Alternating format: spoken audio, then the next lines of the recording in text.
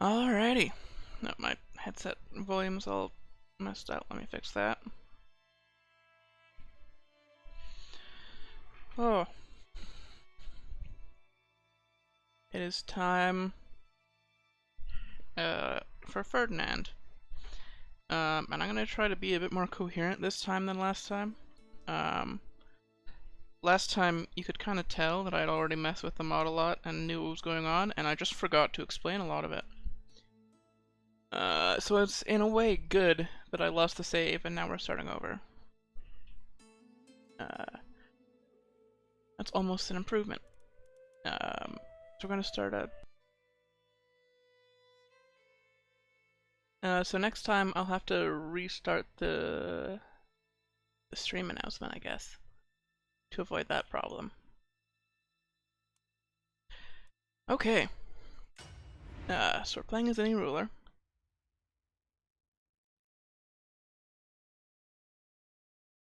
Not playing one of the main factions, but I'll go through them anyway.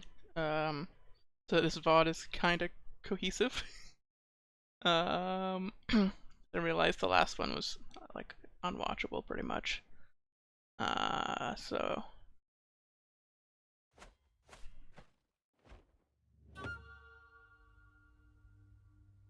yeah. So here's the continent of Fodlan. There are the four major powers.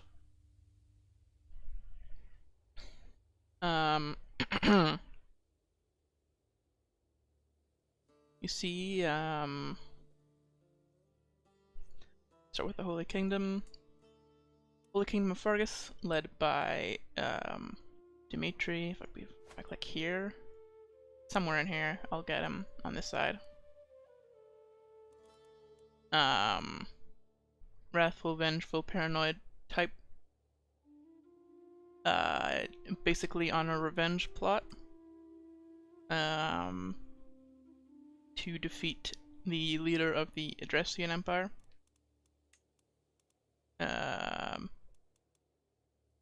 Who is Edelgard.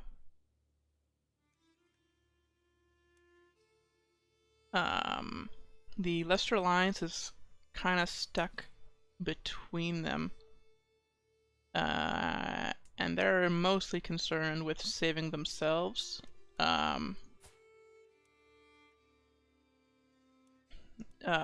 Their leader is going to be Claude soon. Oswald is getting old, and Claude is the heir. And he's sort of the buffer between them. Usually, terrain-wise, it would be very difficult to invade around this way. But I don't know what the why it's displayed like this, but on this map it seems like it would be easier to go around this way. Maybe that's just like an inconsistency in the map, but yeah. So the Leicester Alliance is mostly for survival, but Claude is for unity. He wants to unite and live in peace with everything. Whereas most people are just concerned with the main continent, the three main kingdoms, or let's call them kingdoms.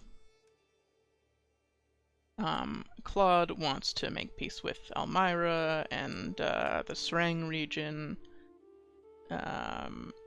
Brigid, all of them.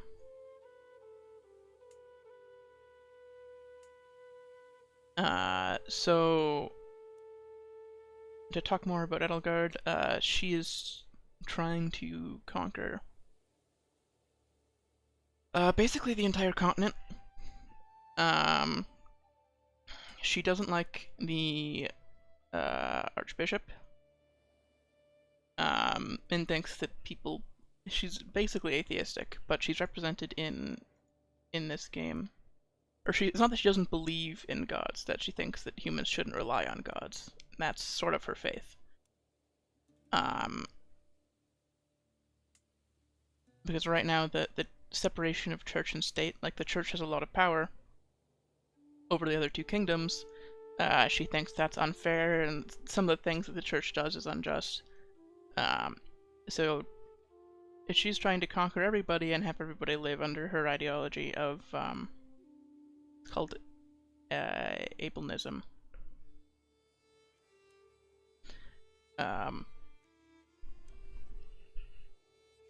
Live under her sort of philosophy.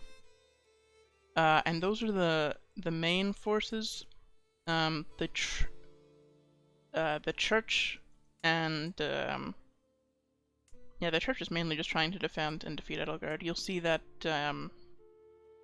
Edelgard's two rivals are the Archbishop of the Church and Dimitri the Boar Prince. You'll also notice that the Leicester Alliance over here has an alliance with Elmira. So through marriage, in CK3 at least, these two are allies. Their relationship is a lot more complicated because their faiths are evil to one another. In actual Three Houses, but they are allies for now.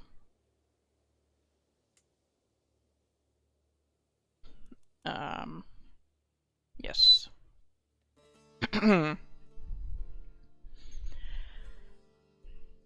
So then,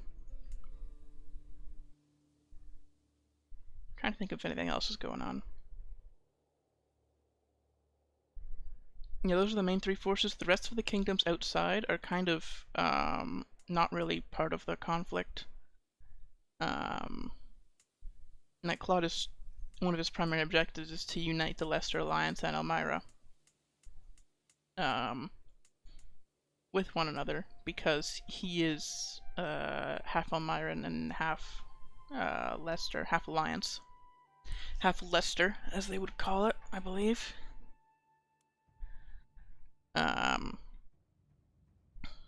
So he's trying to unite these lands. He realizes that he's been on both sides, so he understands that the people on both sides are mostly the same, and that religion shouldn't separate them. But obviously in CK3 and in history, that is difficult to achieve.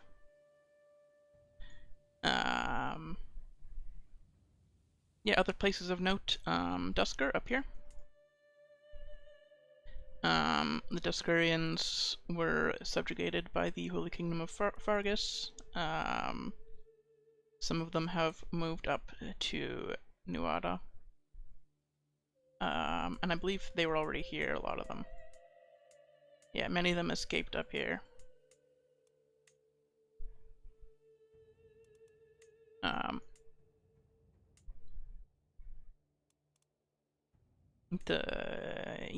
I'm not going to explain the whole tragedy of Dusker, but if you played the game, you know.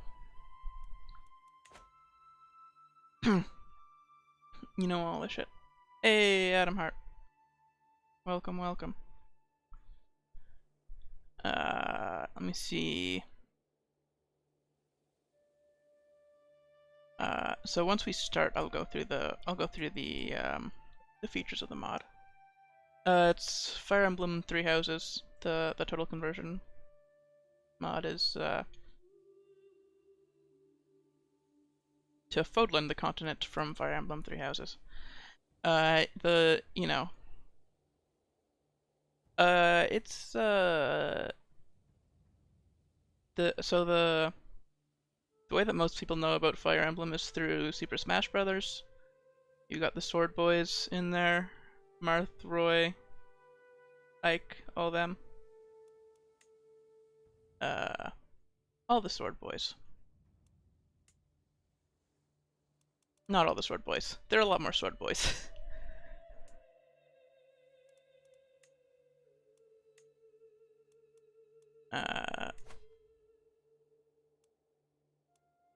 Did I not have? I don't know if I have in the title. I don't have Fire Emblem Three Houses in the title. That would make sense. Okay, so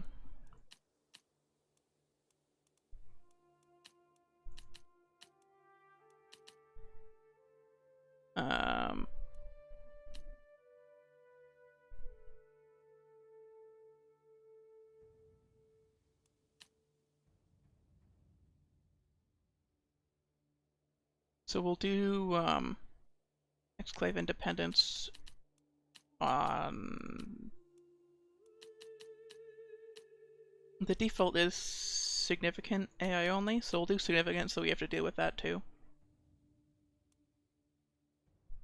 Mars schemes, minor diseases, matrilineal marriages, everything's default.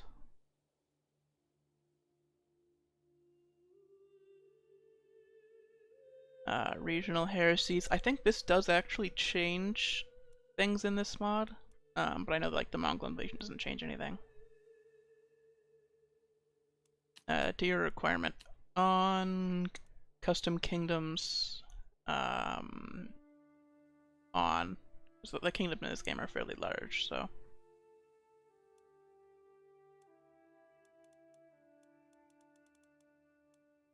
I don't mind that being a thing. Or most of them are. I know a lot of the island ones aren't as big.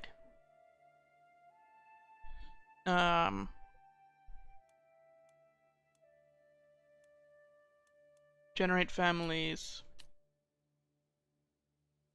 I think off. In general, the starting rush for marriages.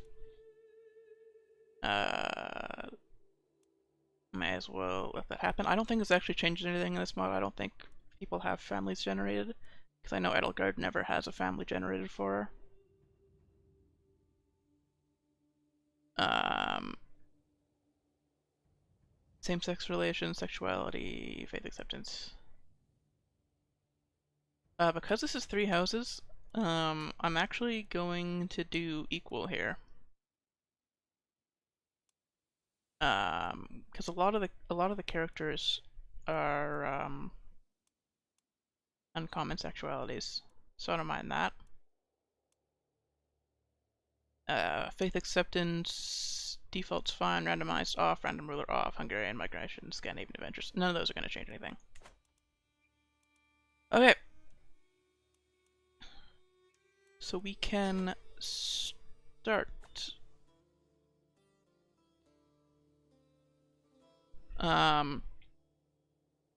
So to see how functionally this is going to work in CK3, there are a lot of, you can see minor religions on the outskirts, but the 2 major religions are the Ablenists and the Cerosites. A lot of these are like the pagans. The organized ones are, I'm not actually familiar.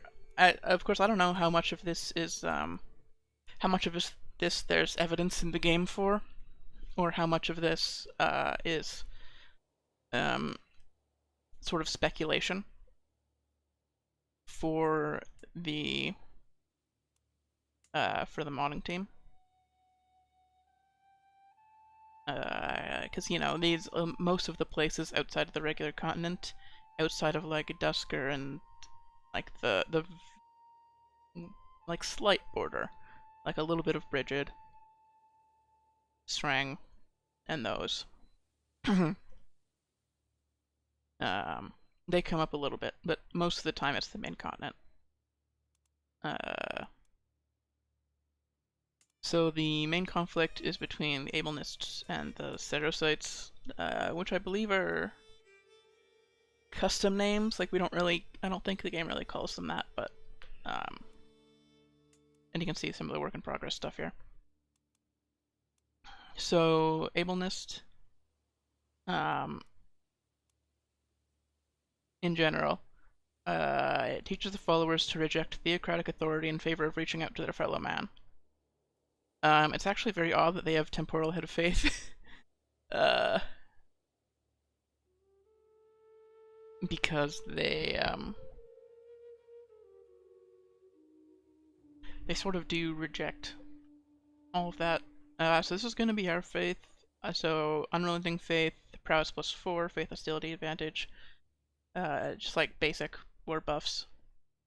Literalism can debate lords to gain piety, and the learning, these traits become virtues. Scholar being a virtue is a big deal. Though the tech tree in this game is a little bit odd. In this mod, sorry. So Warmonger, yeah, just like people are familiar. Because they're doing conquests, and then this is a custom tenet. So the purpose of this is in base CK3. These faiths are part of the Zenatic group. So virtues and sins are associated with the faith group rather than the faith itself in Crusader Kings. But in Fire Emblem Three Houses, you can believe in the same gods, but still have vastly different beliefs, or have vastly different virtues and stuff. Because fundamentally there are multiple gods, and some you can consider more important than others.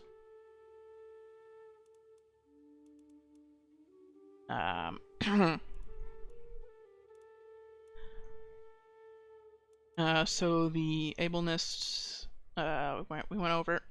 They're an equal, something that can't happen in regular CK3 is that they are theocratic and temporal, which I believe is true for all of the Zenatic faiths. Is you can't hold church holdings, but the head of faith is temporal. Then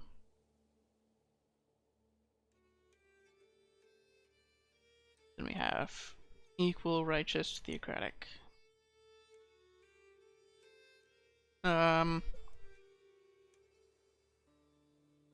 Pretty basic stuff. We don't have many crimes. Very few things are criminal, so it's hard to revoke titles based on criminality. But we don't have to do that much, because everybody starts with primogeniture. Just because that makes sense for the source.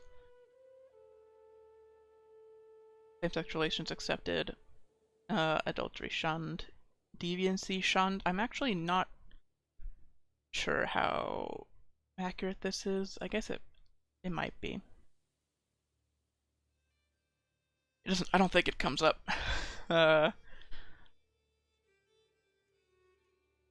Control, critical gender either. Yeah, pretty much the standard equal stuff. So yeah, they reject theocratic authority and say that. So that the way their beliefs work is they acknowledge the gods, but they don't worship the gods. They know the gods exist, but they think that humanity should guide itself, and the gods should have no bearing on it. So then the Cerosites worship the prophet Ceros.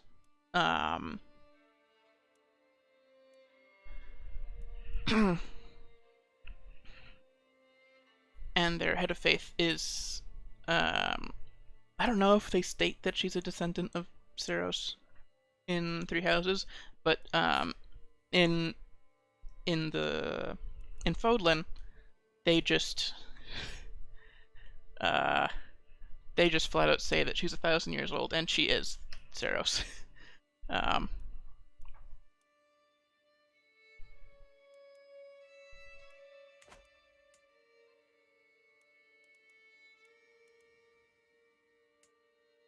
But they're less warmongery, ancestor worship because they worship the gods, and a lot of them are descendants of the gods. The gods once walked the land. Some of them are gods. Child of the goddess is the trait here.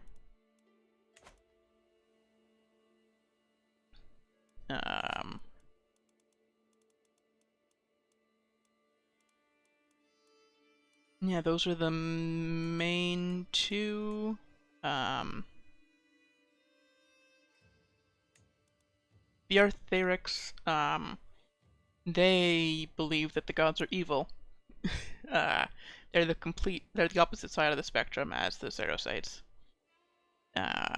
They believe that the gods should be purged and abused for the sake of humanity. Is the way that I would put it. The Cicholites and the Maculates, there's only one Maculate county, or the Cicholites. They're not a big deal. We won't talk about them too much, but they're basically worshipping the four saints: Cichol, Macule, Indec, and Cethlein. And then there are the Myernists and the High Sothic. High Sothic is not implemented yet. Really. It's in the game because it's supposed to exist, but it's not actually set up. I actually don't know if it was supposed to be in the release build, but you know, it's a work in progress, so I don't really mind it. But this would be worshipping the goddess directly. And the Myernists reject.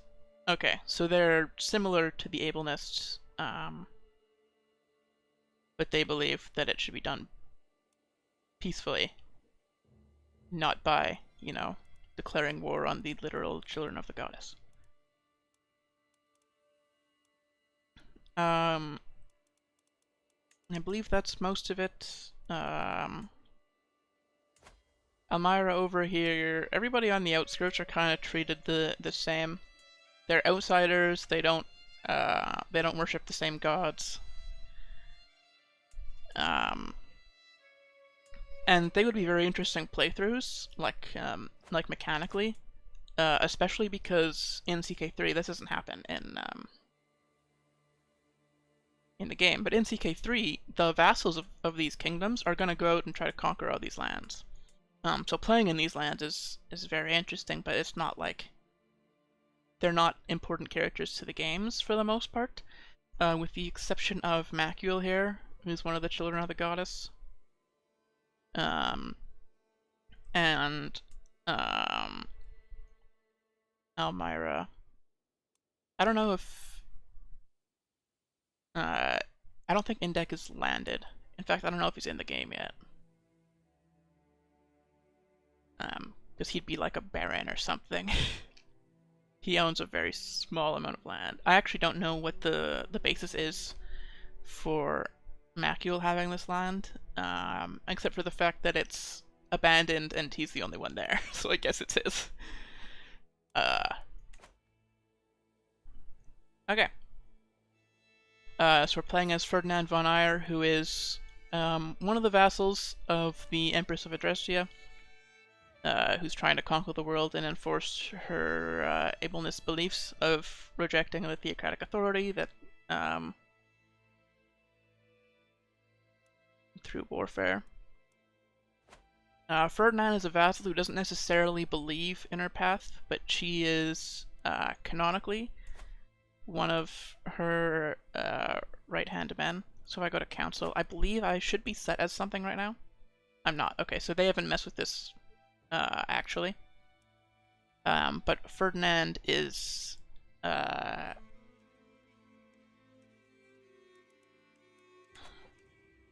from like the second most powerful family or something, even though he doesn't have the most land. He's considered the second most powerful noble family. And he's sort of here to keep the Empress in check. Now, of course, depending on which route you play in the game, he'll have different outcomes, right? So, like, if you take the Holy Kingdom of Fargus route, Ferdinand will stand with the Adrestian Empire. If you take the Leicester Alliance route, he'll also stand with the Adrestian Empire. If you take the Church route, Ferdinand will stand with you. And if you take the Adrestian Empire route, Ferdinand will stand with the Adrestian Empire. Because he really just wants to make Adrestia a better place from the inside. And, you know, protect the people.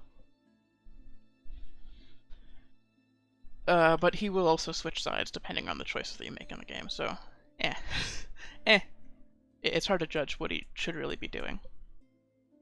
But the way that I interpret him is he's gonna fuck with Edelgard.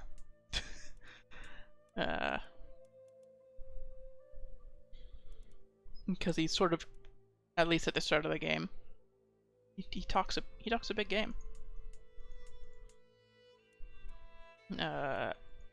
That he's better than his liege and everything. Or as talented, trying to convince everybody that he's as good. Diligent, honest, and just. I don't know about honest.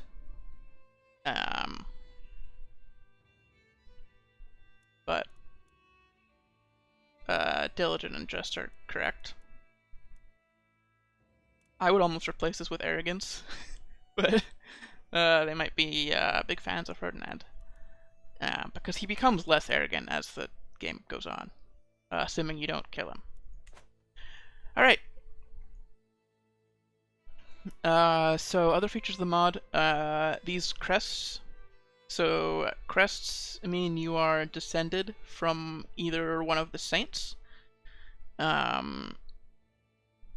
It means that basically the blood of the saint runs strongly in you. So this applies to the 4 major saints. We have Cicholism, as well as the Crest of Flames, which is the goddess herself. Saros, I don't know if Saros was considered a saint. She was sort of considered separately. And then the other crests, which were obtained by humanity through less virtuous means than the saint ones. Like the crest of the beast. You basically have the blood of the gods in you. And it's considered to be like, depending on where you are, it's considered to be a big deal. I'd like to see actually in the game inheritance types where crests get preference. Because like the Duke of Gautier, for example, he disinherited his first son because his second son had a crest and his first son did not. But you know, the mod's a work in progress. I don't want to suggest too many things and bog them down. They seem to be working. There seems to be stuff going on. And I think that's the main thing for the crests. There are some other traits, like blood experiments. Usually you can't have 2 crests. These are congenital traits, right? Having strong blood of the gods in you. But usually you can't have 2 of them, but the blood experiments trait, which I believe you can't get, I imagine you would be able to get it through events at some point. But I think only characters start with it right now, where your fertility and health goes down, but you can have multiple crests, or you gain a second crest that you weren't born with.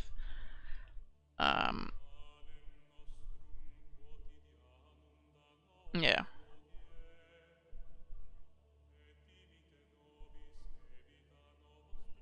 Basically being experimented on to get a second crest.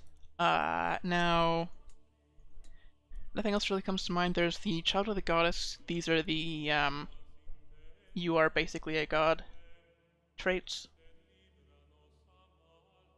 Sort of live forever characters. So Saros, Macule has it. If we just search.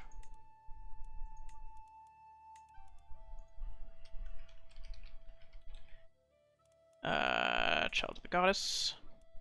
All. Yep. So you have Archbishop Rhea, Macule, and Seteth and Flame. Spoilers, but they're also children of the goddess.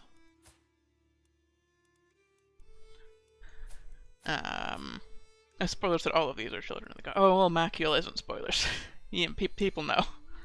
Yes, what's more spoilery is that he's alive. Alright. I don't really need to talk about this outer land, but the political situation is basically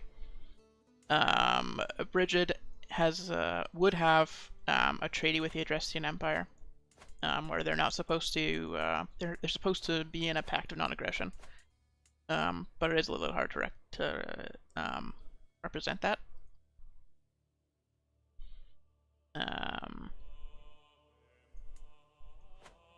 Then I have no idea what's going on here. Like, this? No idea. This? No idea. I don't know what's going on. It's like, these names are basically foreign to me. The Srang region, generally Fergus doesn't go to conquer,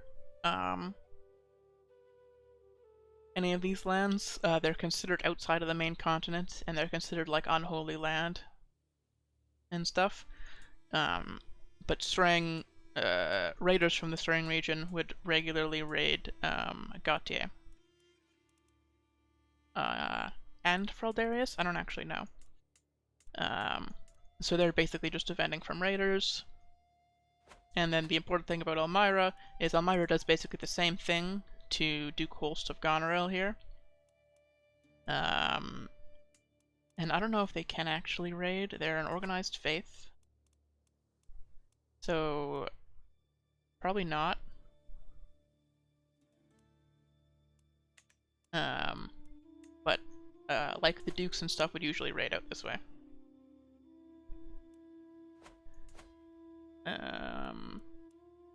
Or at least that's what that might get debunked sometime in the game, but you're told at some point that they raid.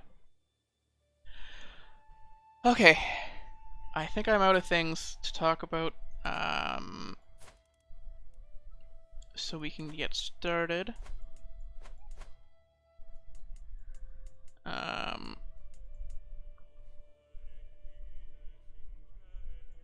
And we can talk about features of the mod. So we talked about the religions, culture.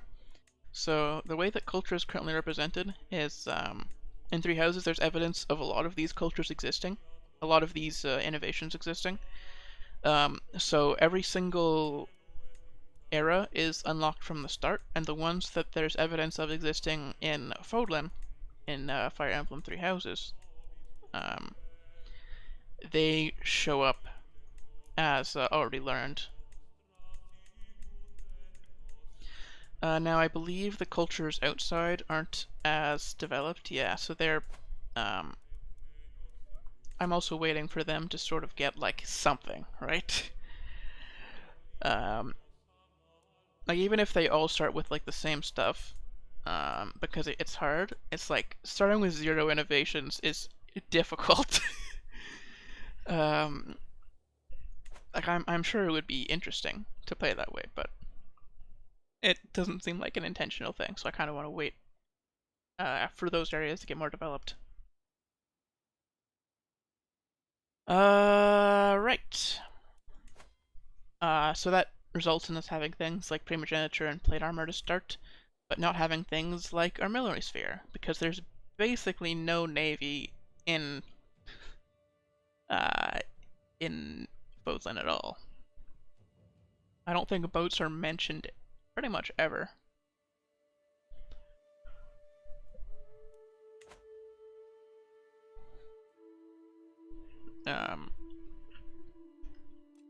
Yeah. With the exception of, they get to Brigid somehow, so they must have access to boats. But there's very little, there's no naval conflict at all. So the Empress is going to be worrying about fascination, so we're not going to see too much of that. Because we are the Adrestian culture. Just like the Empress is. So we're just going to have to put up with her stuff.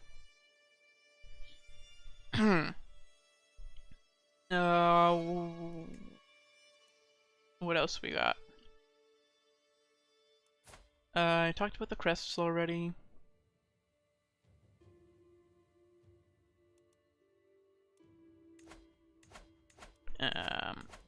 So there's the CK3 stuff that people from Fire Emblem might not. We might just go through that as it comes up.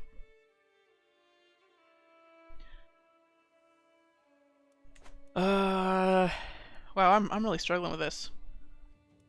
Non-endorsed by priest, you can declare wars. Yeah.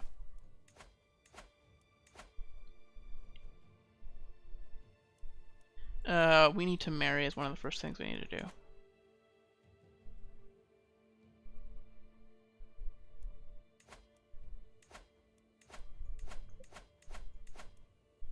Alright. I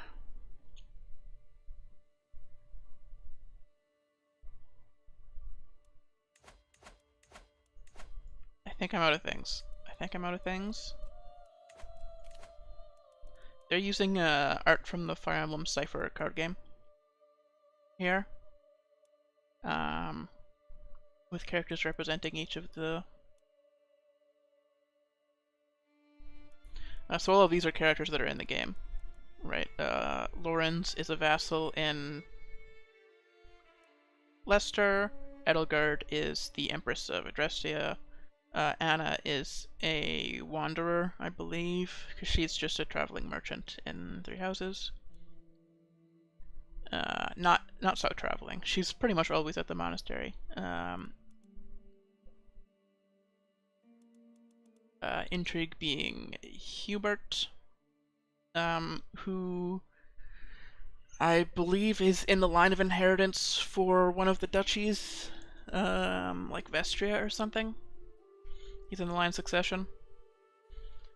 And learning is Mercedes, who might come up in a second because, yeah. She is pretty much the best option that we're going to have for our marriage.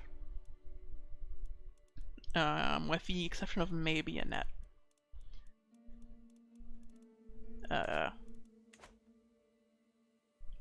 Right.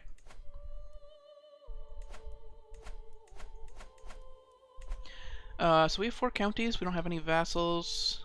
Alright, so I'm going to go over Ferdinand quickly. We are diligent, which is virtuous in our faith, honest and just. We are a charismatic negotiator.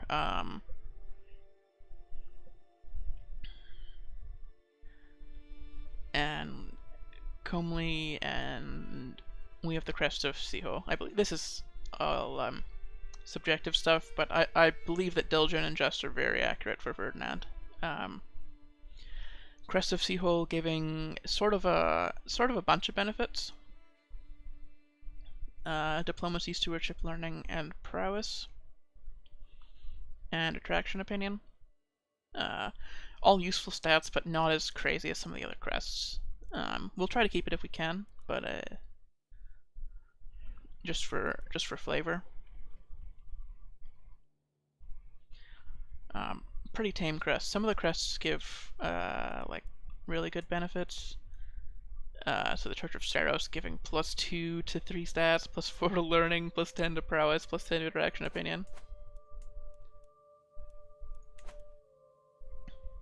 The crests are like very minor combat boosts mechanically in Three Houses. With a couple of exceptions where some of them will like just be crazy.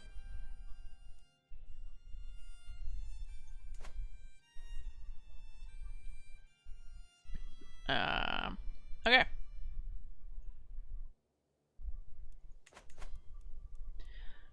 So we have 1 duchy title and 3 county level titles. So our capital is farmlands. That's good. That's very good.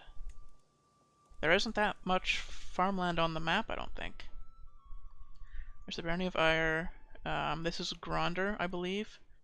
There's a big county. Gronder. So this Duchy of Gronder is one of the big ones. Gronder Fields comes up a lot in Three Houses, so it makes sense for them to make it like a good area to start in. It is owned by the Burgleys family.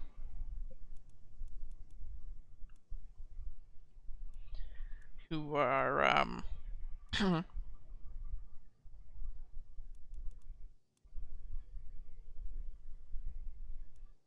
that's Kaspar's family. They're not they're like canonically the Marshal, I believe. The equivalent of the Marshal for the Adrestian Empire.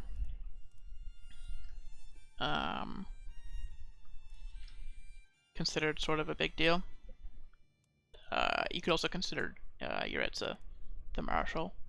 He at least becomes the Marshal. If he doesn't start as it.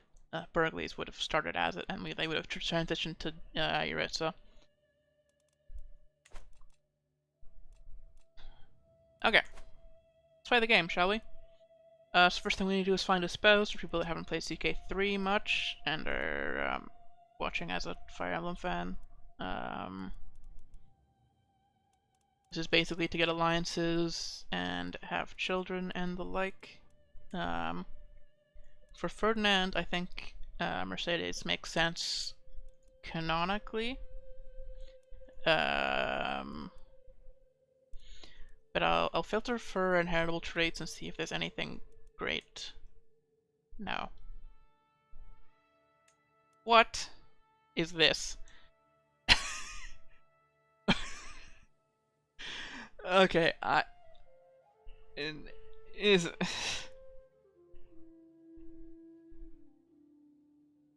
okay, this might need to be tweaked. I feel like I shouldn't be able to do this, so I'm not gonna do this. I like how she's at the bottom of the relevance group, because she's super old, so like in regular CK3 she wouldn't be able to have any children, so she wouldn't be a very useful marriage. But she has the Child of the Goddess trait, which means that she can have children into like her 2000s.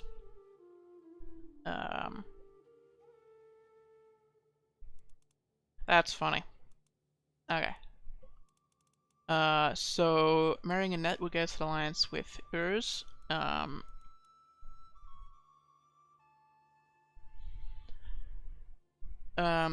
But I think I want to save this for another run, like for Freldarius or something. Because I'm not really sure this makes sense to do. Canonically, I mean it's an okay crest. But Annette is I don't know if Annette even has supports, like if she has interactions with Ferdinand. I can't think of one. But I'm pretty sure she does with Mercedes. Or he does with Mercedes. So we can get an alliance with Yuritsa with this. One of our fellow dukes of the Empire.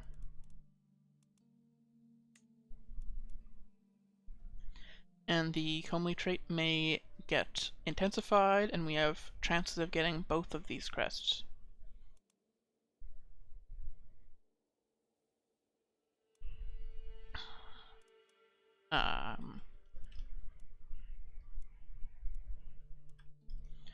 So yeah, we'll do that one.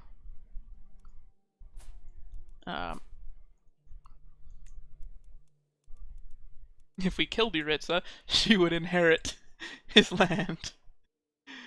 Oh.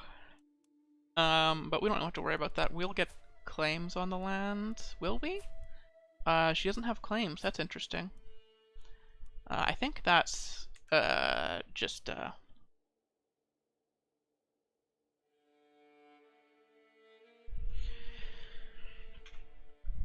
programming thing, oversight. She should have claims to this land. Because her father... no. That's right. Her father never owned the land. She was born under a different father. From a different family. Okay, so that's our marriage sorted out. You'll see that our father is still alive. He got wasted. I think he gets like chased out by his own people at some point. So they don't bother making you play as him because, you know, he would be deposed in a couple of years.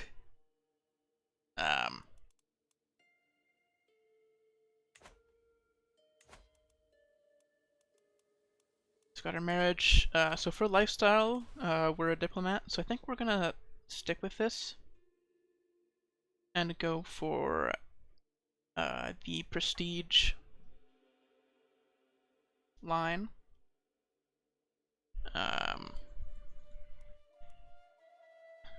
So I almost want to go for family focus, because we have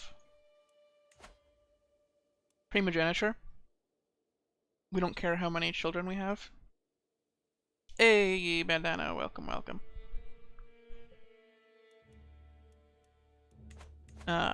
Because we have primogeniture, it doesn't matter how many children we have, so there's basically no downside to trying to have more to get better ones, and to get more alliances, and increase the power of our dynasty. So I do like family focus here.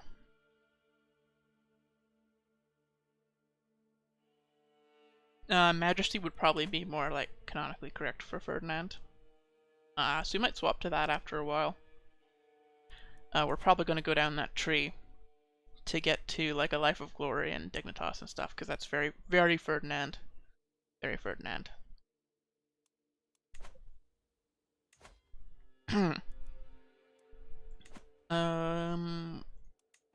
So going through current situation, our priest doesn't like us. So we can get a new priest. Our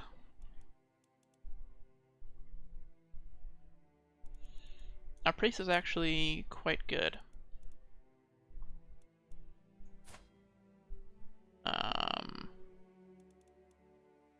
Not her job, so I kind of want to keep her.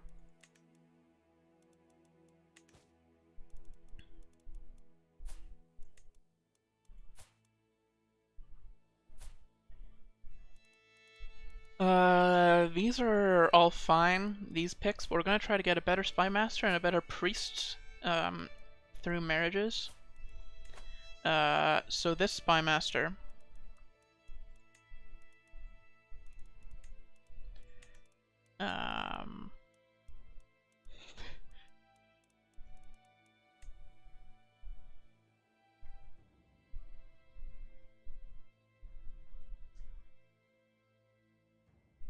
we sort by intrigue.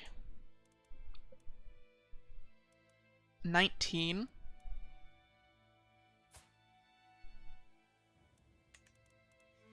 Is quite high. We'll see if there are any men with, or women, or any women with the better stats.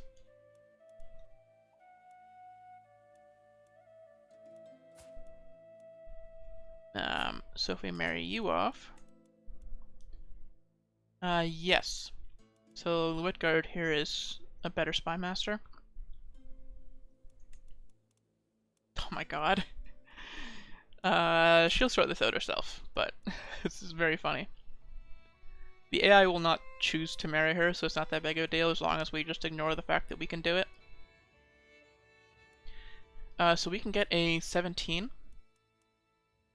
for learning for women, and for men we can get an 18. Okay. So we'll bring in this guy to be our new priest. And we can bring in this woman to be our new spy master. Yeah, so basically what I'm doing here is marrying off people that live at our court. So if they are the dominant partner in the marriage, then people will come to us, and then they can work here.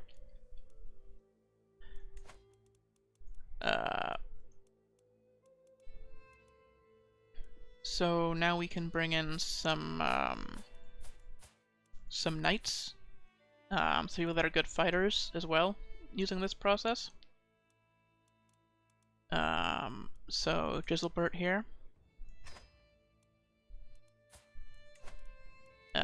And Finn.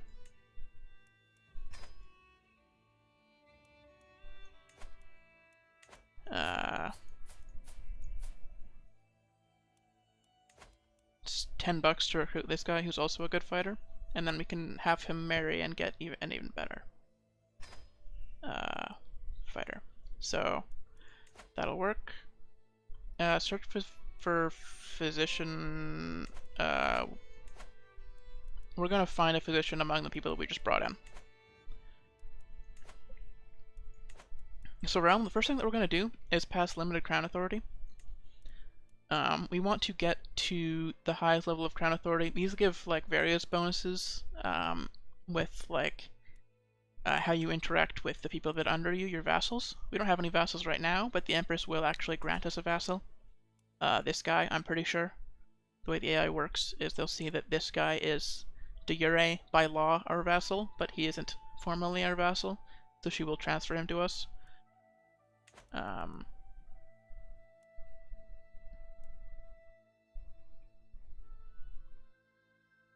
So these are all bonuses in how you interact with vassals, but the main one here is you can designate your heir.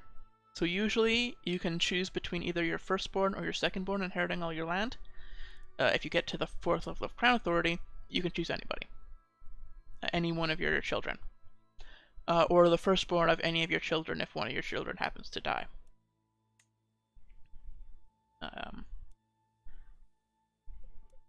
So there's now a 15-year cooldown on this. So you just have to keep an eye on it. Trying to get to that 4th level ASAP. So vassals, we do currently have 3 vassals. They are just mayors of various cities within our realm. We don't have to worry about them much. They're just going to do their thing.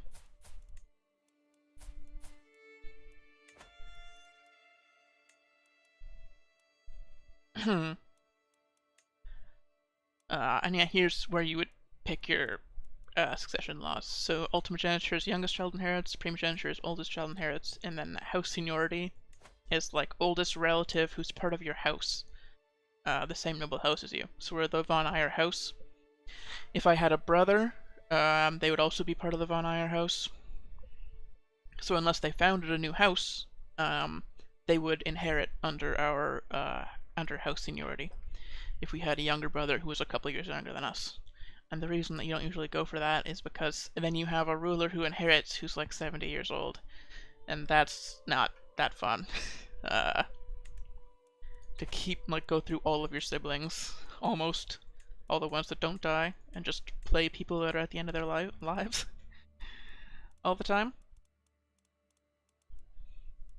So, in order of vassals, and here's succession, you can see the designated heirs grayed out. Gender law is equal. Once we hit high crown authority, we can change to male preference or female preference.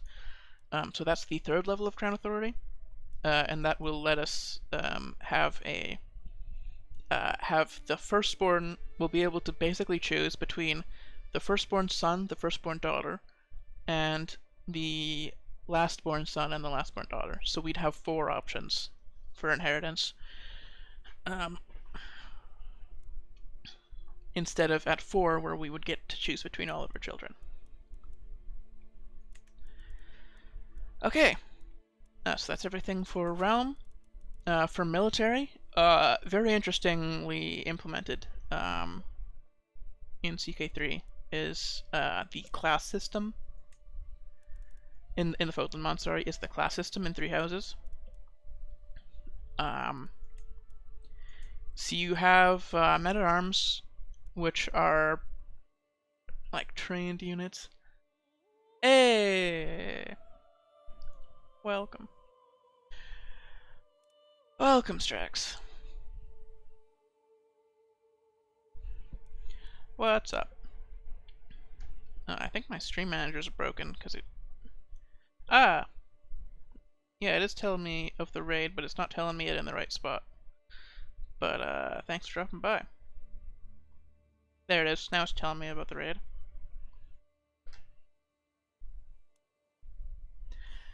Thank you, thank you. I appreciate it. You have all these custom man-at-arms.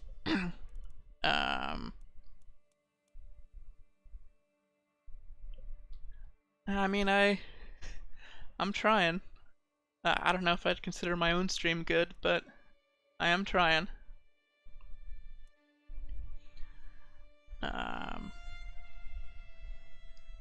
Appreciate the compliments. I imagine that was Adam.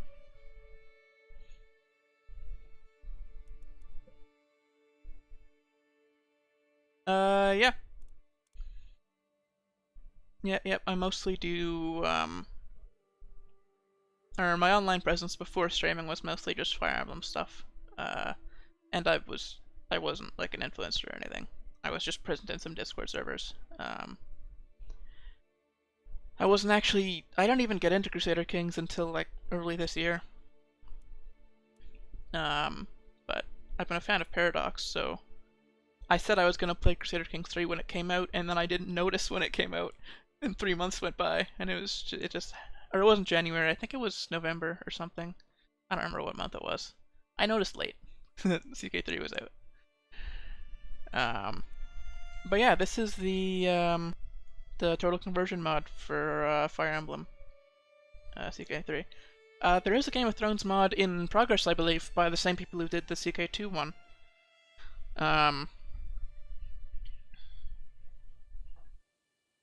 But they don't seem to be sharing that much information about it. So that's why, like, One Proud Bavarian hasn't done a video on it yet, because he doesn't have the information.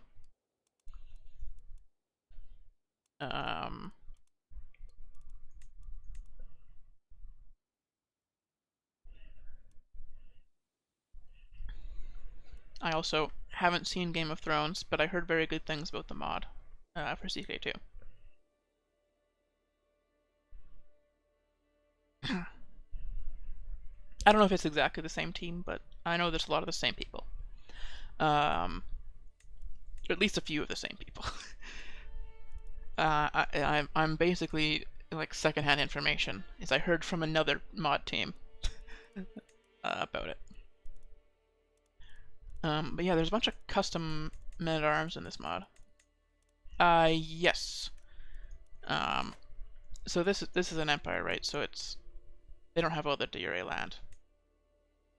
But the Lesser Alliance and Looking North Fargus are very big.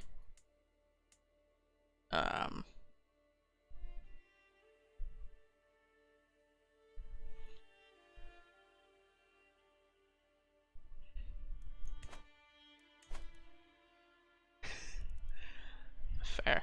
Yeah. I've been kind of holding off on Lord of the Rings mod, and one of the devs for the Elder Kings raided me once recently, and also lurks sometimes, apparently. So I'm told. So I know a little bit about the Elder Scrolls, so I might do that when it comes out, but I really don't know that much. I haven't played Morrowind or anything before it, or I've played very little of ESO. for the Lord of the Rings ones, I've only seen the first Lord of the Rings movie. Those movies are just so long, it's hard to find time to sit down and watch them. But yeah, custom men-at-arms, I think they're not quite balanced. The expensive ones are obviously the best. But you see these, like, 60, 20, 46, 26 big numbers.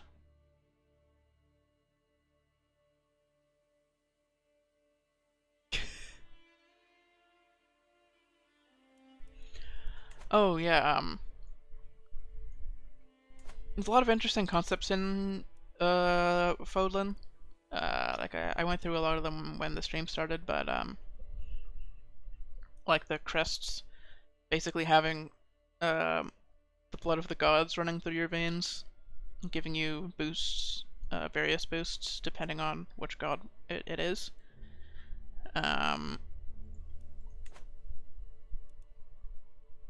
And the, like, unique religions, the two main ones, Stereocyte and Ablenist, focusing on, basically, they believe in the same gods, but one believes that the gods should be worshipped, and one believes that the gods should have no say in human life. Interesting. Yeah.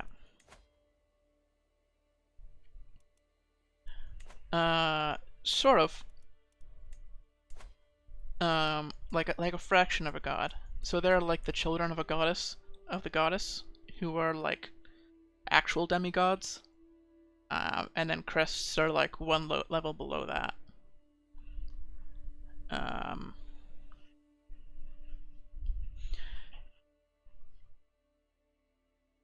Although the children of the goddess, I don't. Yeah, they are half gods. Because the goddess was the only god, so the children of the goddess had to be half human.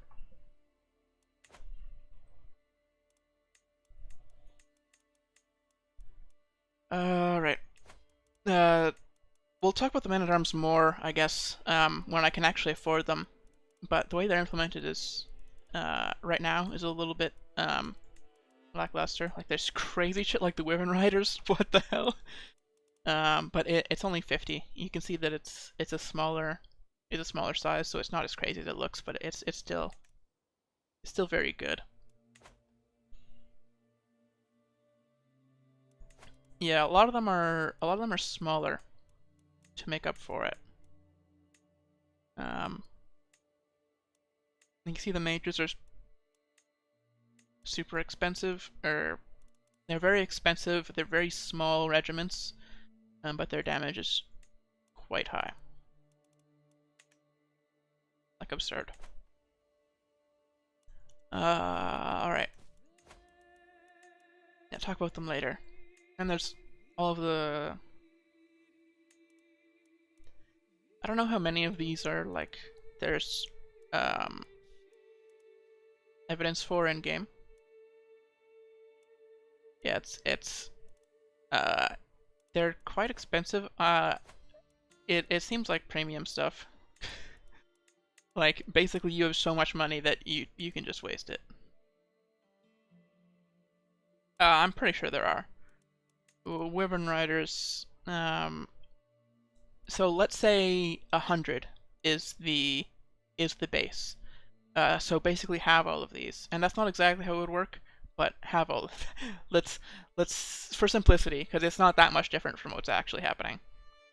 You have all these. So you have like 50, 15, 13, and 8.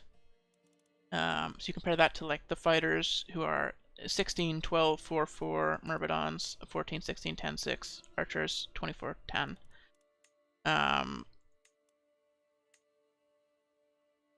The Cavaliers are sort of like a better comparison, being 30, 20, 30, 30. So they're better in toughness, pursuit, and screen, but they're worse in damage. Yeah. So then for let's say the dark mages or the mages, you only get 20% of this, so this is really more like 40, and the toughness is like awful, and the pursuit is like awful. So I would say that like the mages, unless you're going for these counters or like the terrain effects, these terrain effects are crazy.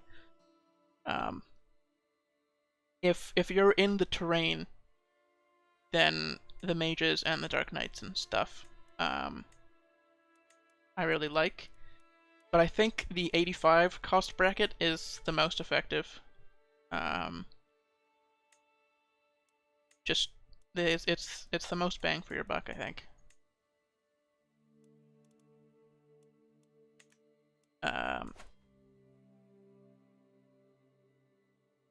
So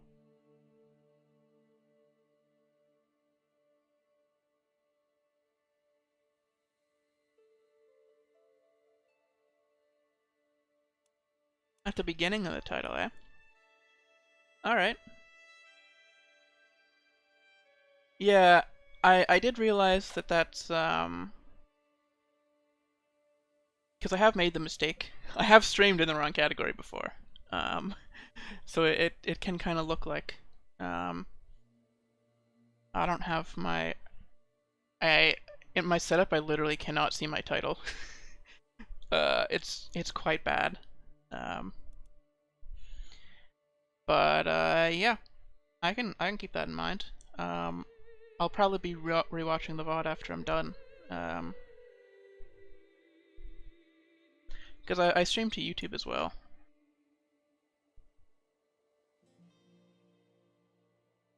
I usually put Crusader Kings 3 at the end of my titles. Like the full name. But with YouTube, I realized that I only had 100 characters for titles. So I started taking it out. But for Twitch, I think it does make more sense. I think in general I prefer YouTube because people find the VODs more.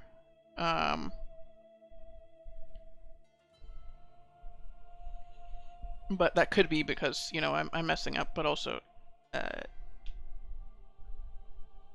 and also the YouTube interface is just better, is more user friendly and for watching, in my opinion. I need to play the game. Oh, we already married off courtiers. I think I prefer. I think we're gonna worry about any of these right now. Maybe invite knights. Yeah, in.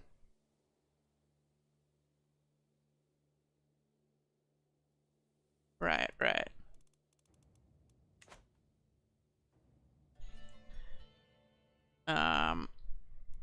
And I do prefer even watching streams on YouTube.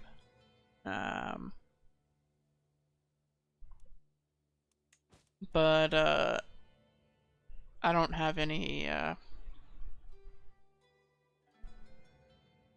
like if I get Twitch partner, which I'm not even keeping track of, because I don't look at the factions, by the way. There's an independence faction. It just has these like randos in it. Who cares about that? So we can unpause pretty safely. I feel like I'm forgetting something. Yeah, I'm doing my I'm personally doing my masters on top of streaming, which has been rough.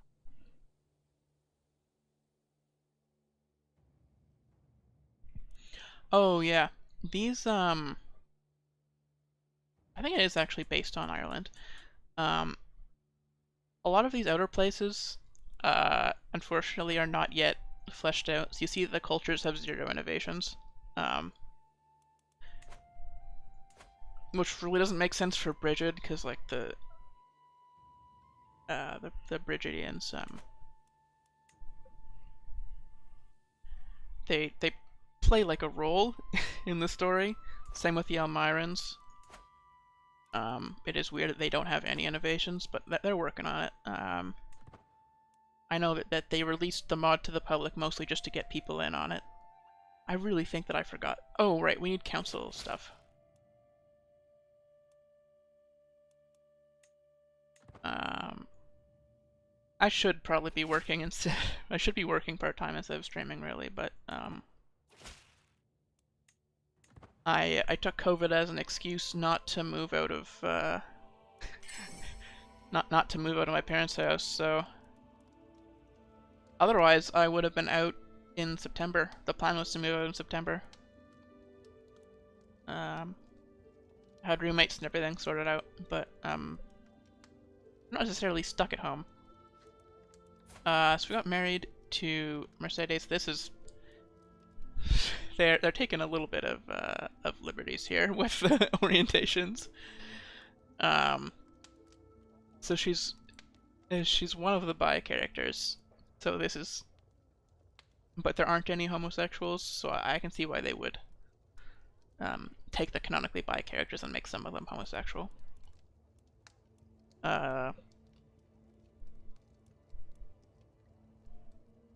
So I think we take the money here for upgrading land. Yeah, Leicester is a city in England. A lot of it is based on real places.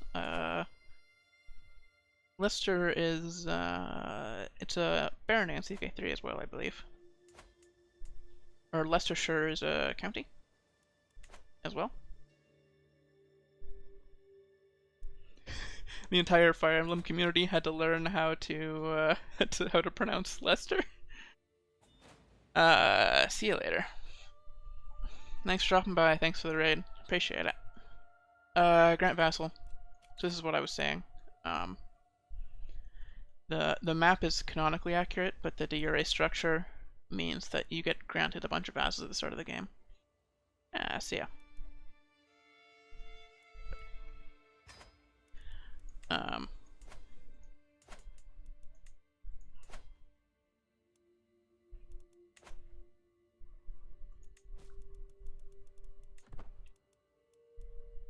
Ram will lose land when vassal dies.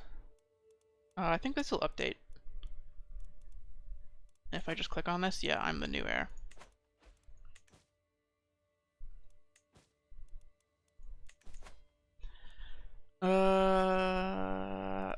My handsome vassal. Chancellor. That's pretty much accurate, actually, to what she does in game. I guess that's why my diplomacy is so high, because that's pretty much what you do.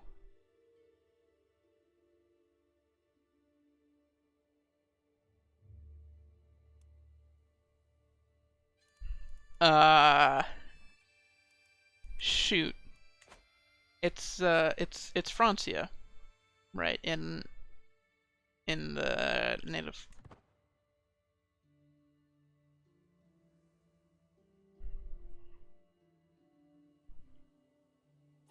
Oh, I thought that it changed.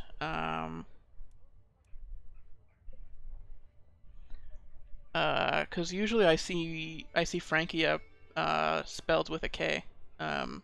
But that might be a different a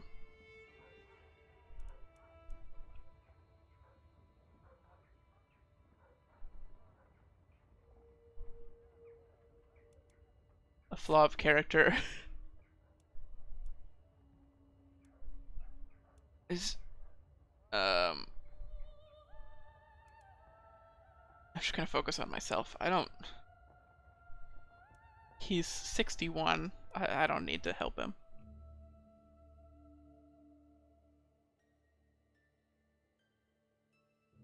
Yeah. Yeah, that I guess that that makes sense. I knew it was called Frankie at some point, but I thought it changed before before CK3. You know, that's fine. That kind of stuff bothers me too sometimes, so I get it.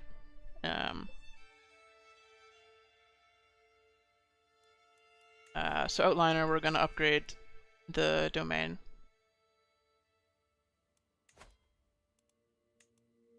Oh, we're short money for the manor houses, so I'm gonna wait a little bit, I guess. Actually, Farms and Fields might be better for the first purchase. Yeah, we're gonna do Farms and Fields first, and we'll do after. Yeah, no, it's also fine just to share the information, because usually when I see the pronunciation Frank, it's spelled with a K.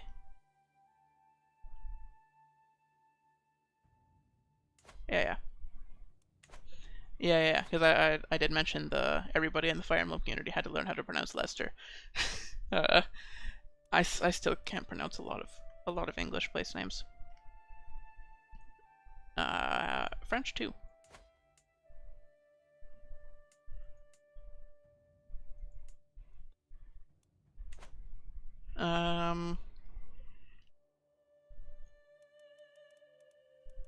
So I'm actually going to fabricate a claim because we're below our domain limit.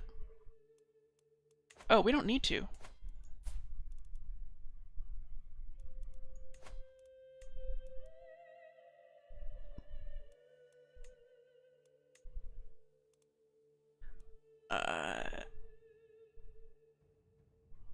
You know, it's fair. It's fair.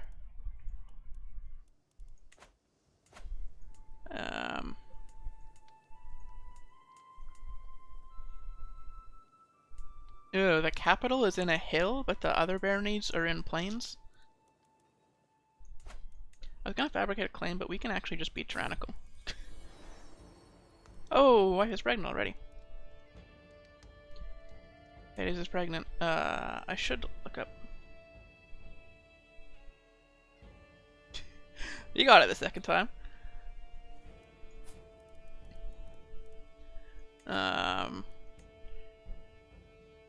Very loud. I need to change the bounds.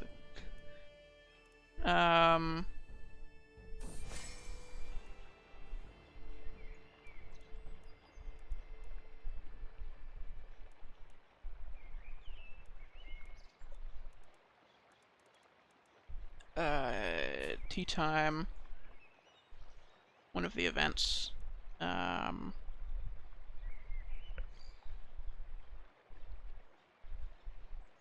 Unexpectedly personal private conversation. Yeah, I feel like this is...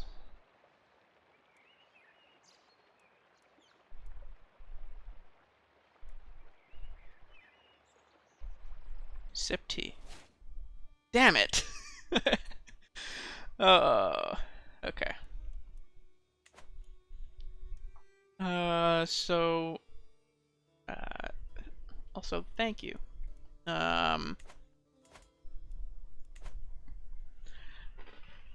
I was an unofficial peer tutor for a while. And then an official peer tutor for a very short period of time at university.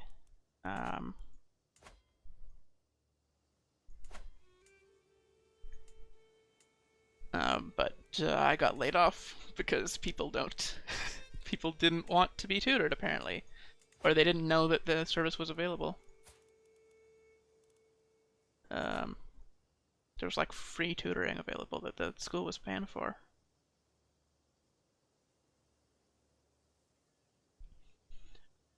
I'm gonna actually fabricate a claim on Lycan. There we go. It's only gonna take 2 years. It's fine. How do you create heirs if you're bi? Same way.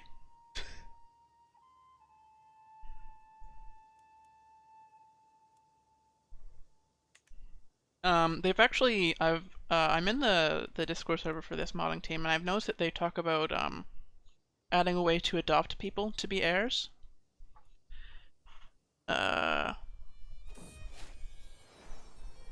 Because that's something that actually happens in canonically. Oh, you are not a very good heir. You didn't get the crests. You just have the ability to pass on the crests. That's what those traits mean.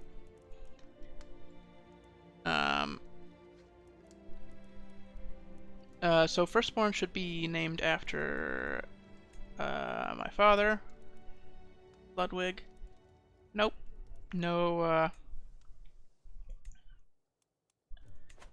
No gay marriage in Crusader Kings 3.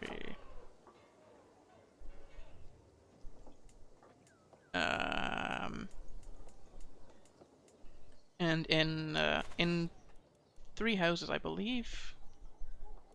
I don't know if they even talk about adopting.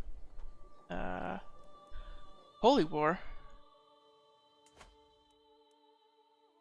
You're attacking out, eh? My brother-in-law here. We will get prestige for helping in this. So I actually do want to help.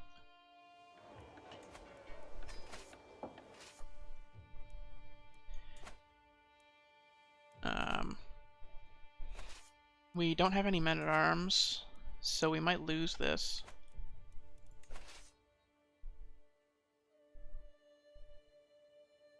I believe there is a way to take them as wards. Actually. Now. As long as they're not someone else's heir.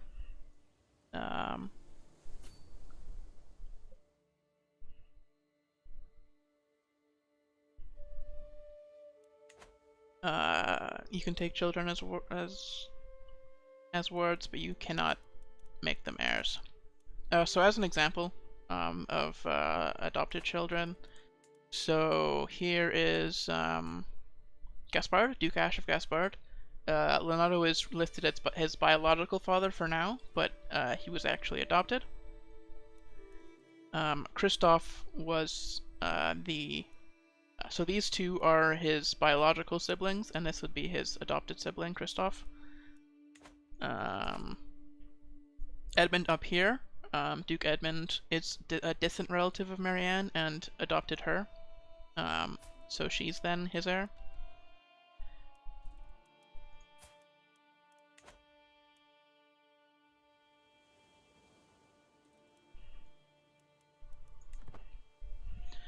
Yeah, I'm not.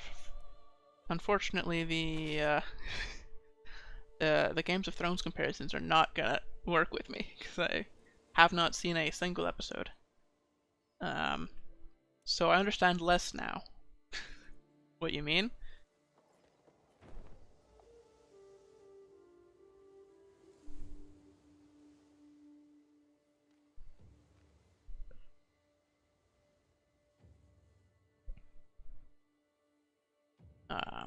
Yeah, that's one of the features that I'm waiting for is the adopted children. You want me to exchange letters?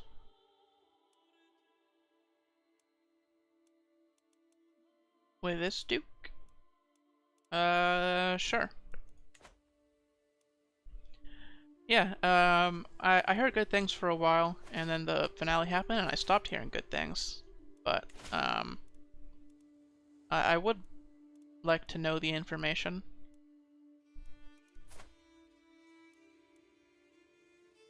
Tell me about troop compositions.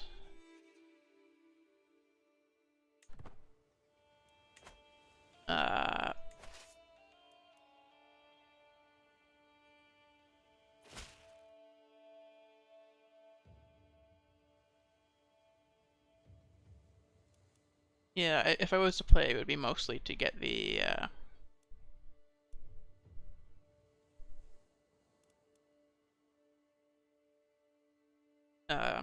it would be mostly to play the mod.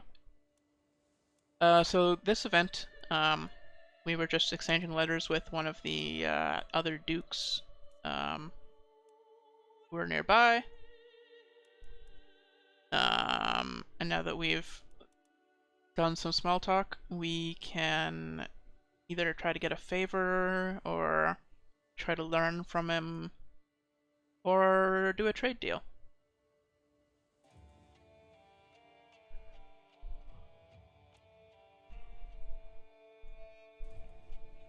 Which would get us money. 5% increase the taxes in the capital, which isn't a ton, but, you know.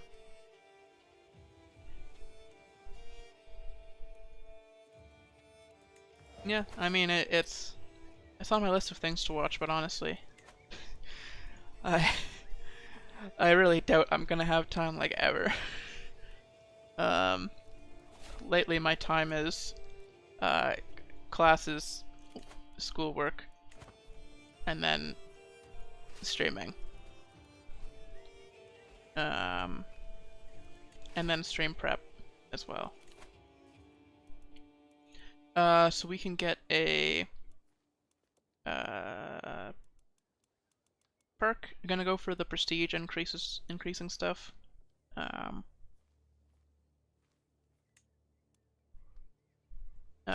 Basically to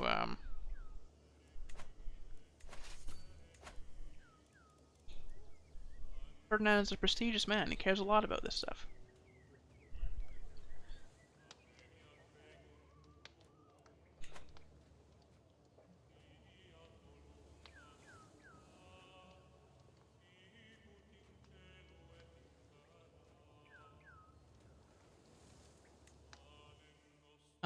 Shoot, what did I say? Yeah, that's Fodlan, it's not going anywhere. Referring to...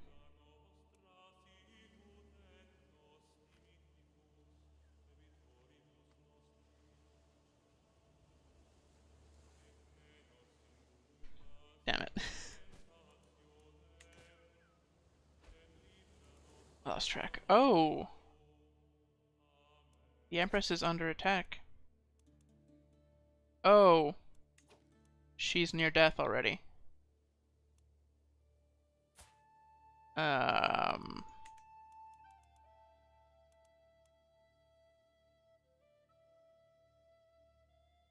Yeah. Yeah. That's what I figured, but something wasn't lining up in my head. Oh yeah. Okay, now I see the connection to the words.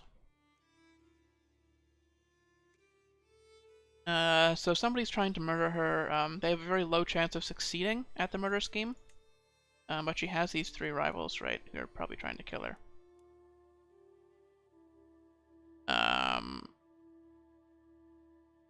Damn. And she just got hammered with the assassination events that decrease your health. That's not good.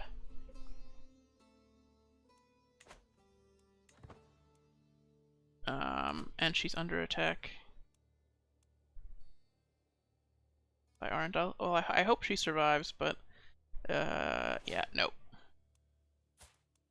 So Ionius is now the Emperor. Taking position of steward. Great.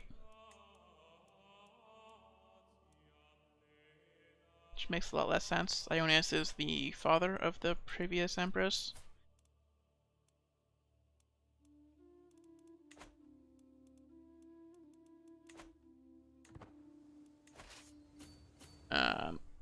Well, Edelgard is dead. But faster this time.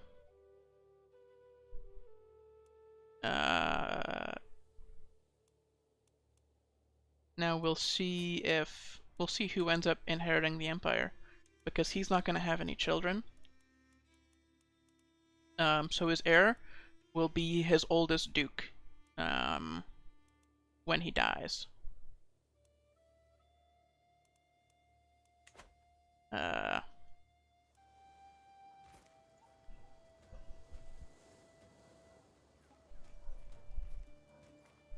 So we'll see.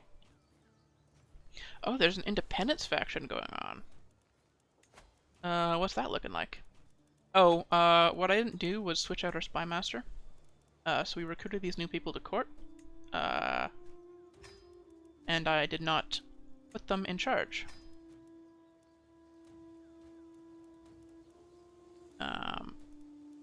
So there we go.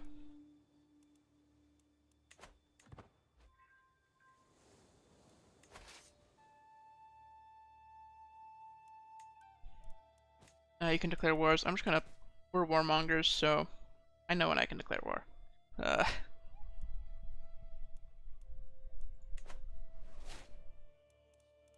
Mercedes is pregnant again.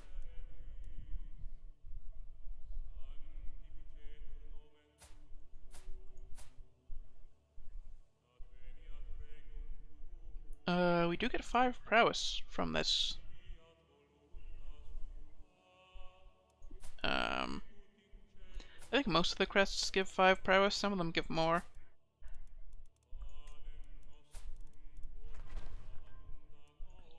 I think that's sort of like a base effect of them. The Gloucester one is very good.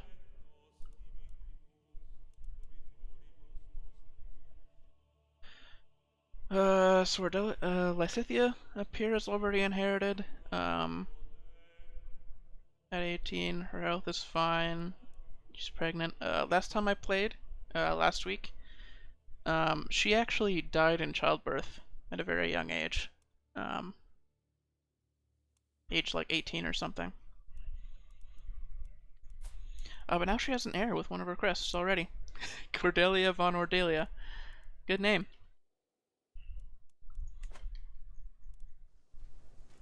Oh. I didn't realize we finished the siege.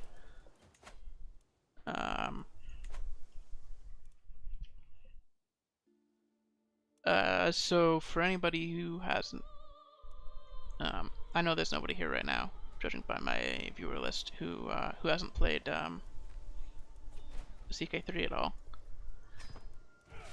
But for the sake of the VOD, which will be on YouTube after, the warfare in CK3 is actually kind of hard to explain, but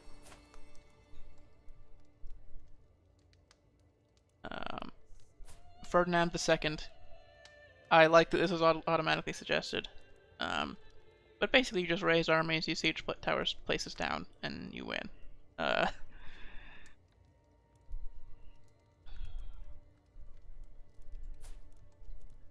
If you want a better explanation, there are videos on the topic.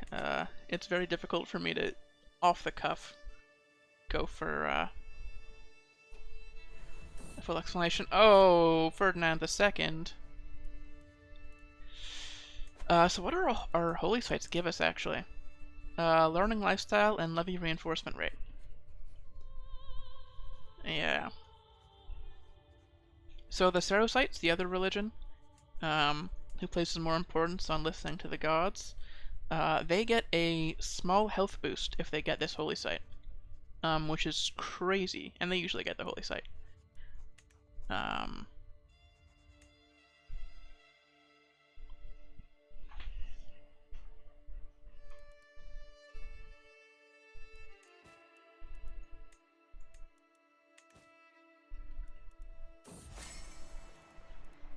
Oh, the tea time events. If they're for people that we don't know that much about, I'm just gonna switch it. So yeah, this kid might bite the dust. Ferdinand II. Okay, so we've got an unpressed claim on this land. So what we're gonna do is revoke it. He has an 11% chance of saying yes, but if he says no, all we have to do is fight him for it. Oh, nope. He said yes. Okay. So now we'll do the same to his other county.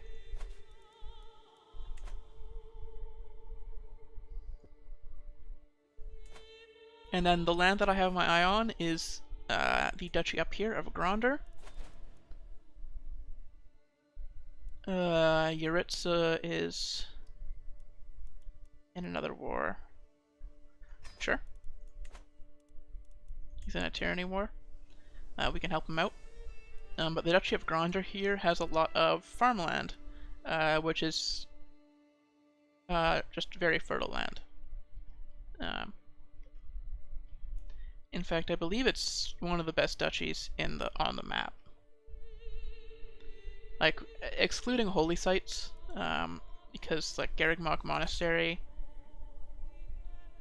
development growth plus 20%, plus 0.1 per month, diplomacy per level of fame, learning per level of fame, piety per night, number of nights plus 10, night effectiveness plus 25%. Like, we got this in the other playthrough that I was doing last week, the other game. But I just flat out forgot to save, so we're not playing on that save anymore. This would be a very good capital as well. But we're very close to the Duchy of Gronder. In fact, it's adjacent to Aegir. If you look at holy sites, there's this one in Mercius. Now let's see if the holy site is implemented. It is not. Oh, it is. Look at that.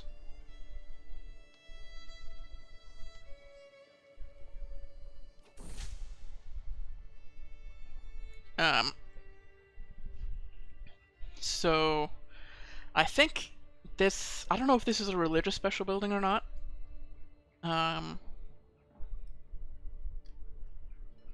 But Mercius is one of the bigger forts. It's sort of the, it comes up a lot in Three Houses.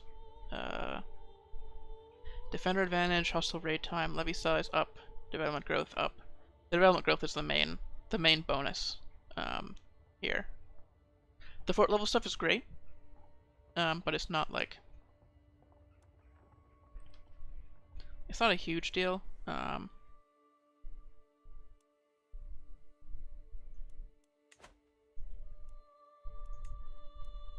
So Burgleys would also be a good duchy to own.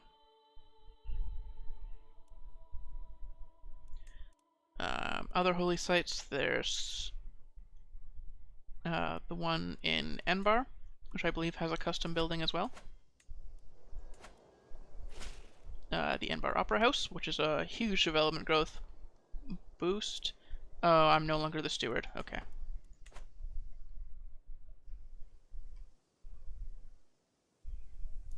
Oh, I'm supposed to raise my armies and send them over to help.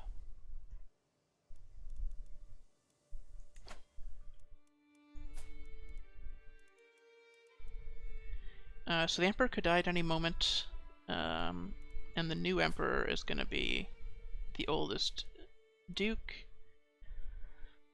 So let's look at the line of succession.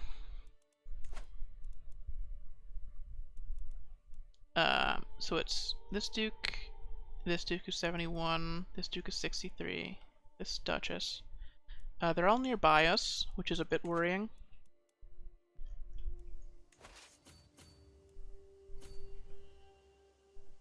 Oh wow.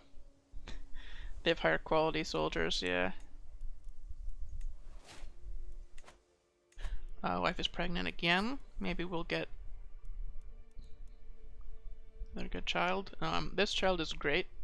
Having the Minor Crest of Lamine and the Blood of Seahole and Handsome. This is pretty much the best that we can ask for. Is having one of the crests, having the blood of the other crest so they can pass it down, even if they can't have it necessarily. And then the Handsome trait, which is the reinforced version of the trait that we have currently.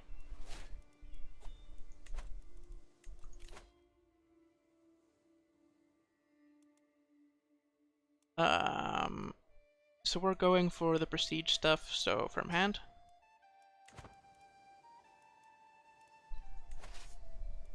I have to de-siege this land. It looks like, yeah, the war target was sieged out, so I'm just gonna fix that. For my allies here. Oh, Kinslayer. Who did you kill? Oh, that's the wrong button. Oh, it's not shown who they killed. Probably his father?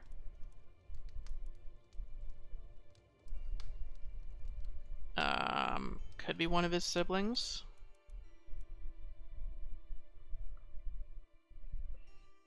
I would guess father. That makes the most sense to me.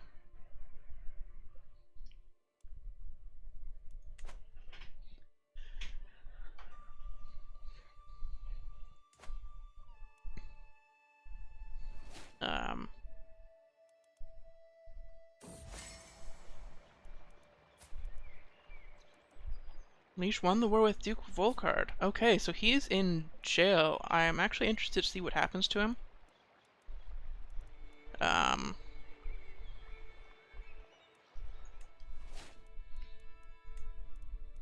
Because if his land gets revoked,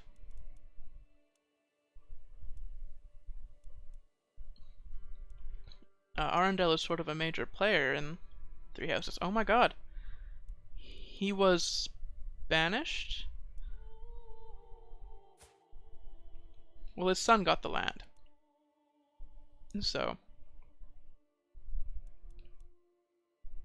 he was just deposed or banished.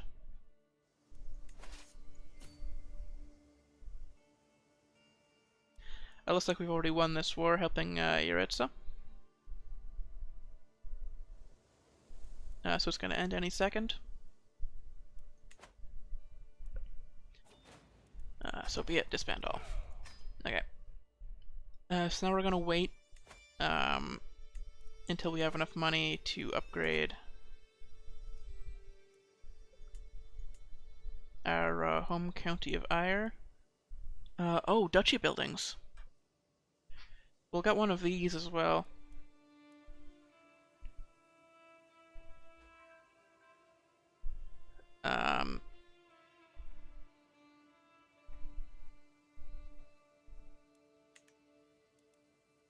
Oh, additional taxes. Convenient. So we can get the manor houses, which is a big swing to income. Propose alliance. Duchess Matilda. So she's a neighboring duke. Yeah, no, thanks for dropping by. If you want to know about the lore, there's a very One Proud Bavarian has a video sort of explaining like the basics of the Three Kingdoms. Though he does kind of get into some stuff that doesn't really matter for the purposes of the mod, but like it's a pretty short video and it does go through the basics quite well.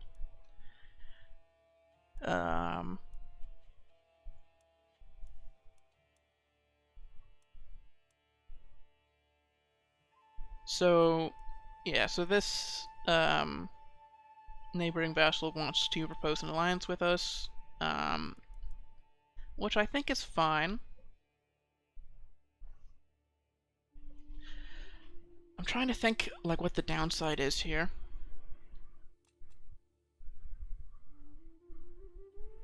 Oh, welcome to the Discord as well.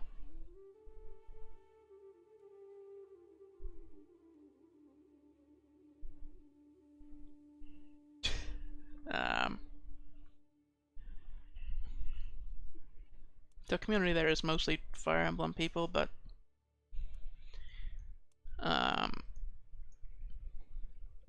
you can join for multiplayer CK3. We do the beta on Wednesday nights if you want. Trying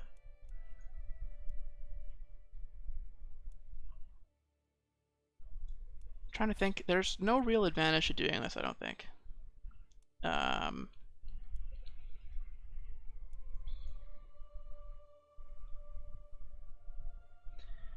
No. It's just a bad alliance with somebody who we might want to declare war on later.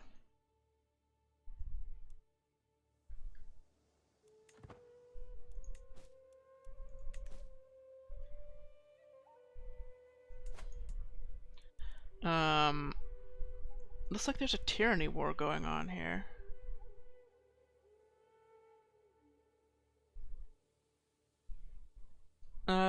Good night. Have a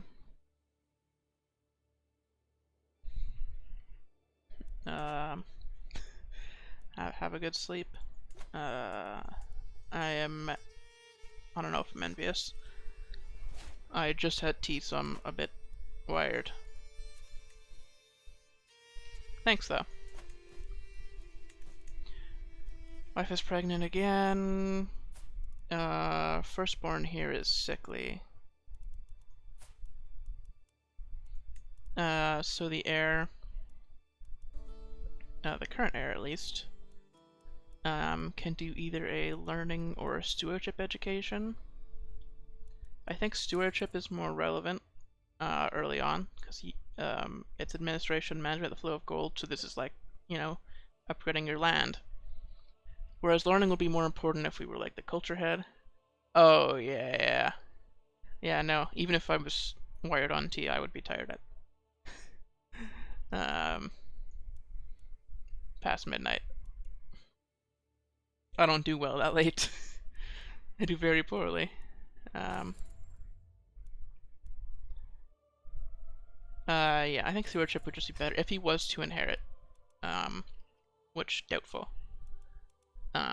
Him being better at upgrading the land, developing the land, is I think the most important thing.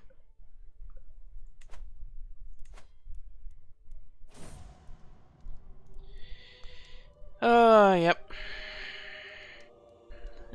So Ferdinand II has died.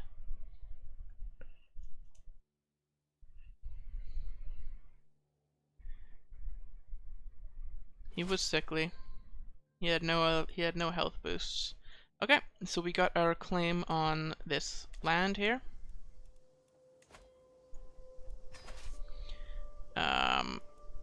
So let's start a civil war.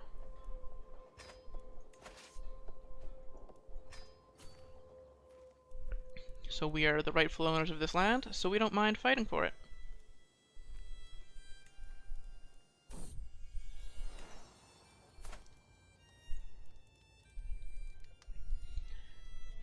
So this son, Stanislav, he doesn't have any of the crests. We'll name him Julius. No, let's just give him a regular name, like Mason. Mason von Eyre. He's probably not going to inherit, but we can try to get his children some land, maybe.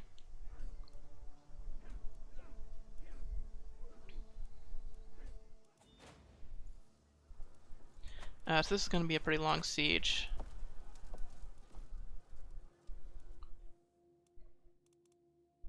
Focus recruitment, levy size up. Nice, nice. So while that war's going on, there's not really much going on over there. We're just going to do one siege and then we're going to win.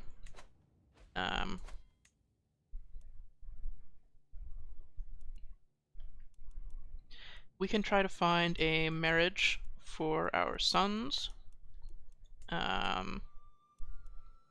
So in the Adrestian Empire, it would be nice to expand our lands by marrying into other noble families and doing like a convergent inheritance type thing. So if we look at the Leicester Alliance, so this is a very old man who has a very old son who is sickly. So if we find somebody with a granddaughter who's in the line of inheritance, it's very likely that that land will go to that granddaughter. But they also, because they're in the line of inheritance but not first in line, it's not that hard to get to convince them the marriage is a good idea. So if you look at this duchy of Sharon, or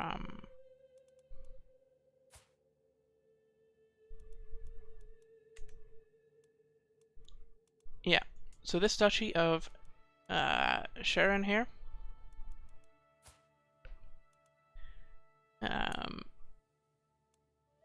their heir is okay. So their child is inheriting multiple things here. So Dmitri is heir to this duchy of... Oh. No, he's not heir to anything. Okay. So he's lost the kingdom, first of all. So we're going to take a look at that. Who has the kingdom? King Rufus. One of his distant relatives, I believe. So we're gonna arrange a marriage with this kid because she will eventually inherit the Duchy of Sharon. So Mason here. Oh, different faith. marrying down right. So we don't have any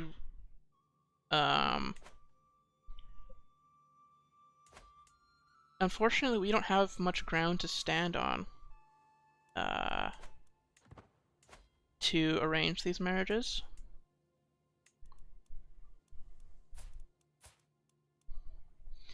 So let's see who's available to start with. So if we do find spouse, we look for not lowborn. So people who have a chance to inherit something. They should be a child, no more than 10 years of age difference.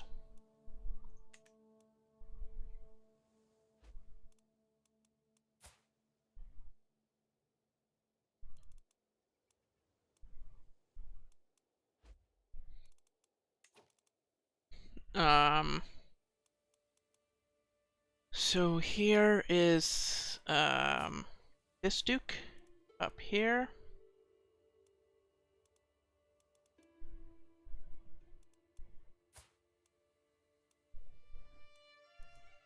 This is your youngest child, so she's not in the line of inheritance. Or she's not going to inherit. This is the second youngest child, so not going to inherit.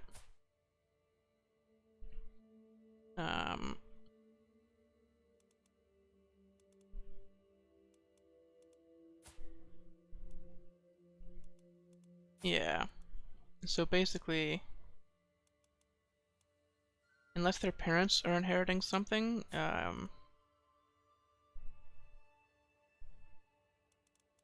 so this is Linhart's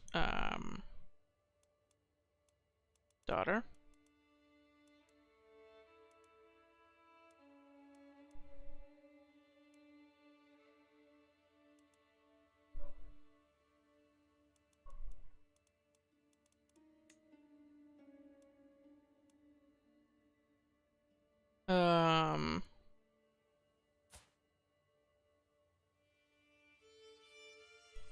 Well, this is a good one. It's just a county, though. So we'll pin her.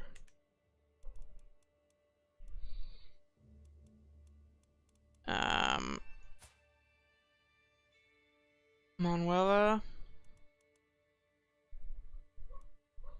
is inheriting this duchy. Correct.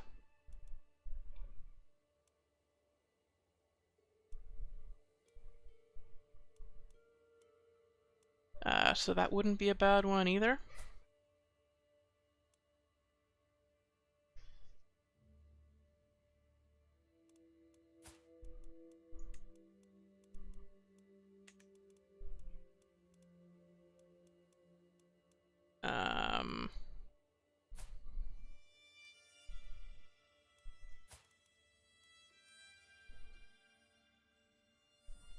So you are not inheriting anything.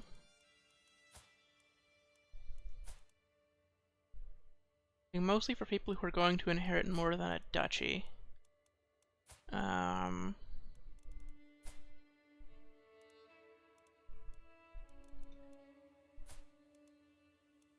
What? Unlanded child wandering around?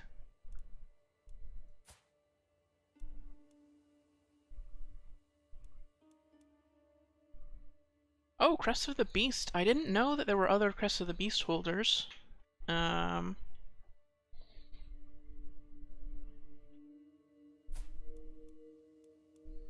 Interesting.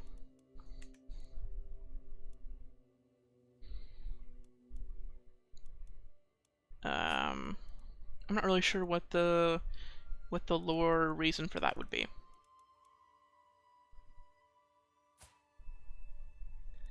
And this child. Okay. So the one that we're gonna go for is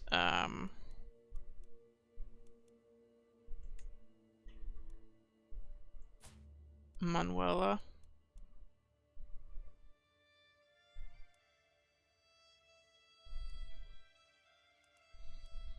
who will inherit this duchy.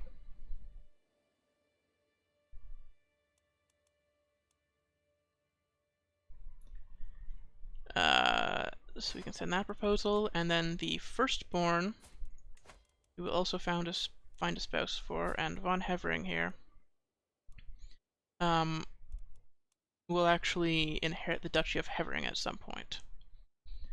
So this is Linhardt's daughter.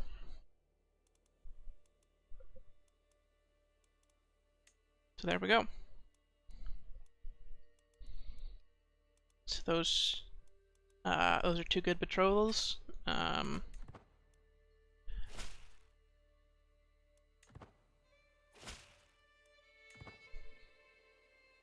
Those are generally how the kids who I'm not expecting to play as, I'm gonna marry them off to try to get make it so that they have grandchildren who get land. Through convergent inheritance. So there's some Cerocyte heresy going on.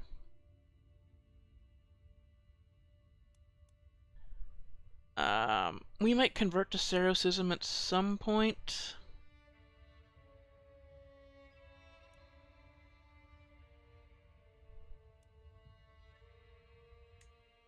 I'm not going to currently.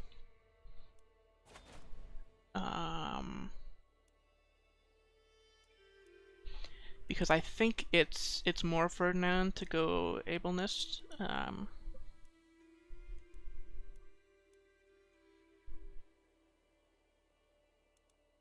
So we're being called into a war, so we will help with that.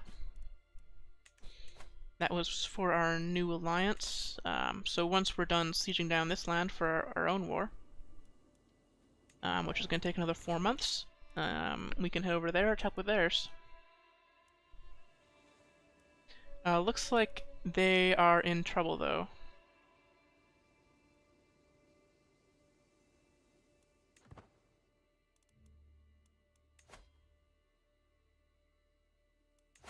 So we don't have a physician, so I'm actually going to appoint Fabian as a physician.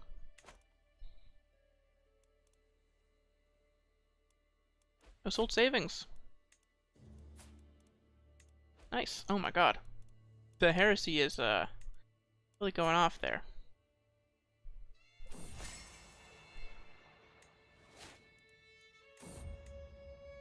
I think Cerocism is set as an increased chance heresy for ablenism. That way there are people in Edelgard's land who don't agree with her. Which is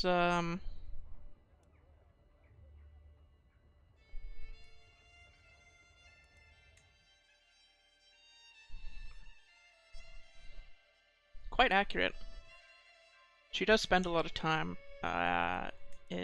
She does struggle a lot, canonically. However, she's dead, and her father has reascended to the throne after he stepped down.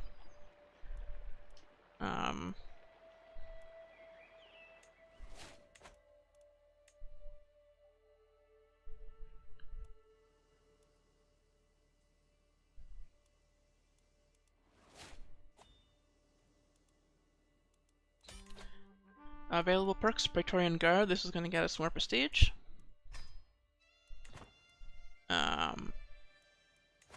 Okay, so we can enforce demands and then revoke this man's land from him.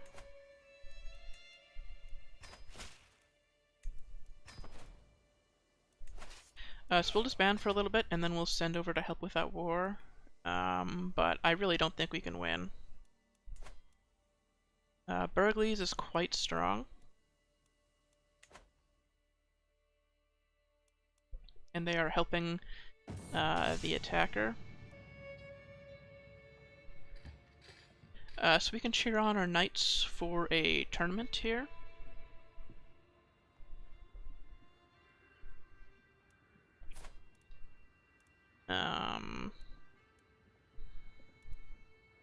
and every knight will gain opinion of us. I think our knights have good opinion of us already, so we'll do the prestige option. So for the people who aren't familiar with CK3, there are 4 main currencies. Oh, I'm the Chancellor now. This guy is the new Emperor.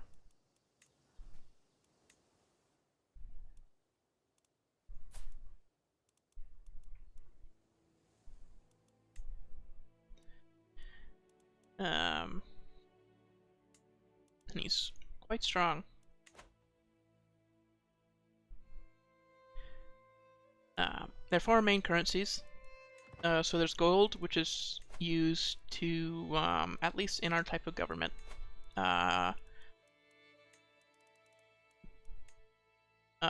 train and maintain elite groups of soldiers who are your men-at-arms.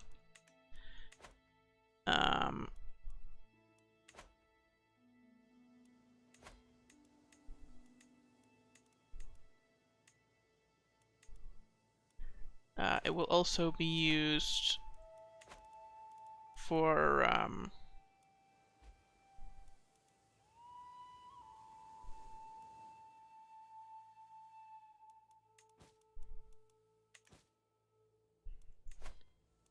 think those are the main ones. Use it to upgrade your buildings, which will give you various bonuses, like troops and stuff. You can send gifts with it. You know, stuff that you would expect to be able to do with money. Prestige is like how famous you are, so you can spend that on basically anything. It's hard to explain what it's useful for. Like when you're declaring war, if you can use your prestige to pay for declaring war.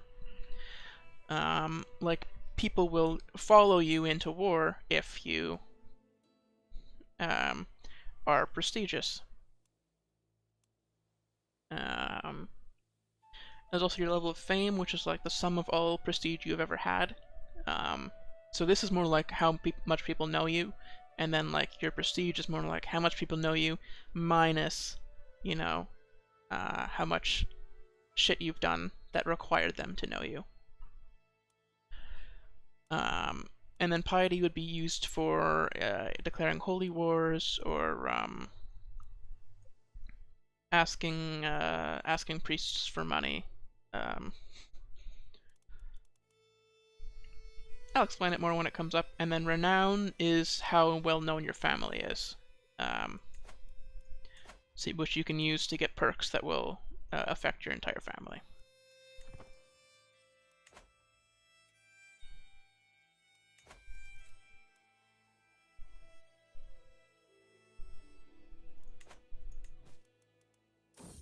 We can designate a guardian for our firstborn.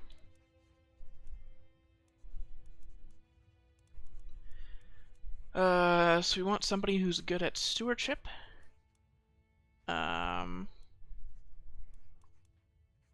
So we're fine for the job, really. The tomato shortage. We're just gonna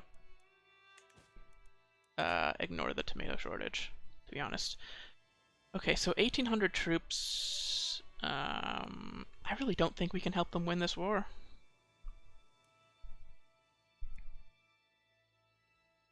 I think our allies are just going to lose that county, and we can't do much about it.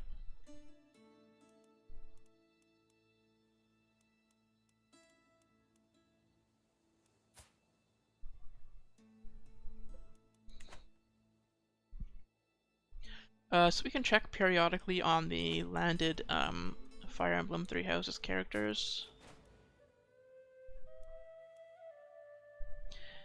Yeah, so be it. The important characters. So you'll notice that Dimitri was deposed. So now Rufus is on the throne, who is Dimitri's uncle, who I believe also comes up in the story. I think he's actually a Slither right now, isn't he? He's one of the people that got replaced.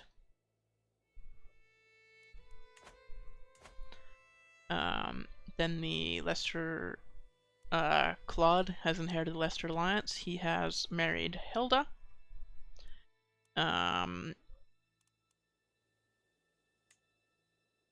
Which has gained him an alliance with Holst, eldest brother. So now if there was a rebellion in the Leicester Alliance, Holst wouldn't be able to join it. New liege.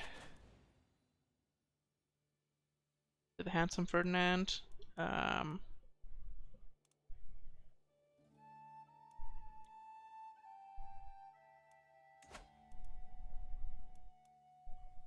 Now, do we want to join this?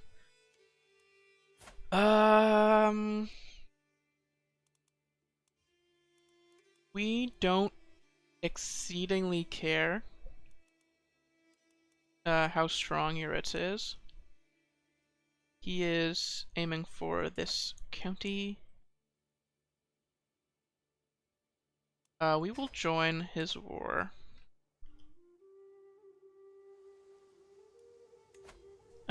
But sending troops will be expensive, so we won't send troops unless he bothers us about it.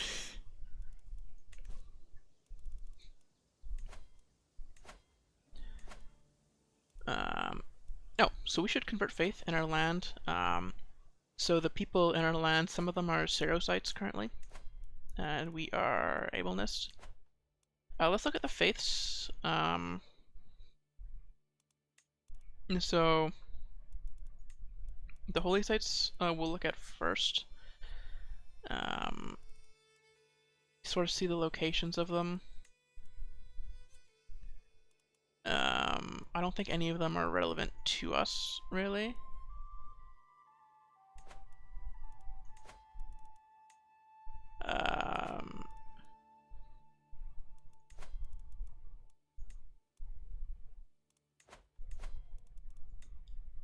We're not really in a position to get holy sites. With the exception of if we took Burgleys' land. We could get some holy sites.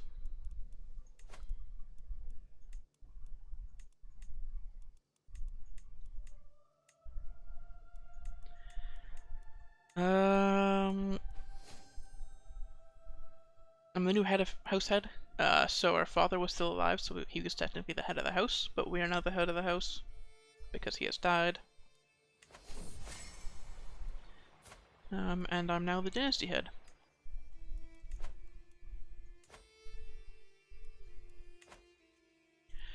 So our major rival is going to be the Duke of Burgleys here.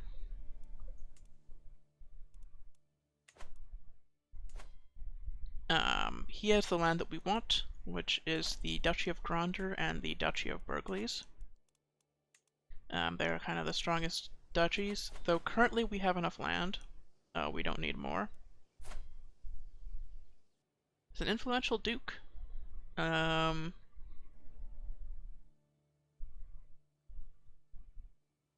Right, so we're being appointed Chancellor of the Adrestian Empire, which gives us various bonuses. So basically the Emperor has decided that we are the best fit for the job, which we probably are. I mean, we have 24 in diplomacy, which is quite good. So our fellow vassals will like us more, we'll get more experience in diplomacy, which is what we're focusing on right now anyway, and we get a bunch of prestige. Prestige.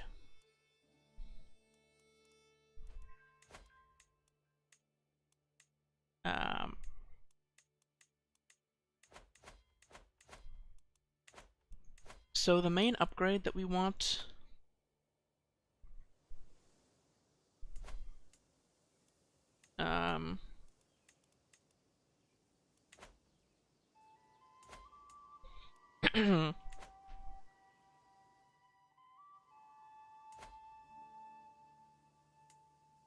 is this duchy building. So you have to wait for these manor houses to be done before we can buy that. In the meantime, we can buy some men-at-arms. So I personally think that the 85 bracket is very efficient.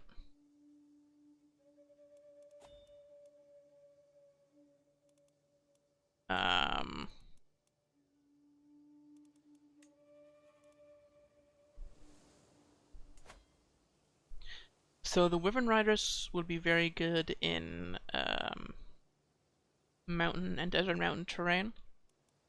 I don't think we're going to be fighting much in those terrains. We're surrounded mostly by plains and hills.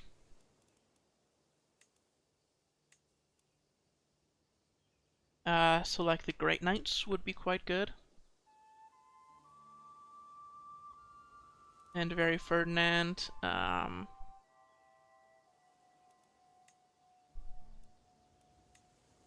The Cavaliers...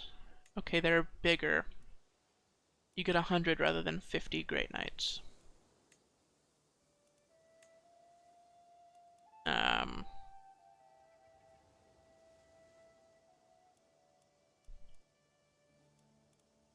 I do kind of like them. 30, 20, 30, 30 is just good all around.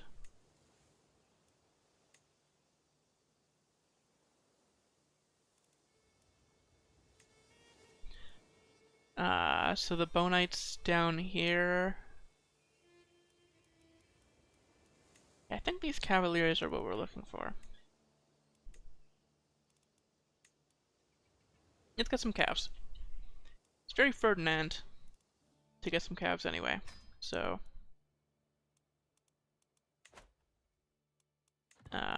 we'll get one regiment of calves.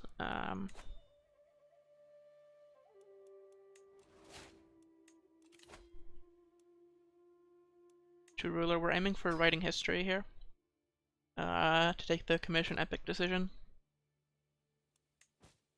Which will get us a lot of prestige, will let us trade money basically for prestige and renown.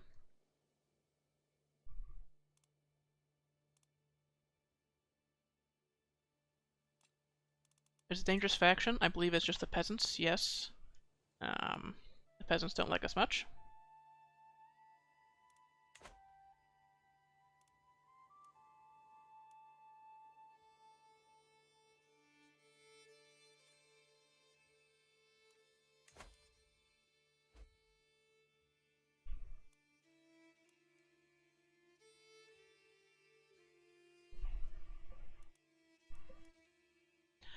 So the duchy building that we're going to go for is the one that gives us a boost to money across our entire domain. So that one is called the tax offices. Give us a 10% boost to taxes across the entire duchy, which is all that we own right now.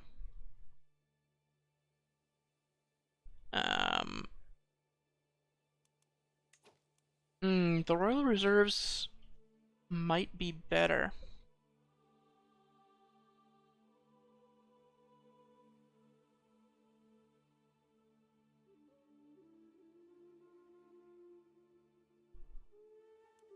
So 10% holding taxes, that would be a 10% to all of our taxes, which is 7.4, so we would get 0.74, which is less than the Royal Reserves give, but it will quickly outscale it.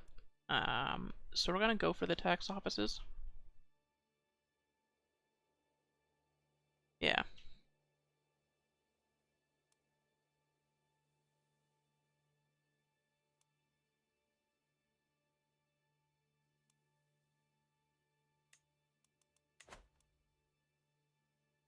Really increase the power of our duchy.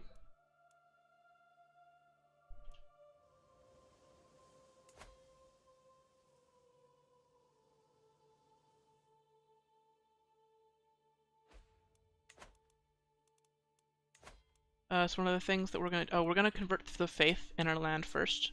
Try to get our people believing in us. The Emperor currently is a Cerocyte. So he considers us hostile.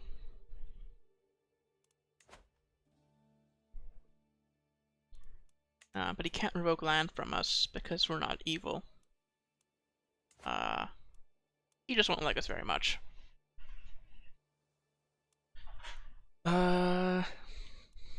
Mercedes is already getting kinda old. I don't know if we're gonna get another child that's as good as Ferdinand was.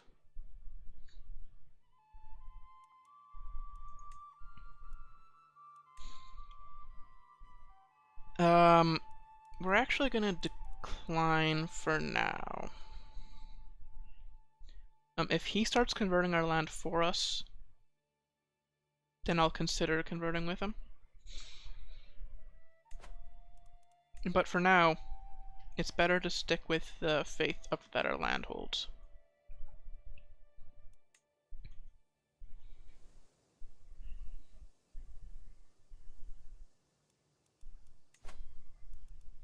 So we need to increase control in our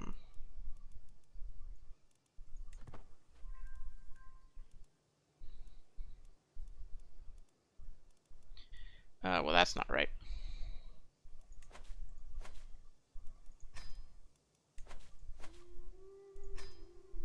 There we go. Increase control in our lands, basically so that we can tax the lands more and get more a higher percentage of levies, which are your sort of basic troops.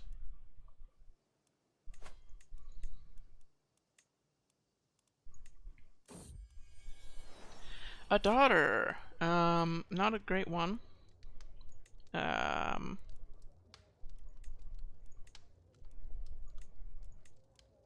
We can name her after my mother. Oh.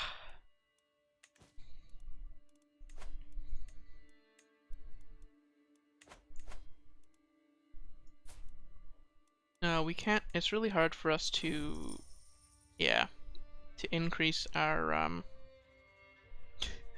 rate of children, because Mercedes here is homosexual.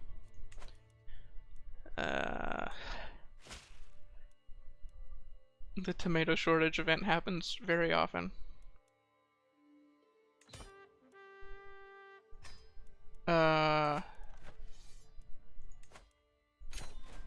We won the peasant uprising. I don't think that was supposed to happen that way, but it did.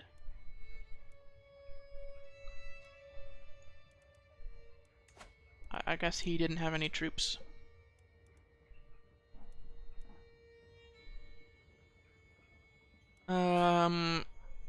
So we're trying, this mayor doesn't like us very much.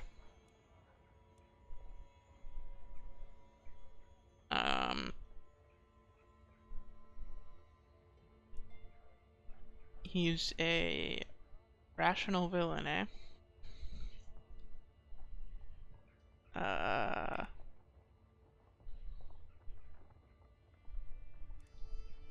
Just mock his whining. Okay, didn't work.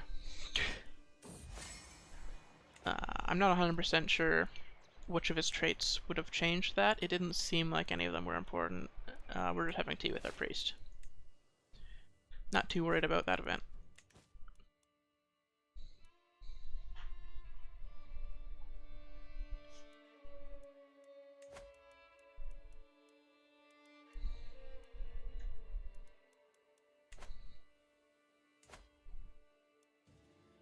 So the Adressian Empire is now under this guy. We're gonna work towards becoming emperor, or just putting somebody more suitable on the throne.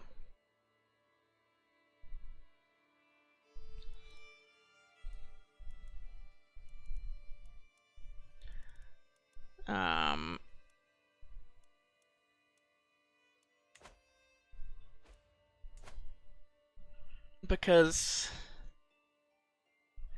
I mean, I guess he doesn't have to be our dynasty. I just kind of hoped somebody like an important character would show up.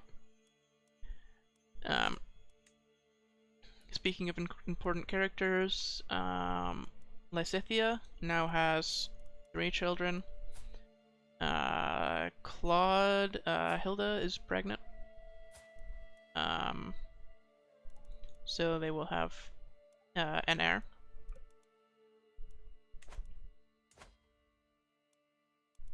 Caspar is still just chilling. His brother inherits most of the time. Yuritsa has pushed out into other islands. Linhart hasn't inherited his land yet.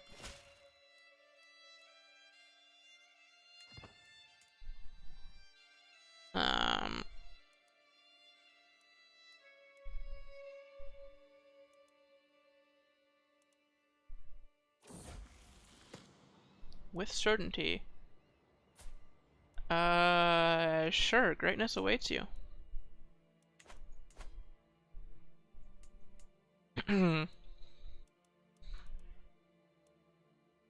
Varley is Bernadetta. I'm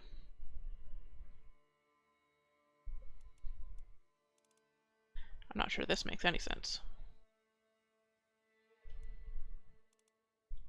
I don't think she has any same-sex supports. Maybe. But she has a daughter who's inheriting her land. Seems to be going normally. Has she taken land? She looks like she has conquered a little bit of land there.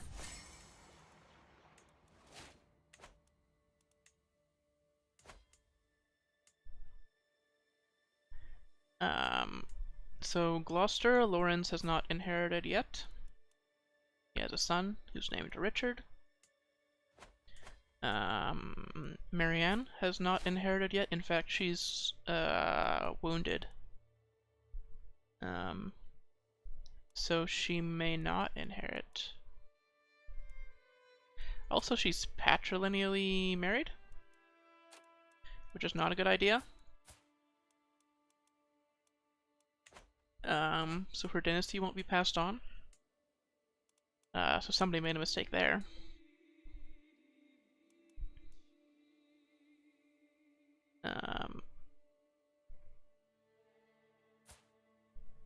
Ethel here. Oh! Lysithea remarried patrilineally, but her first 2 children are legitimate and of her house. So the children that she has with this new guy, a relative of Hilda, will inherit over here, but will be part of the Goneril dynasty. Oh boy. I forgot I had my ringer on. Let me just turn that off. There we go.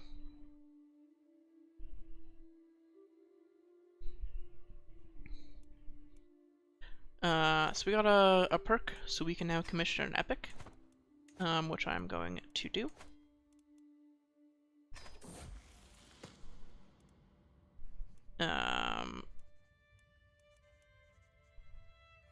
So we will do the cheapest one.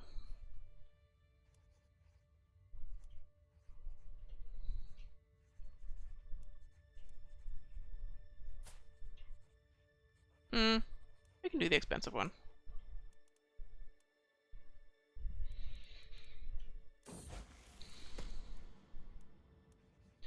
So we want it to focus on the family aspect. Be a history of the family. So I think what we're going to try to do is form a kingdom under the Adrestian Empire.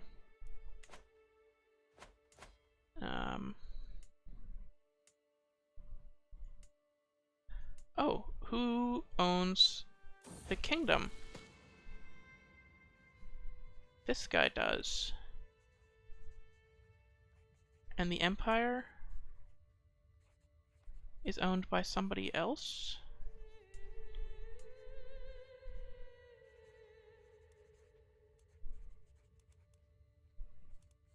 Huh.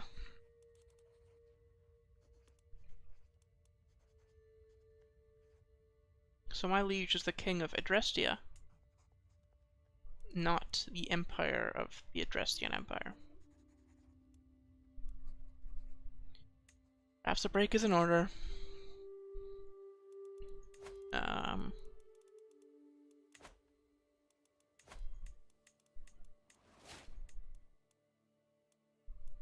Mercedes is pregnant again. Hopefully we'll get a better daughter this time.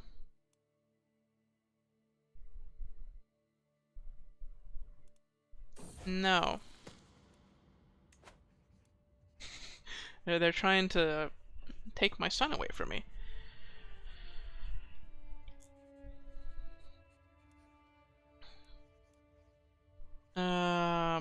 So we're gonna take some of the money back because we are short on money. Arguably, I shouldn't be spending money on commissioning an epic, but it's a very Ferdinand thing to do, so I want to do it. I'm being called into a war. Sure, we can help with that.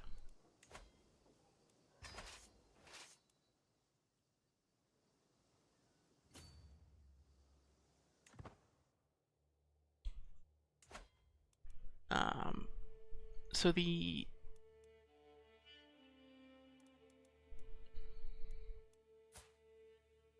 Oh! You're not inheriting. Oh, I fucked this up. We're not gonna do any murders as Ferdinand.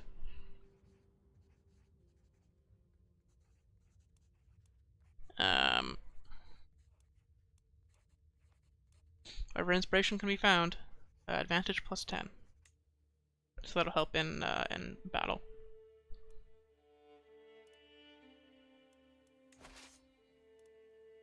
So I'm actually tempted to turn around because of this.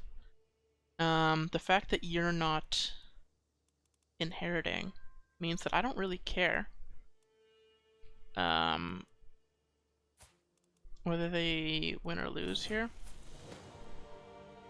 Oh, we commissioned an excellent family epic. So for 10 years, I'll get 5 extra prestige per month. I get 75 prestige now and 75 renown now.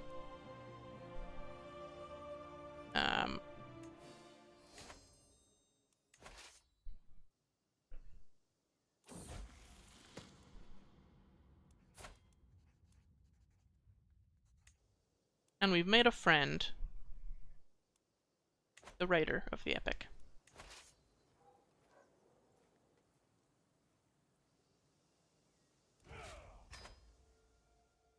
The author. Ah yes, we're not going to help with that too much. Oh, he does need a guardian for this son. That will also be us.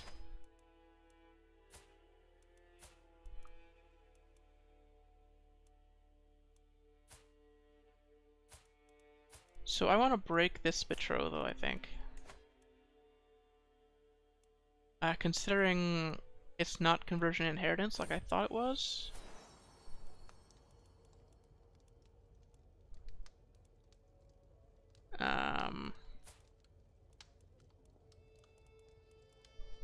Julius von Eyre.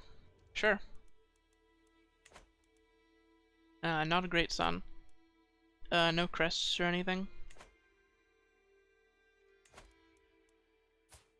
Man, Ferdinand II. Rest in peace, he really was the best option.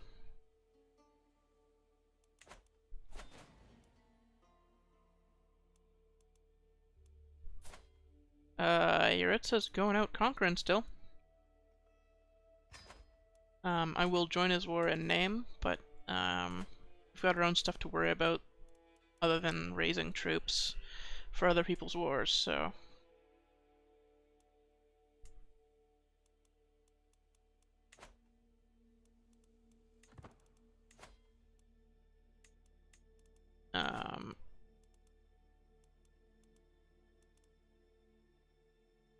So we're going to start converting the faith here as well. That the people like us more.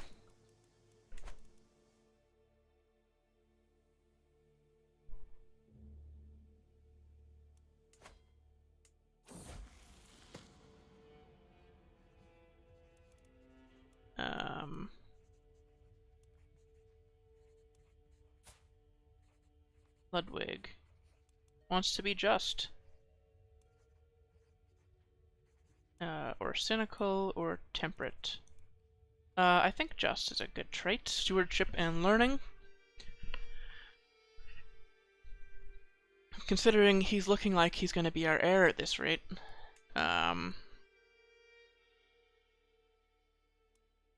Since we're not having any more, we've only got 8 more years to have children.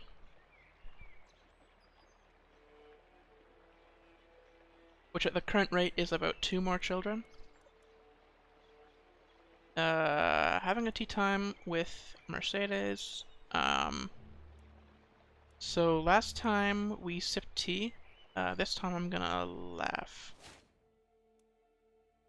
Gain 5 opinion.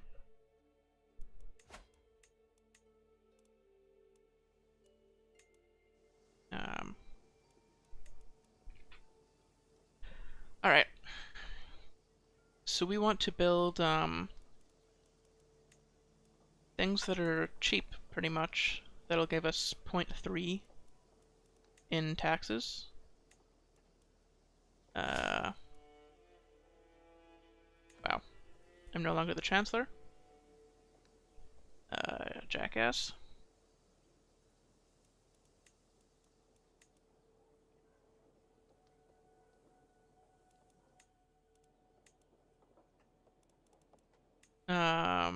So in this forest, the forestry looks like it's going to give us the most money. So we will invest in that. $100 for 0.3 income per month.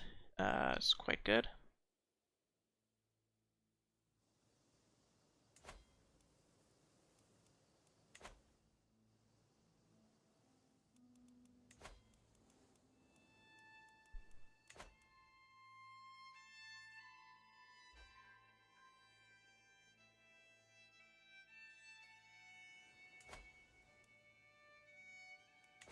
So one of our primary objectives, we're at 6 out of 7 domain.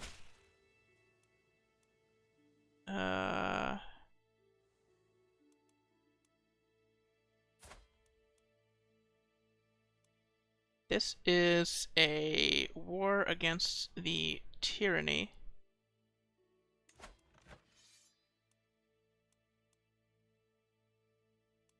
I would join, but I don't think we can win.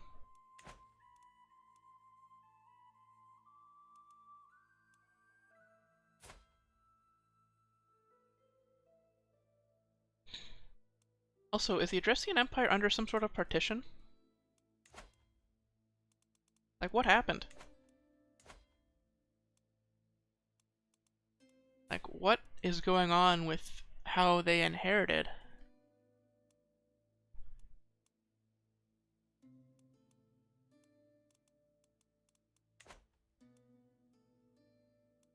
You are the traitor. Yeah, there's no way he wins, so I can't afford to join him.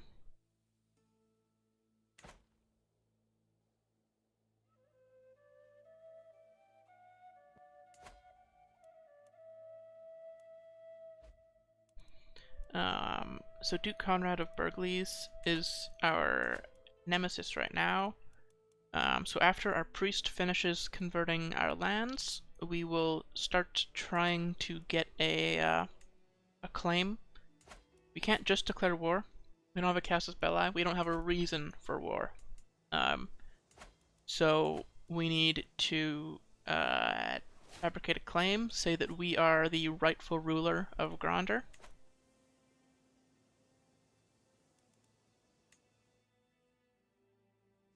And then we can take Gronder.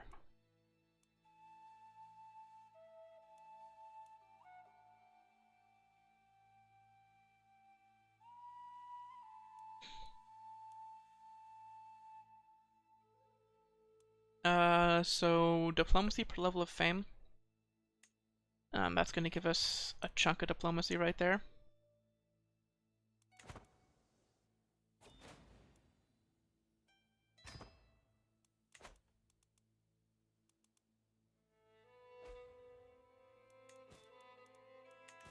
So we were thinking of breaking this betrothal. And if we find a new marriage, we'll do it. So let's take a pause, take a step back. Let's find a marriage. We'll find marriages for the 2 youngest children. So we want not lowborn, age difference within 10. So we want somebody who is either going to inherit something. Yeah, somebody's going to inherit something, right? So here, this child says she's heir to a barony, but it's actually her sister who has the barony. So her sister will have children, and that'll take her out of the line of succession.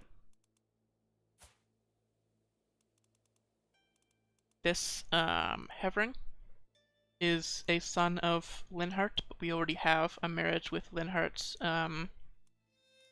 primary heir. Paula here is the 3rd-born child, so she's not going to inherit anything. You are 2nd-born, so you're not going to inherit anything.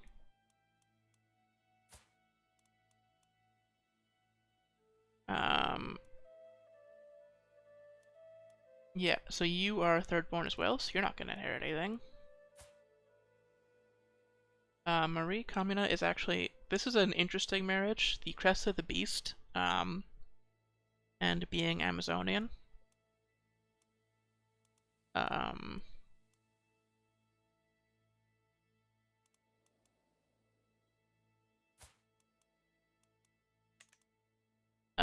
So we could get some very interesting children out of those 2. Which I think is what we're going to opt for, since getting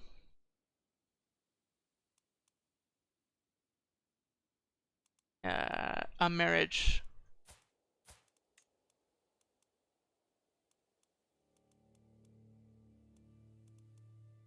that will get us land seems to be too much to ask.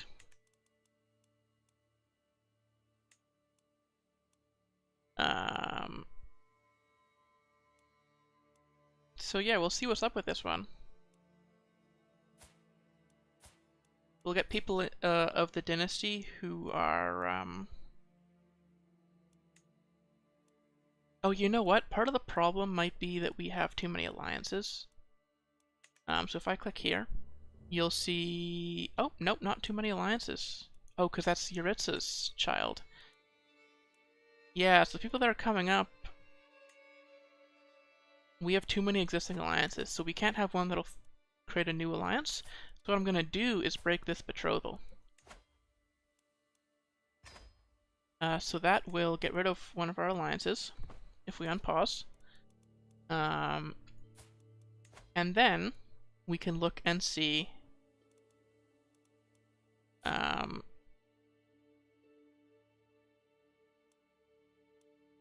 There's Hubert.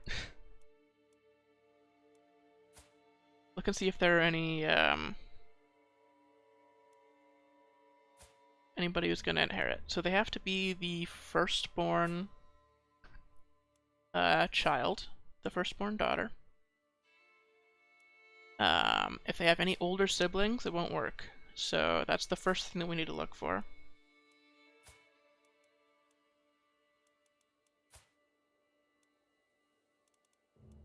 Anybody who has older siblings will never inherit anything.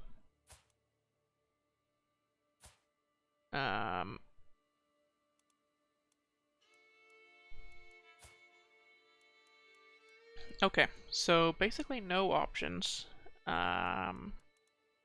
the other people aren't showing up. Oh, too many alliances still? Because we have 2? 2 is too many? That's an interesting problem to have. Well, I will do this marriage still. Because we get at least interesting children in the dynasty.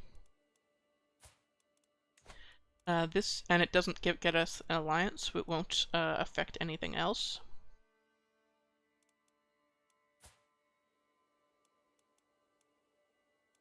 Okay.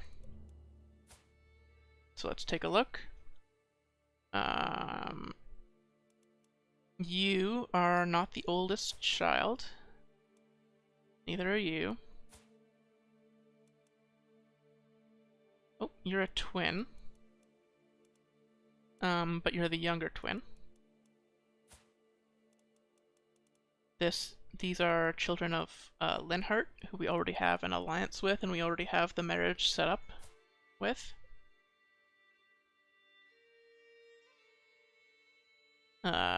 Dalton Rowan is not the eldest son. Neither are you. Neither are you. You are, but you're a bastard child. Okay, here we go. Here's a kid who's going to inherit something. So his father, he's the firstborn child of his father.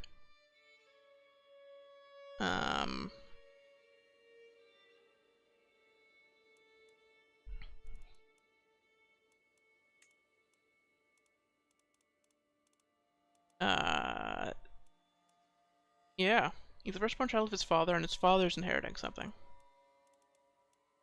So that's perfect.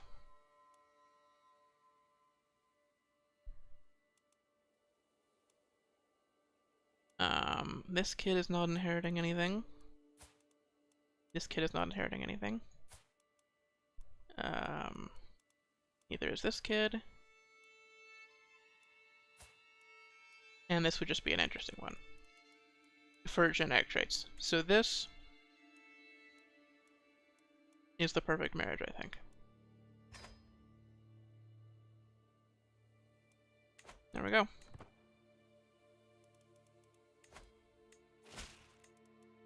Excellent.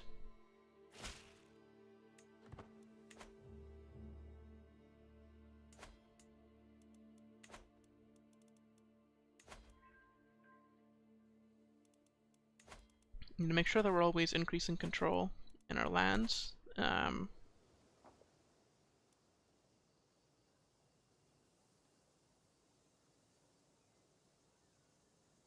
Since that'll affect how much tax we get.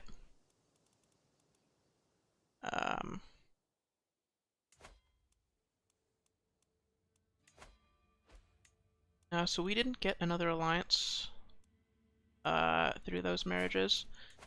I'm gonna wait a little while before we do this one. We'll look now to see if there's anything, but so you're not the oldest. Not inheriting anything.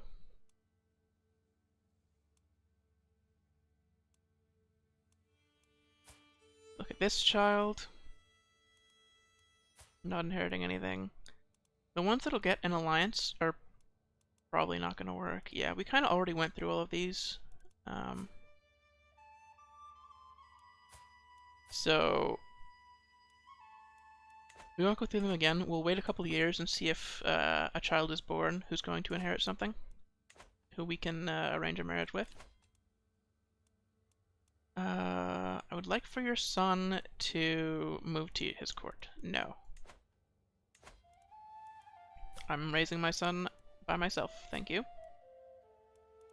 So this daughter probably won't inherit, but she's bossy, which means she's good at martial, so warfare, stewardship, administration.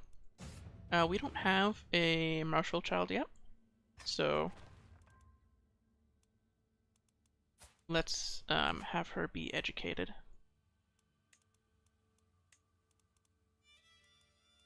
By one of our knights, perhaps?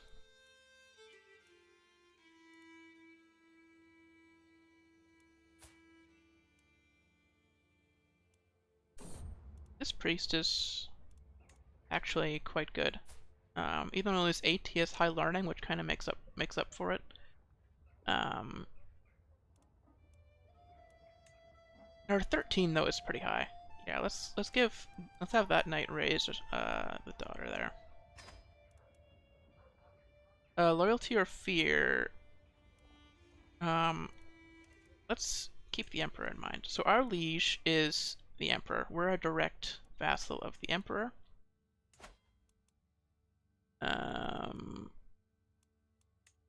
Because the king currently holds that kingdom. So he must have revoked it, correct? So if we look at the Kingdom of Adrestia, and we go to the title history, no, he just inherited it. And maybe I was tripping, but I thought somebody else had it for a minute there. So this son is thinking of becoming honest, which is it's a perfectly fine trait. So he's similar to us, except instead of diligent, he is ambitious.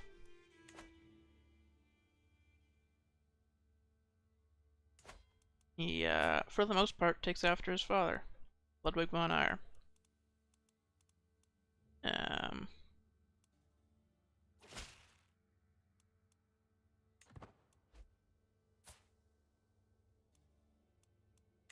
Married Linhardt's daughter.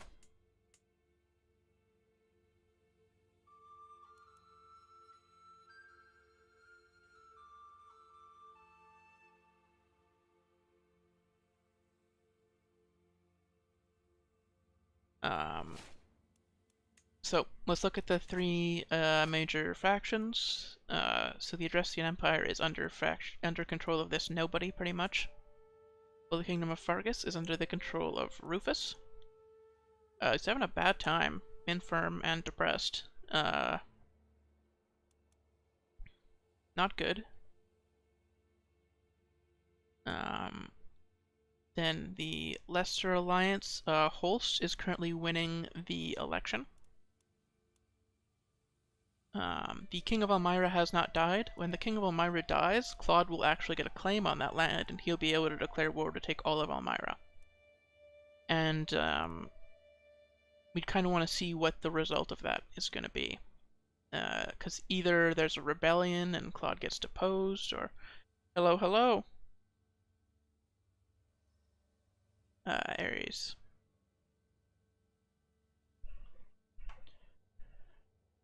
Welcome.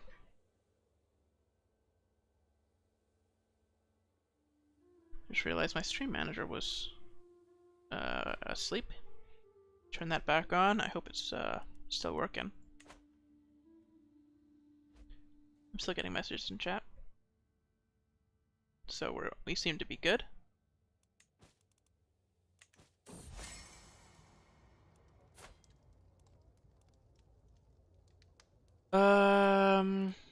So we can get stressed out to become friends with this guy. No. Ah, Brazil, eh?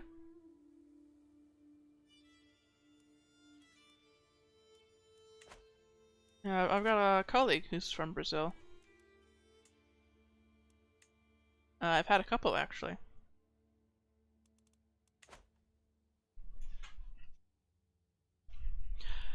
I don't know, that's more than understandable.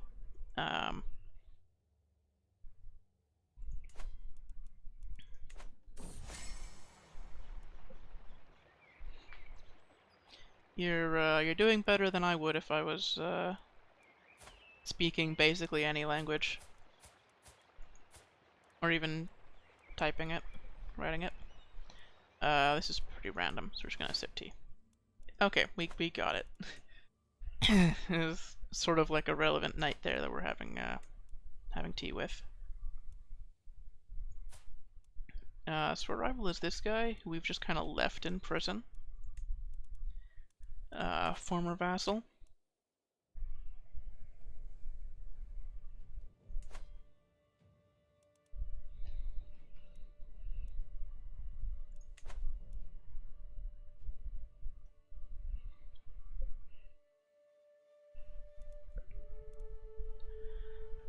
So we have a lot of money, so we can do some upgrades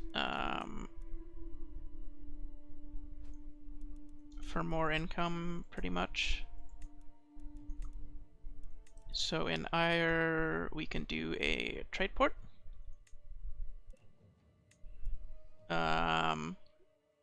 Which is 0.3 per month. Quite high. And then I think the rest of the upgrades that we can do are actually 0.2 per month or lower. Yeah. The rest of the buildings we can purchase. The cheap ones anyway. So we'll go for the ones that are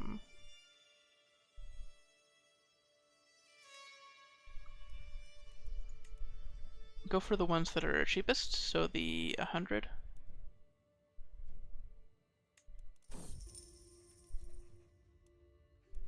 I hate this. I hate the tomato event, gameplay-wise. Sun here is becoming just, that's fine. He's not inheriting. You're a CK3 streamer, eh? Always watch both lives.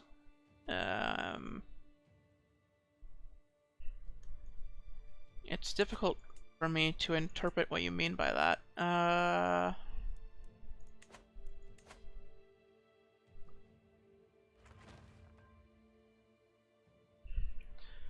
Like you, tend to watch 2 streams, or?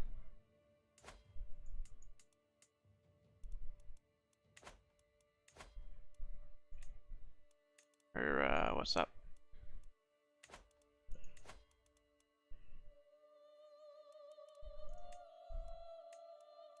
Okay, so our marshal is very bad, so I'm actually tempted to take her off the council.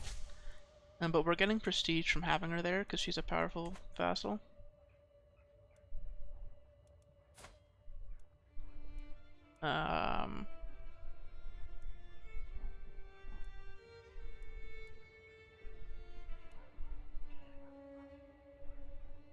Tasks that are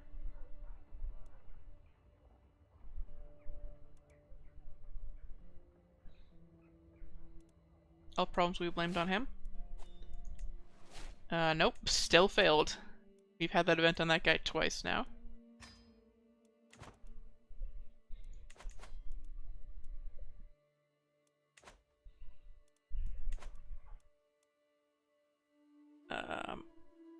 Oh no, am I gonna crash restream by doing that? I just realized. I always try to check, but... Okay, no, it is just broken.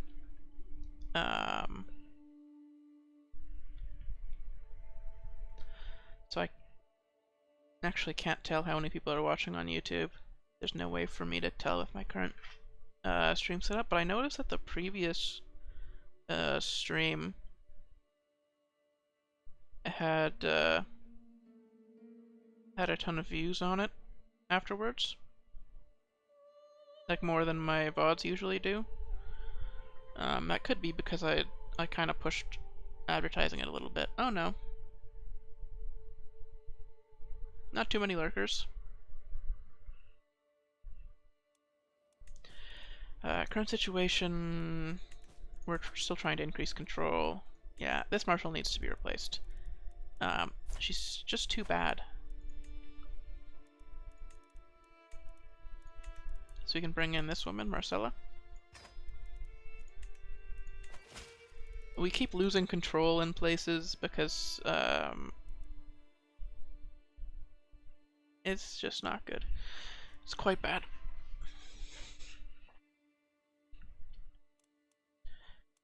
So keep increasing control places.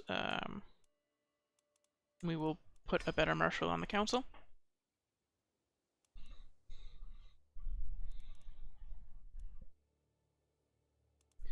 So we finished converting the faith. So this county grandeur that we've been eyeing, I'm gonna start fabricating a claim on.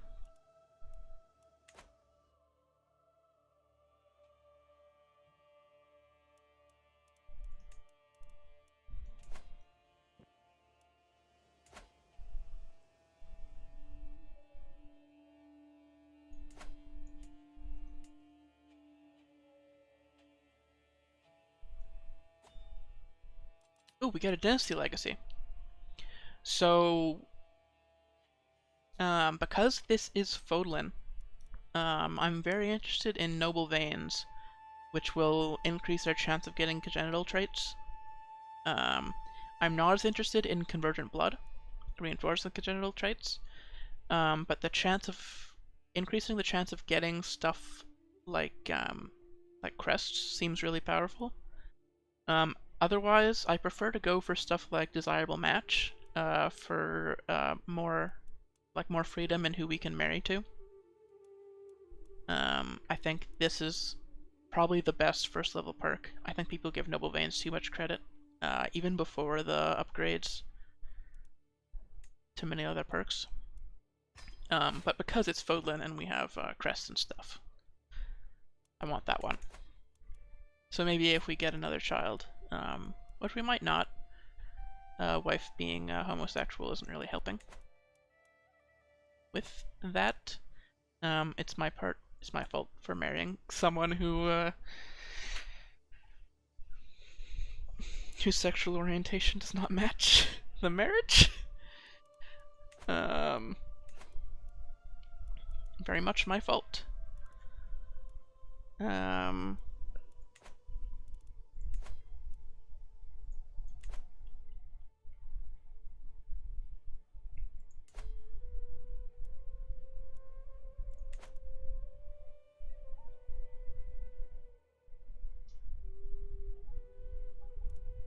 So to found a kingdom, you have to be independent. Okay.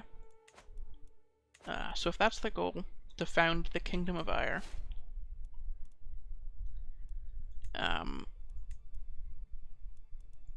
with potentially these three duchies, I think Gronder, Burgleys, and Aegir are the best ones.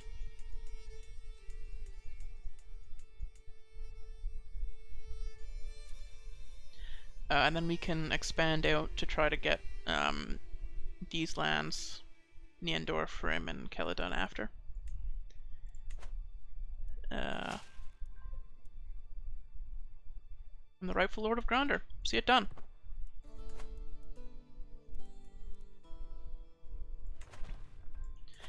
So we can't quite declare war yet.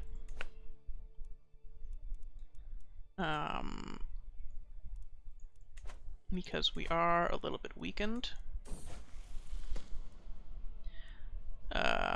We don't have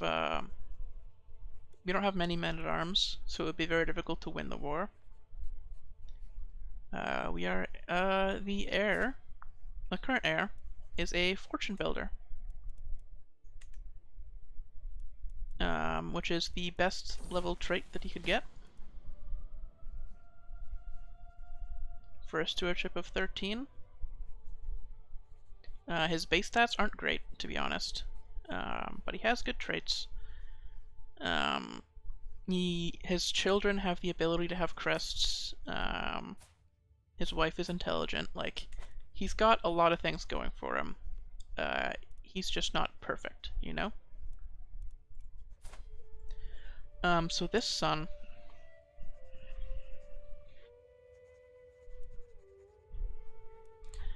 is becoming zealous. I think that's acceptable. We're high on stress right now. I don't want to overdo it.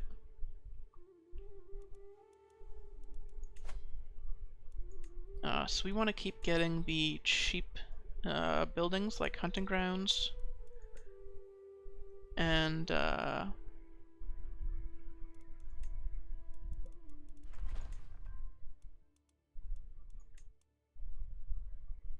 Yeah, the ones that only cost 100.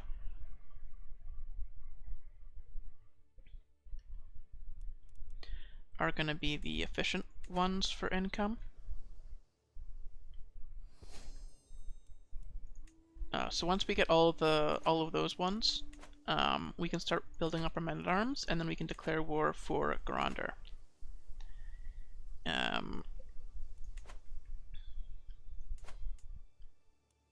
Which is one of the best holdings in our immediate surroundings.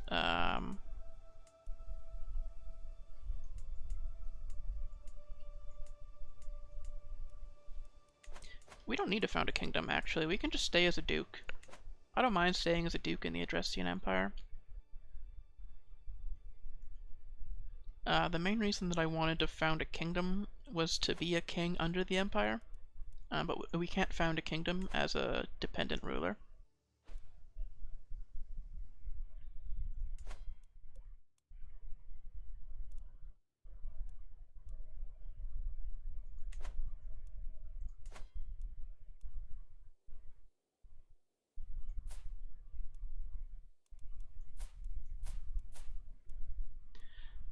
So the Archbishop has 4 children. Which is interesting. So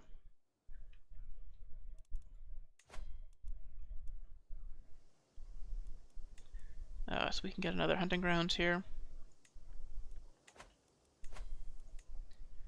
And then I think the last hunting grounds is in here. Oh no, it would be Quarries is the equivalent.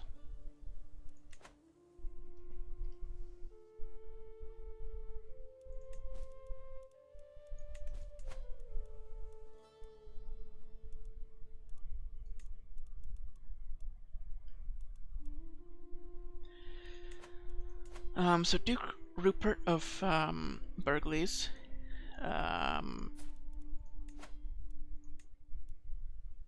We would probably win because we have powerful alliances.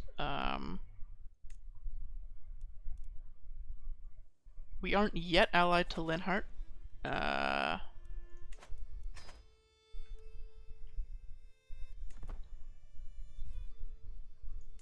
Linhart will inherit fairly soon.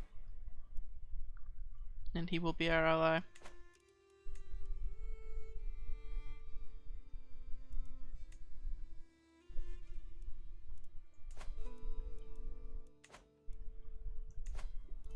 But we're already allied to the Death Knight, Yuritsa.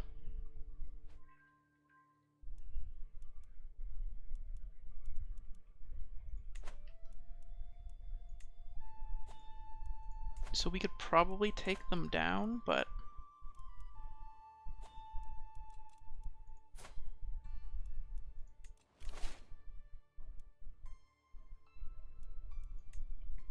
You gain the trait August.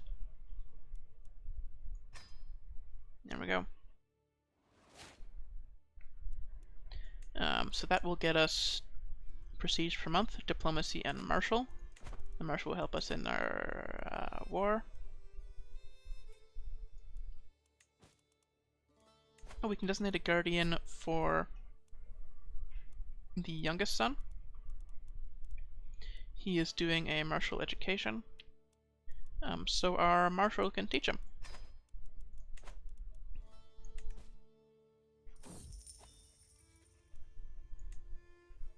Are we actually being raided, or is that just somebody in the Empire is being raided?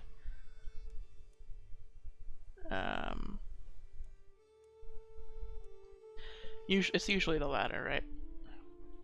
When you get the raiding thing, it's somebody in your Empire is getting raided if you're a vassal.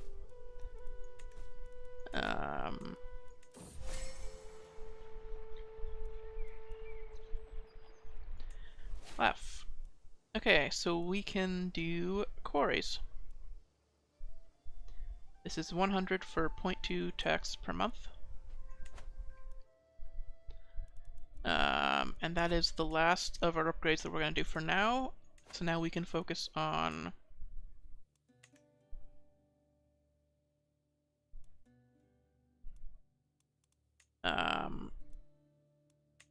upgrading our men-at-arms so that we can fight our wars.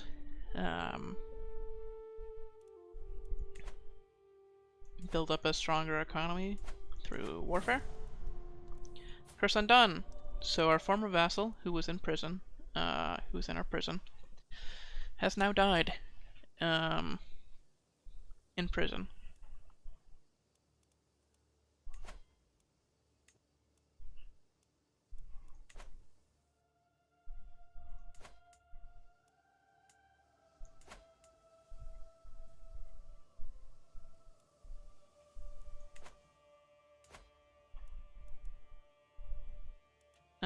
So the guy who we fabricated the claim on actually has died, since we fabricated the claim on him.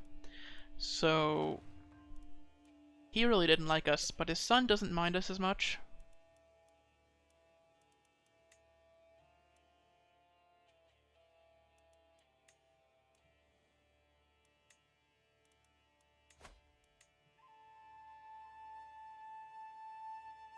We need to make sure, if there's a populist faction, that we join it.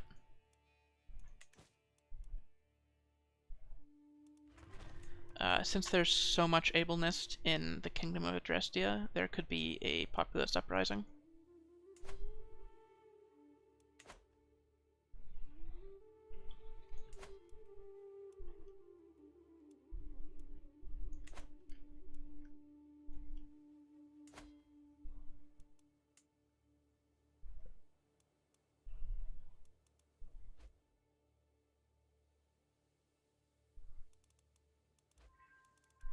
So there is a populist faction there. Let's see what it looks like.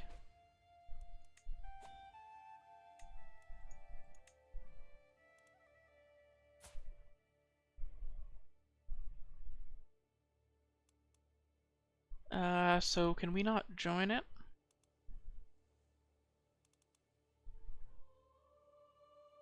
Oh, he died.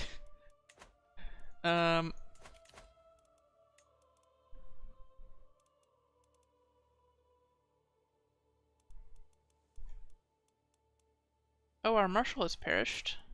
Died from complications related to obesity. She died fairly young there. So we'll bring somebody new in. Leah here.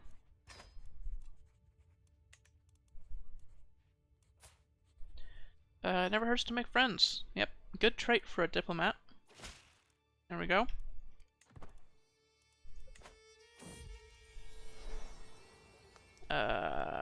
Right, so my son and my mother are fighting. My son, heir Ludwig, has been quarreling with his grandmother Freya for days. Just now I can overhear them arguing in the next room over. Unbelievable, Ludwig shouts.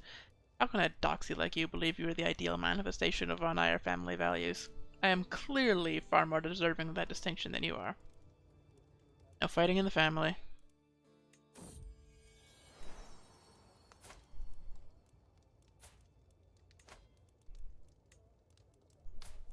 So this son was being taught by our marshal who died, so I'm gonna just switch him over to our new marshal.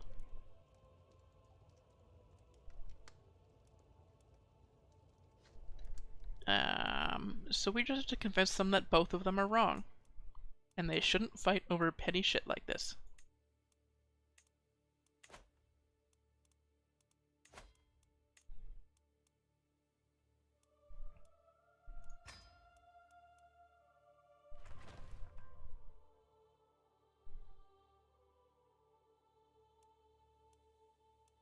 So we're gonna keep upgrading our light cast for a little bit.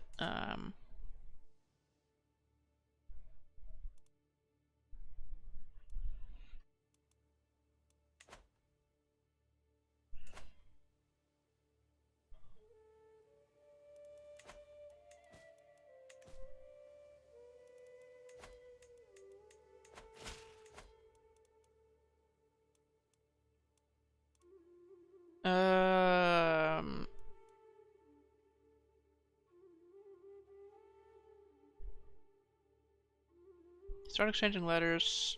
Sure. So this Duke, wants to be diplomatic. I'm not necessarily sure if he wants to be friends.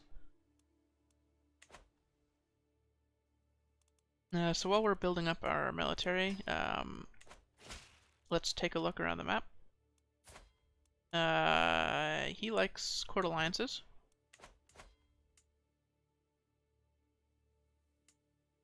He's a diplomat, which is why I chose that one. It's the diplomatic option. We can get a trade deal, which will give us some money.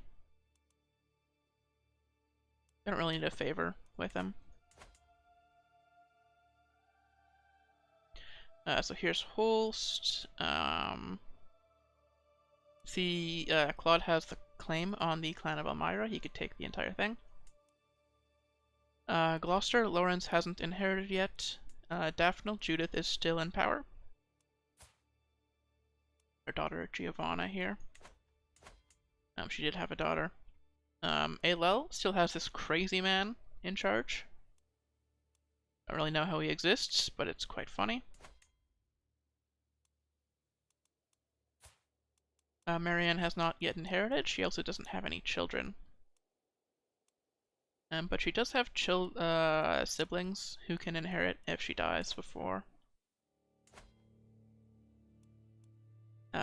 King Nicholas. So, Rhea is actually invading the Kingdom of Fargus right now. In this war. She is trying to take all of Fargus in a subjugation war. And combine the might of the Church of Syros and the Holy Kingdom of Fargus under one banner. Which is an interesting one.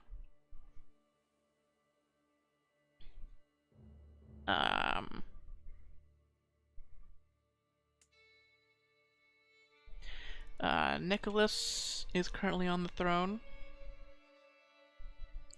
who was the youngest child of Dimitri's uncle Rufus, so Dimitri's cousin. Dimitri is actually fighting for his claim on the kingdom right now.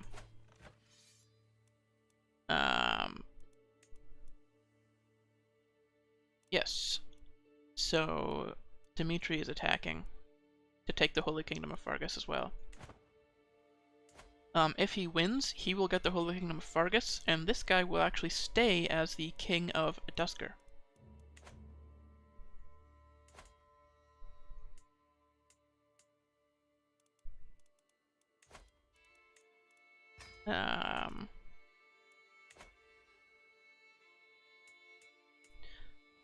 So we'll have to check back in on that, see how that's going later.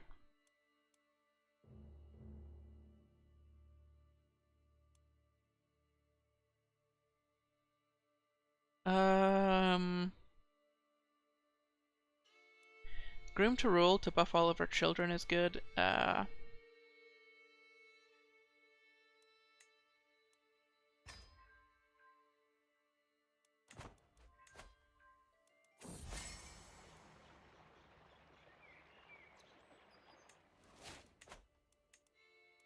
Oh, Elfwin became my friend.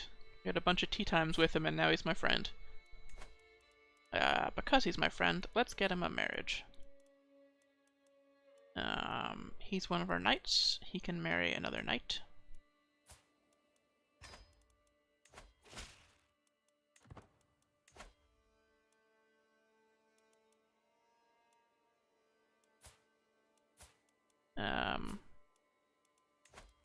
Let's get all of our courtiers married, just so we have more people around. Oh, Mercedes got stressed out and decided that whipping herself, self-flagellation, was the way to deal with that.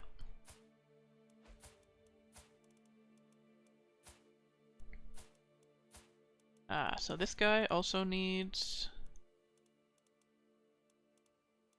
a marriage. There we go.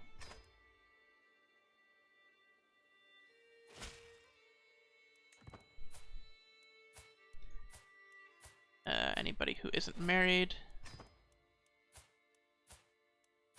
Keeper courtier is married, so they're bringing people to court.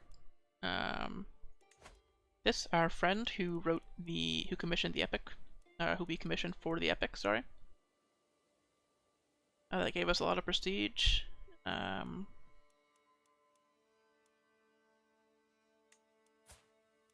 She can marry this man.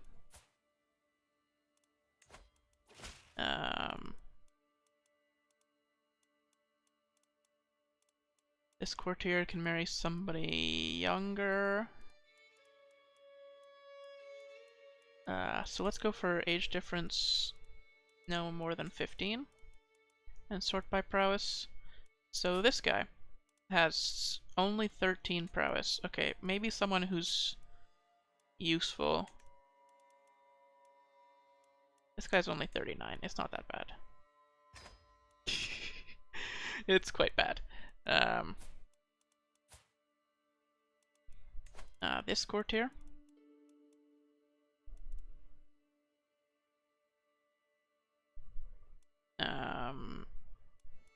He's quite young, so ideally somebody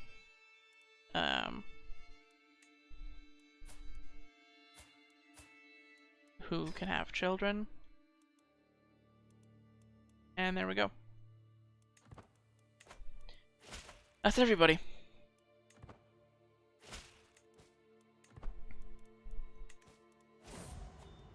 Till death do us apart. Mercedes was murdered. Well, fuck. I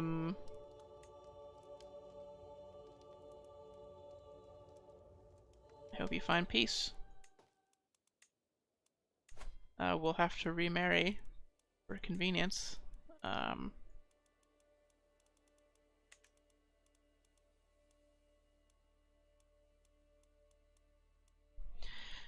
There aren't anybody with crests left, other than, like, children.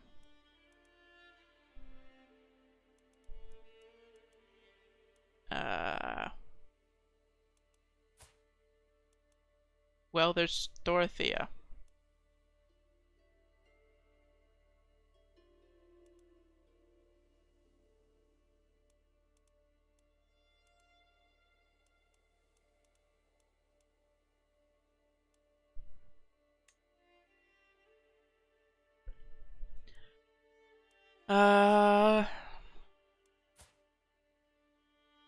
This is the Dorothea, by the way.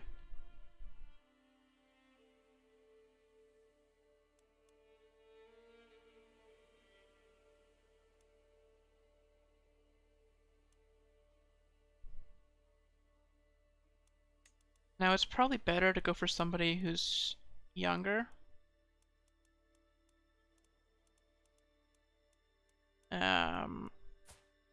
Since we'll have more children.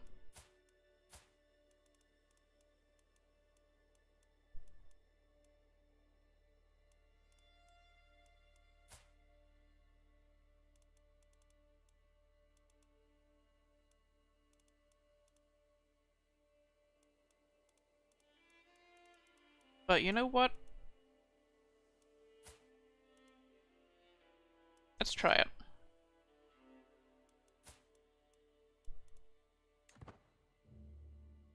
Let's see how many we can get out of this marriage.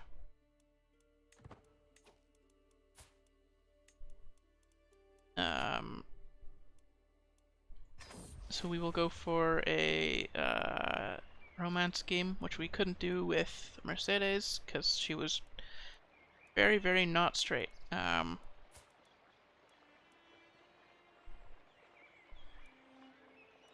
We will sing a love ballad.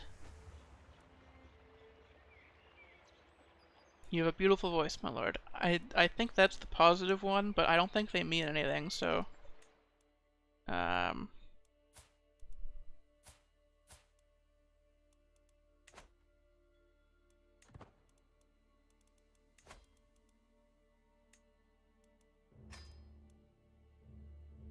to keep upgrading, our levy count is increasing. I'm going to try to find some secrets in our liege's court. We can maybe blackmail our liege into a better contract. Zip team, we got a friendship with Mayor Matilda. Or we got closer to a friendship with one of our mayors.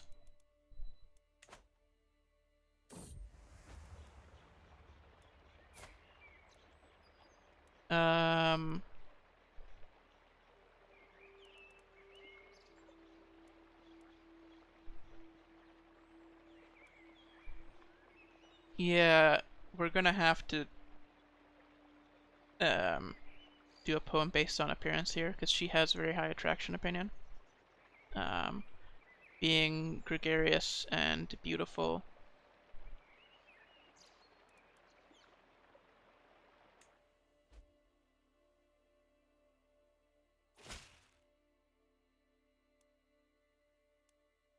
So her response was, "The joyous bounce in your step is the wings on which I ascend to heaven. I have no other desire but to feel the embrace of your love, that I may know true joy, you and me together forever." Yep. Going well.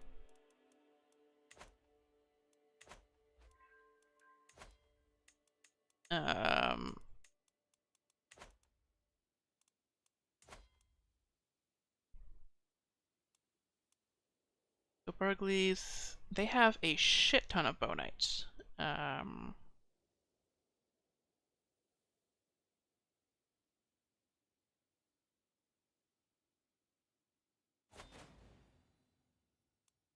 We have been granted the position of Marshal, which is an interesting one because we're not really the Marshal type. We only have 10 Marshal compared to our 30 Diplomacy.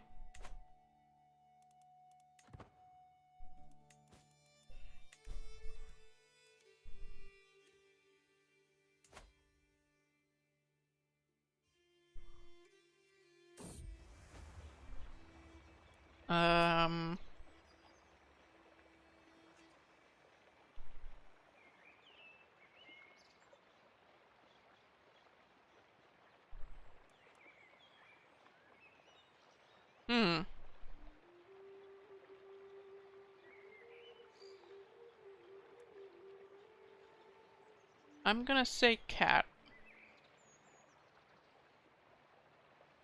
Based on the cynical trait, even though I know gregarious would lead me towards dog.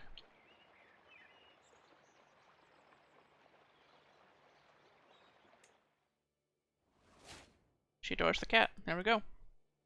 She now has a pet cat.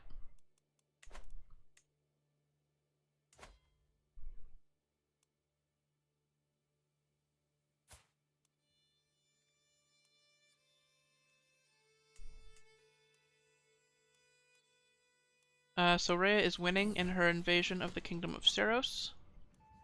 Dimitri's also winning, but not as fast in his takeover of the Kingdom of Fargus.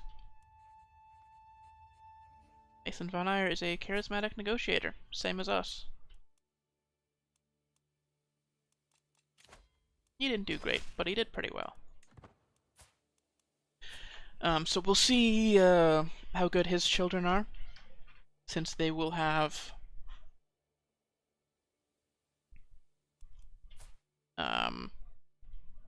the Crest of the Beast, in addition to potentially Herculean / Amazonian and the Comely trait.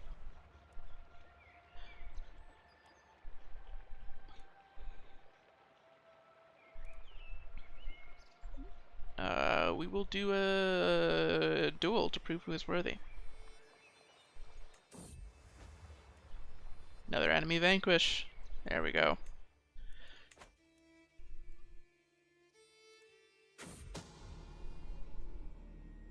Someone's trying to kill my spy master. That's funny. Well, it's probably my friend here. So it's probably not a huge deal if it happens.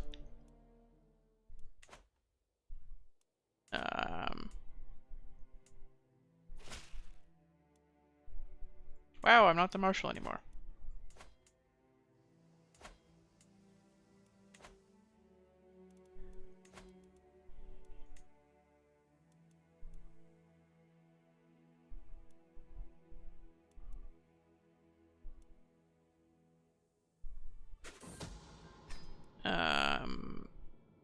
Duke Bruno has... Okay, there's a lover secret.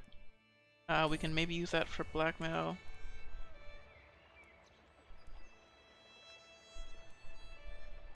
Alright, and go ahead with my attempt to romance.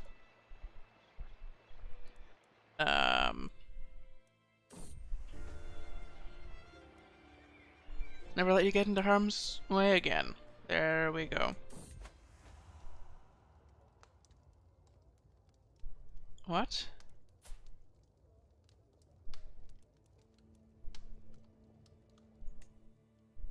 We're no longer soulmates? But we...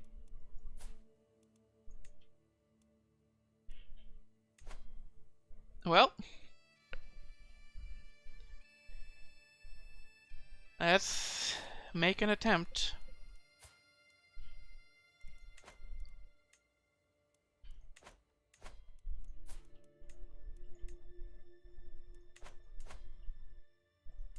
Does she have a previous spouse? She doesn't. She's just been unmarried all this time. It's not my problem. It's the tomatoes.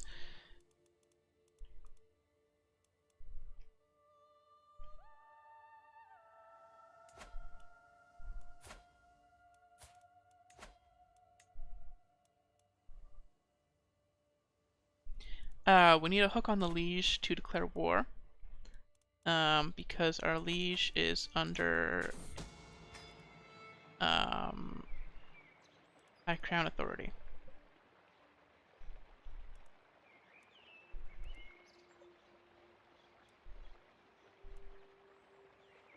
Um, 20 dread.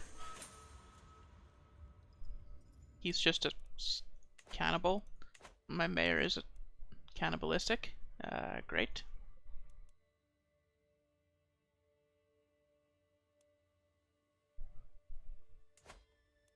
Oh, the church has allied with the emperor to form sort of a super alliance.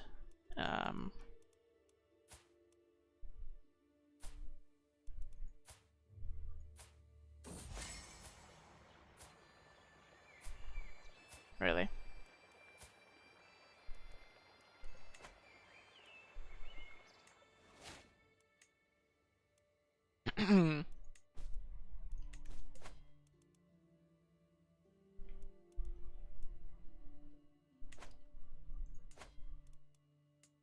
So we can't declare war currently.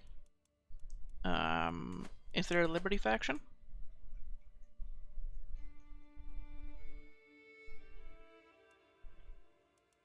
We'll create a Liberty faction. And if it gets strong enough that we can declare war over it, and not be terrified of losing, then we'll go to war.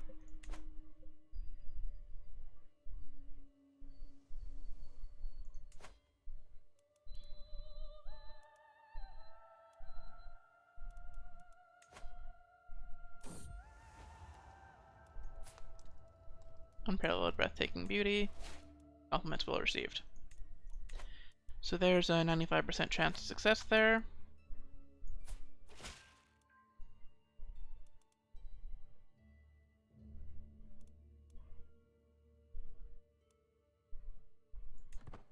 Keep looking for secrets. We want a hook on our liege. Unfortunately, our liege is quite the honest, like, calm, forgiving and honest. It's very difficult to catch him doing something bad because he is, like, too virtuous. He never does anything bad.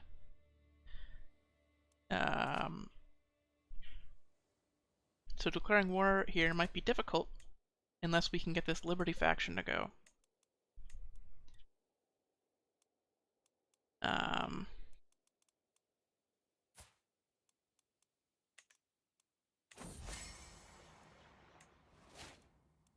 Perfect tea time.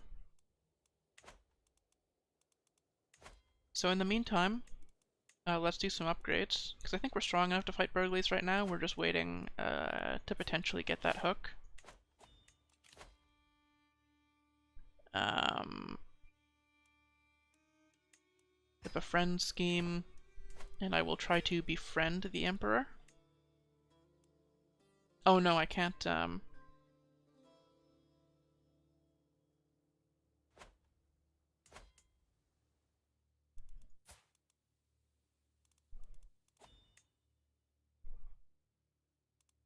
ah.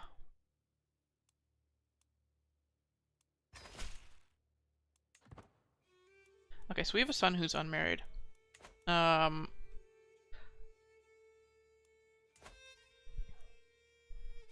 to think for, like, friends.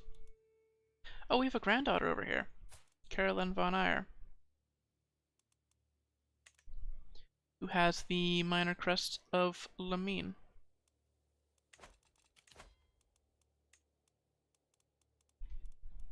Our spy master got murdered.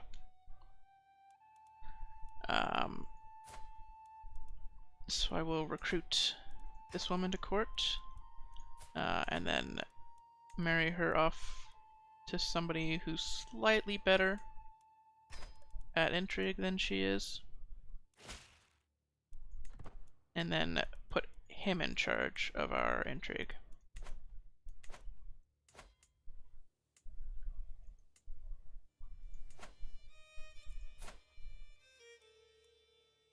So we want to reduce crown authority somehow. We also need to do a marriage. So let's pause. So we need not necessarily inheritable traits, but not lowborn.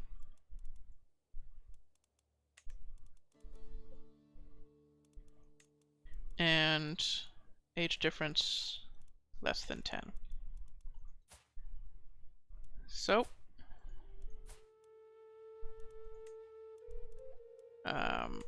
we'll look for people who are inheriting things.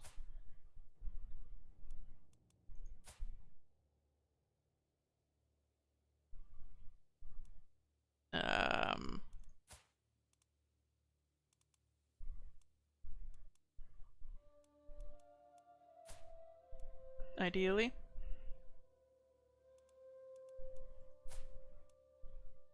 If they have older siblings, they're probably not inheriting anything. We can use that rule of thumb to sort of rule people out.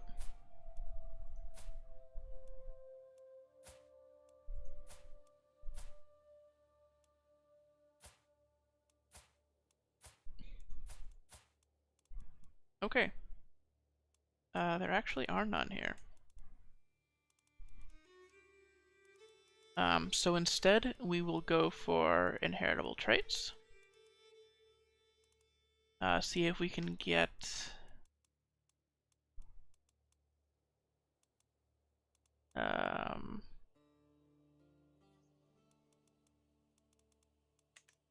something interesting in the bloodline.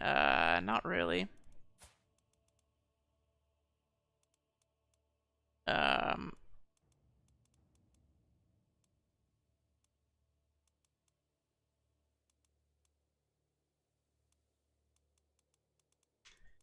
We go by age. This is the youngest. Yeah, she seems good, so...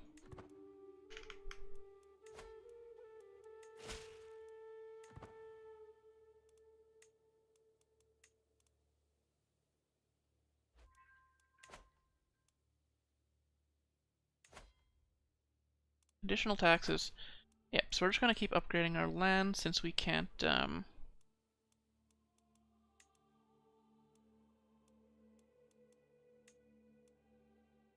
Oh boy, it costs a lot to upgrade the manor, but I think it's worth it. 0.4 for 300.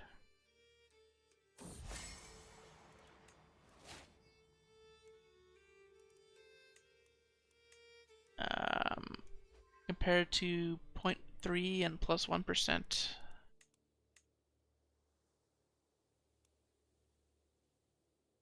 Just like 0.34 right now. We'll do the manor houses first.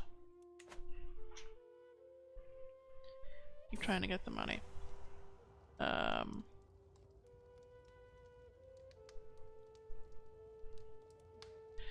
a reading an ire. She's not pious.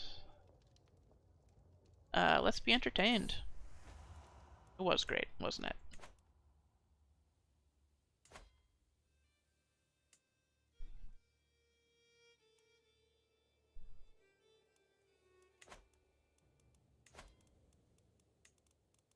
Um,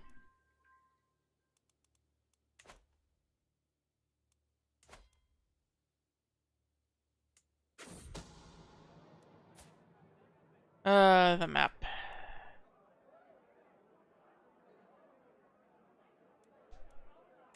In the dungeon you go.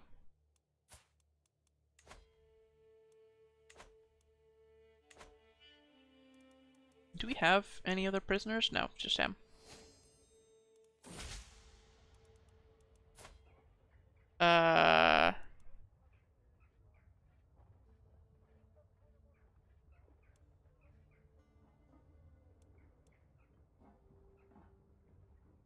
We'll just mock him. I feel like the other two have a very low chance of working, considering he's like wrathful and just. Those seem like sort of assertive qualities. So this Duke wants to help us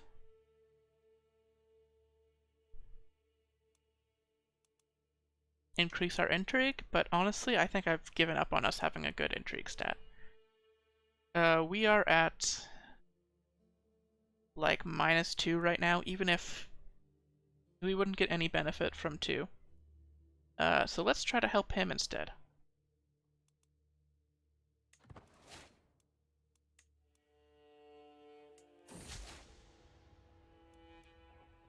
Had to be done.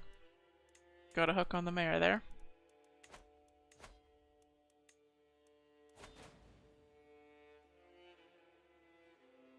Offering me the position of spy master. Are you sure? That just sounds like an awful idea, but if that's what you want. Okay, so I've decided that getting a hook on our liege is going to be impossible. So we're going to modify our contract so that we have sanctioned war declaration.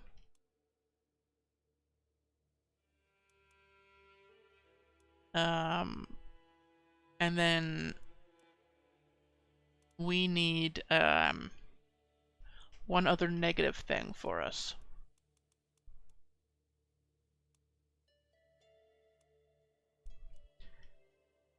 So we can offer higher levies.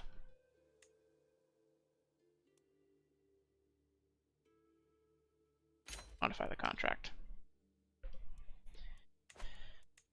It's not great, but it's something.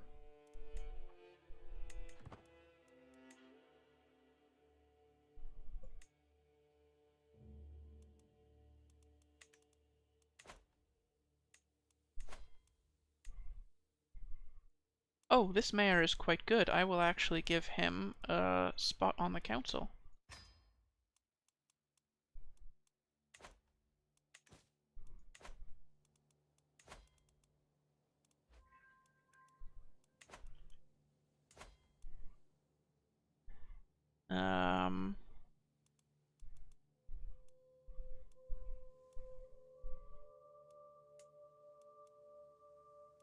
So yeah, now that we have that, we can declare war on the Duke of Burgleys for Gronder.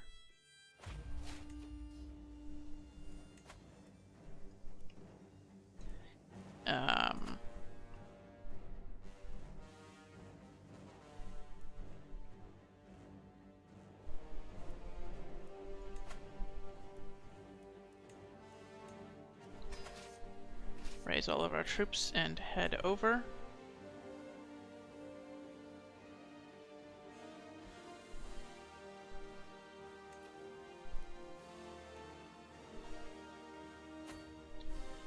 I'm actually going to split off. Oh, we can't. Right. United in marriage, now united in heart. So hopefully we will have at least one child before she turns 46 and can no longer have children.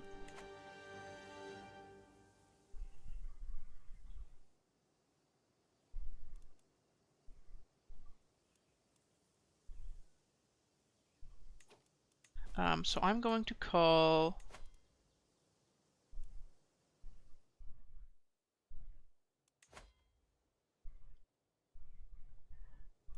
Oh, Linhart died.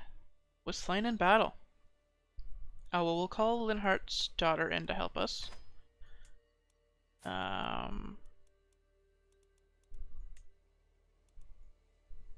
Oh, we're not allied to Yuritsa anymore because Mercedes died. Damn.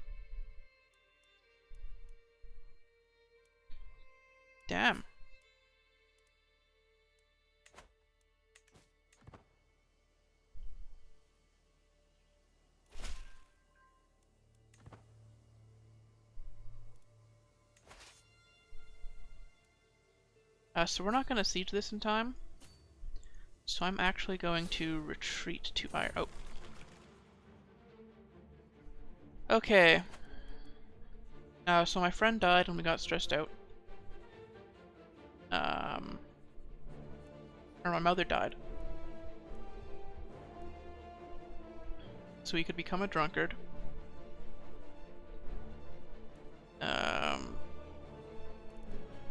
But I think it's a better idea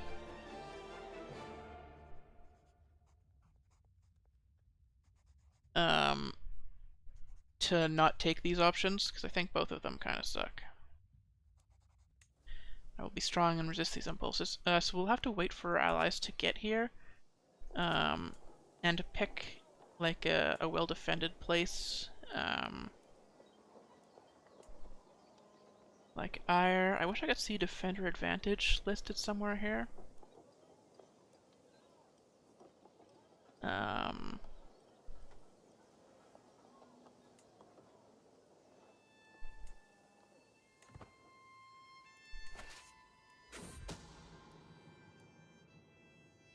It's useful to know.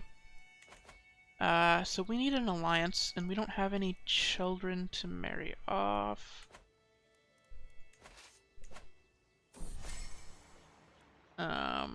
However, this betrothal isn't very important, so I'm going to break this betrothal. And we're going to just go for alliance power here.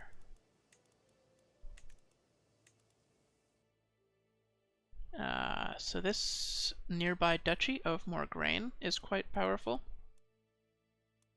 So we will just opt for that instead of doing something fancy.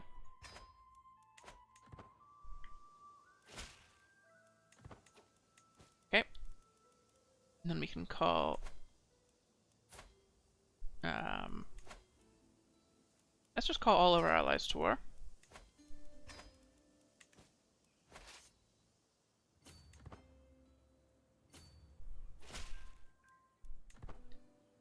I think Steinerkirchen is probably our best defended place. Get the defender advantage from the small hill fort, and the defender advantage from standing in mountains, which is plus 12.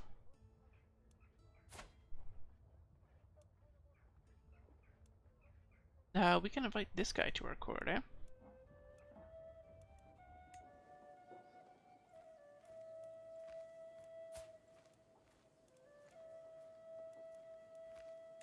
So honesty is a sin in his religion.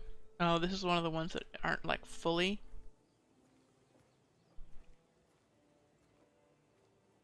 sorted out yet.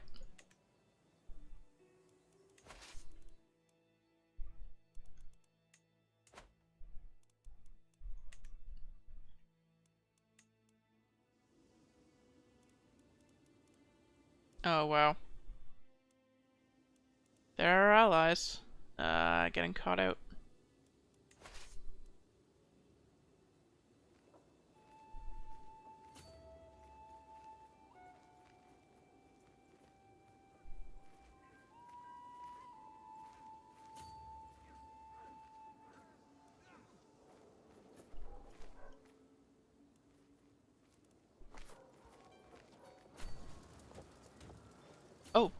As a siege?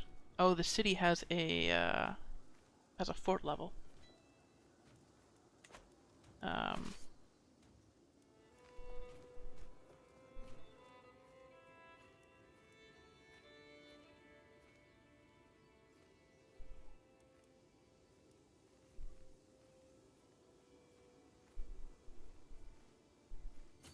Okay.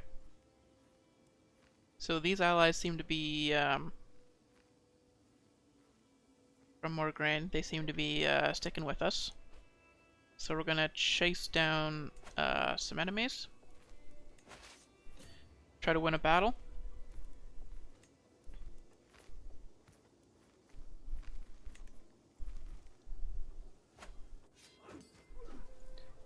Oh, a battle has begun.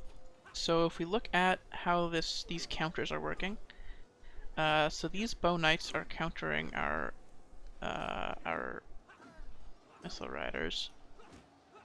Our cavaliers are... oh, that's interesting. They're not countering the opponent's bow knights, because they're listed as missile calves and not... they are not bow... they don't count as bow units. But we did win. Attempted murder. Oh, my ally here was did a failed murder attempt on this guy.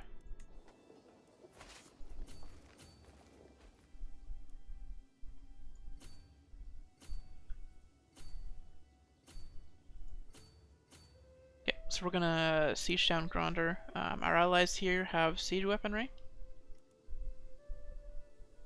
so they can siege faster than we can. I didn't invest in any siege weaponry.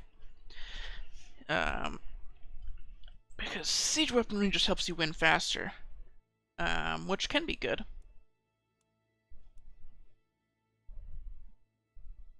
But I don't think we need it yet.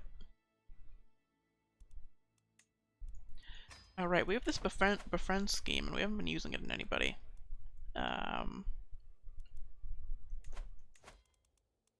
It would be convenient to befriend our council. And we really didn't have a single child with Dorothea, despite 2 lay events. That's unfortunate.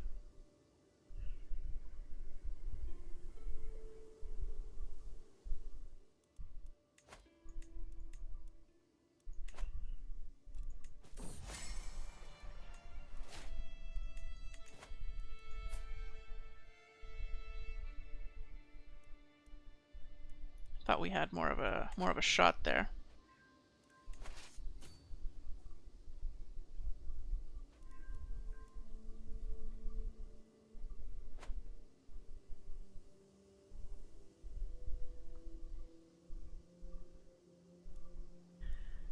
So if they're not going to fight us, we can just keep sieging, right?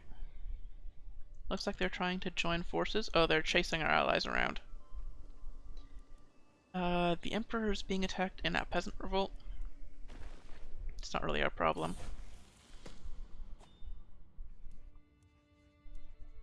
Liberty War. Sure. They grow up fast. Brilliant strategist, this daughter.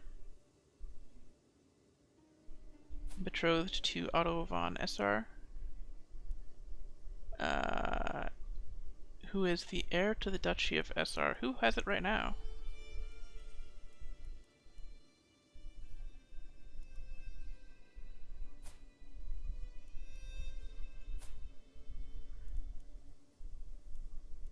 Ah.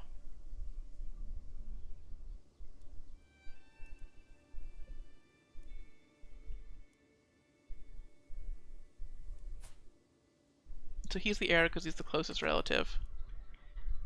And she's infertile, so she can't have more children, so he's going to inherit for sure. So that's a good marriage. Oh, the peasant revolt's over. Did they just remove peasant revolts from this game? Is that what that is?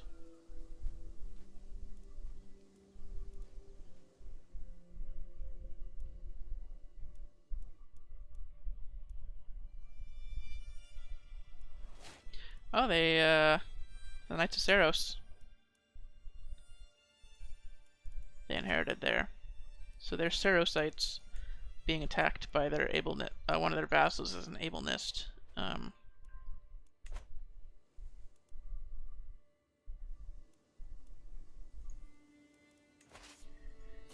We took some hostages there. Let's try to win this war fast.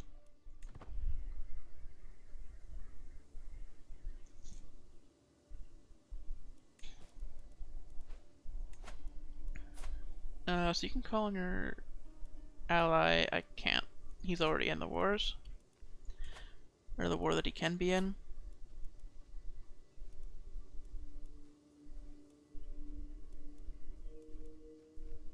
So if we had a daughter, we could matrilineally marry to this guy who's seems to be inheriting a couple of counties eventually.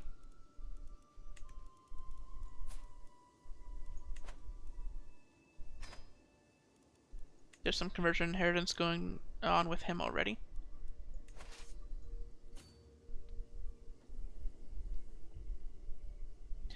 Allies choosing to siege here, which is probably a better plan anyway. There's only one castle in this county, so you can siege it faster. You only need to take the one castle.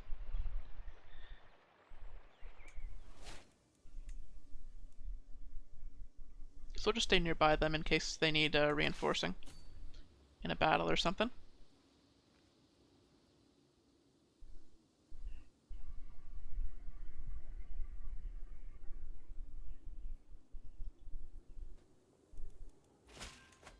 How's the Liberty faction going? Oh, we do have a lot of people.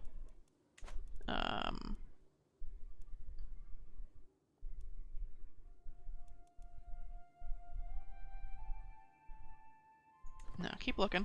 Might find something. That's looking for secrets in the Empire.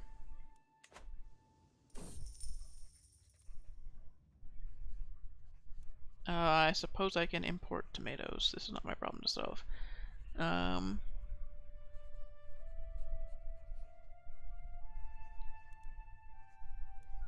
We really don't want to be wasting resources importing tomatoes because of a tomato shortage. That event fires very often. Which I understand why, right? It's for debugging the event, right? They want the event to show up often. Because then we get to see it more often. It being one of the new events in the mod. Oh, there we go. So the Church of Saros has actually taken the Holy Kingdom of Fargus and the Kingdom of Duscar. So they are massive.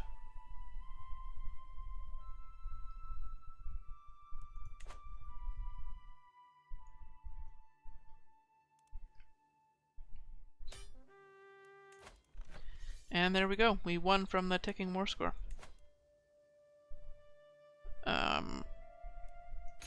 So we get the county. Now we can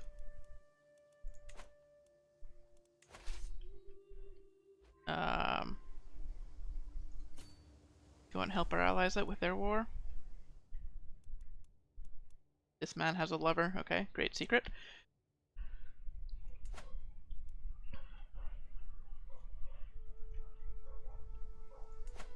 And we can start upgrading Gronder. With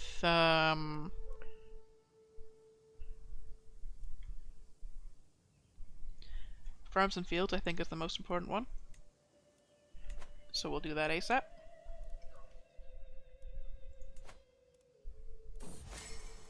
It'll give us the most taxes. So the next county on our list is the county of Burgleys, because it has Fort Mercius in it, which makes it quite the county. Oh, someone's trying to kill Dorothea?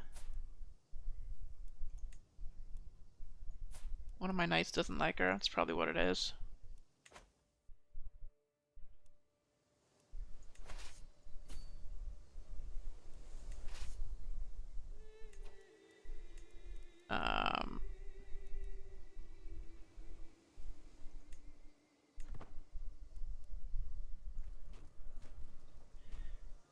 So they have higher quality, so we might lose this.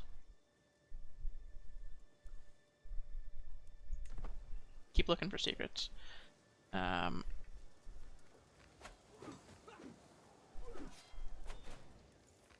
And defeat mid-battle. Unfortunate. Looks like all of our kids are unharmed from the conflict.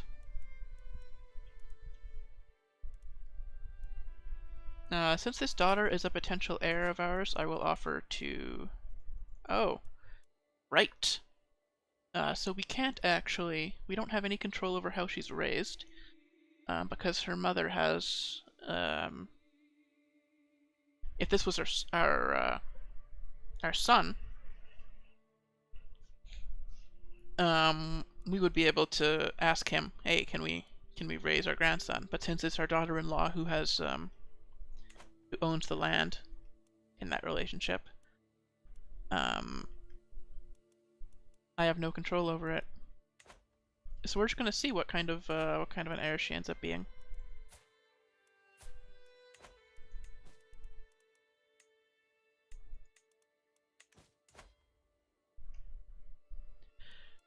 Looks like Claude is also married to the Archbishop. So everybody's kind of allied here. Yeah, the Church is allied to both the Leicester Lines and the Adrestian Empire.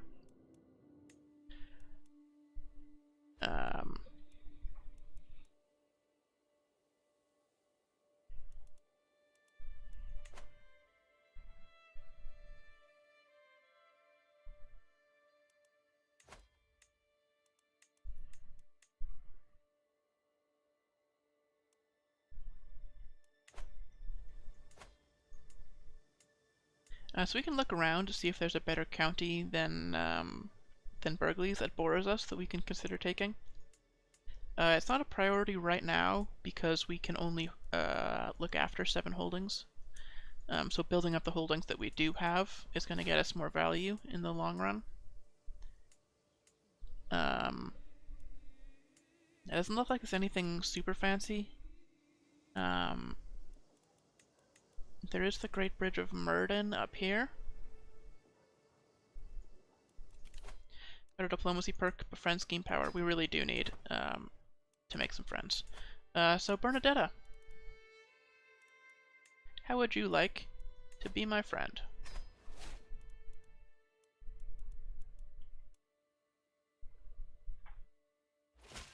Her crest actually gives her a health boost.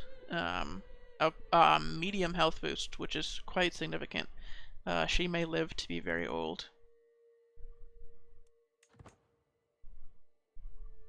Probably older than us.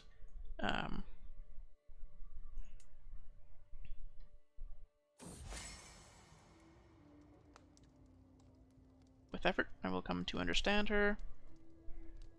We'll wait. We need to do something to reduce stress.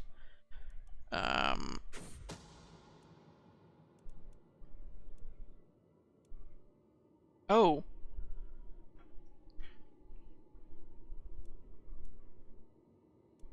We can get a hook on our liege here. Potentially.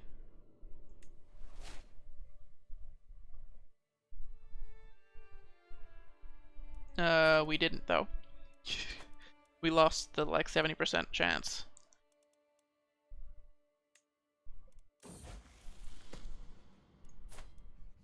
Oh, they grow up fast. So Julius was our youngest, and now he's come of age. Probably our worst heir.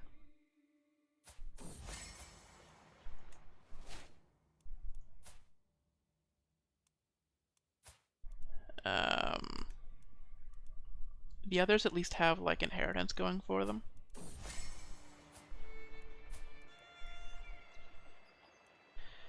Very sad that Ferdinand II died at just 2 years of age. Because he would be our best heir by a long shot. Oh, look at that. Daughter-in-law's pregnant. Might have another child.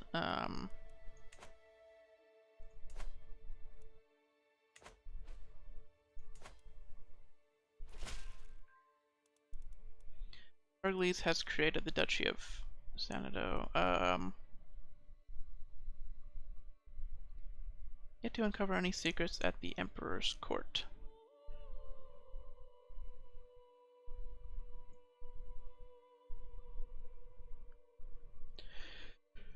Oh. Very well, you know best.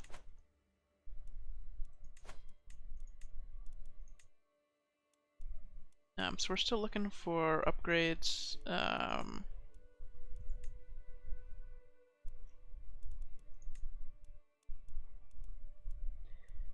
don't think there are any cheap ones that we can really get. That will give a lot of money.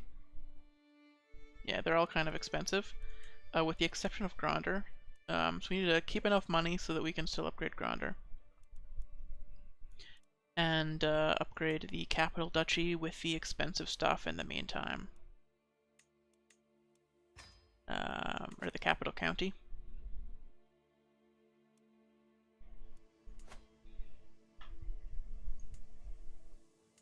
It's gonna get more value.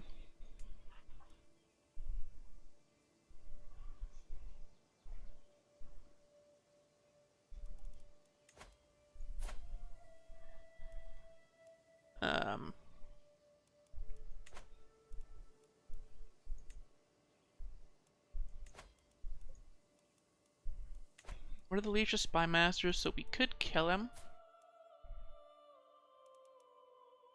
Yeah,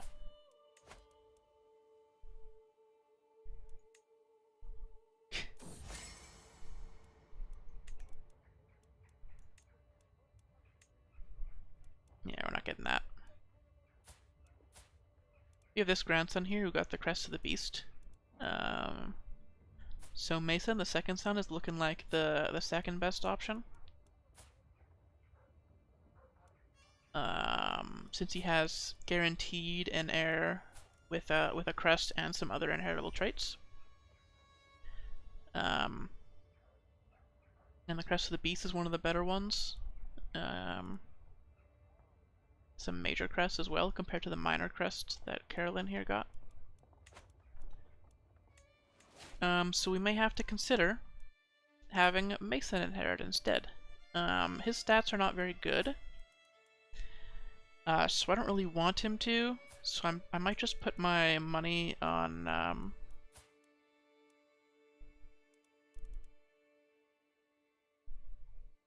Ludwig here, having a better heir. He's already got one with the minor crest of Lamine. Which is enough, right? It's already a good heir.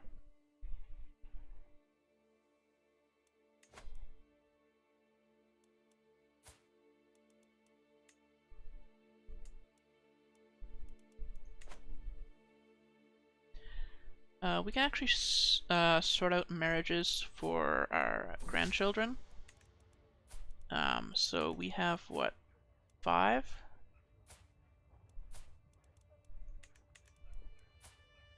We have 5 grandchildren.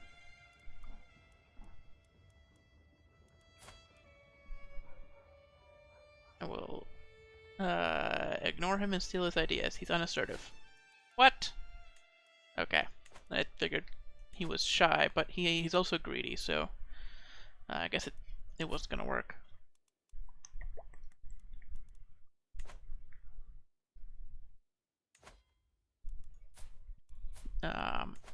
So let's start by finding a spouse for this kid.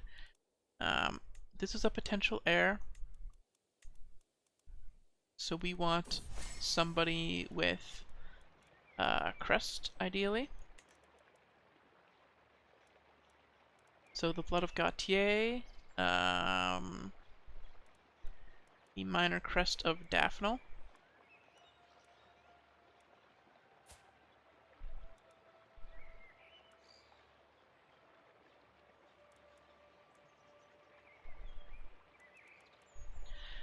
This is one of Ingrid's daughters, actually.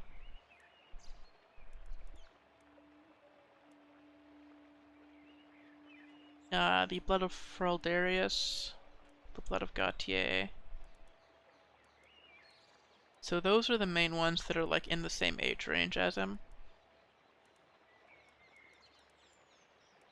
So I'm thinking this one, the Blood of Fraldarius. It's also conversion inheritance for the Duchy of Zachary, which is just a bonus right there. And the comely trait will be intensified potentially. All good.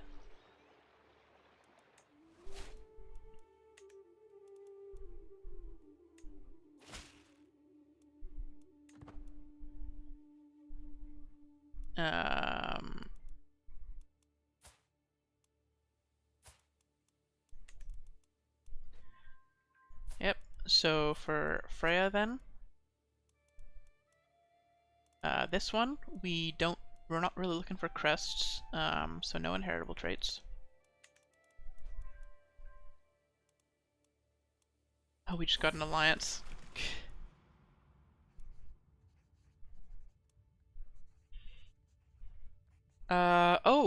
A stress break here, but we got the athletic trait, which is a small health boost and a prowess increase. It's really just a positive trait. So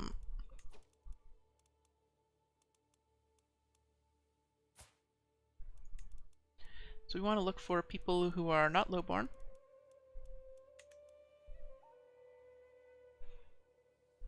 And could potentially inherit something.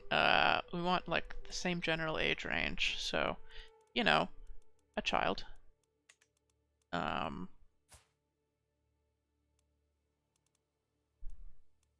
So you're not inheriting anything. You have older siblings who are inheriting. So do you.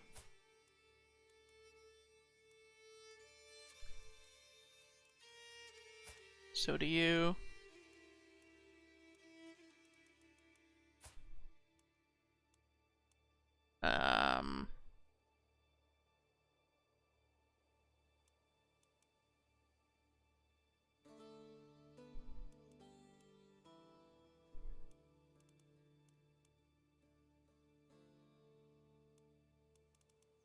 You are not inheriting anything.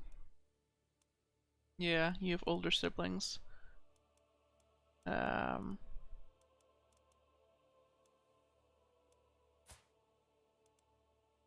You have older siblings and you're a bastard. Oh, you are inheriting something, so we'll pin you.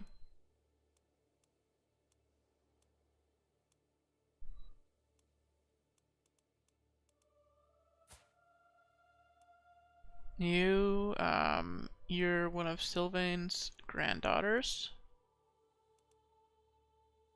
Your parents are both inheriting things. So let's pin you.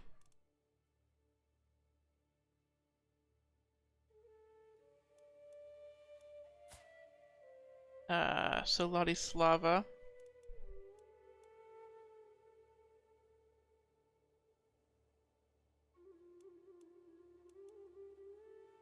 Has older siblings. Anastasia von Arundel has older siblings. You don't have older siblings. But your parents aren't inheriting anything.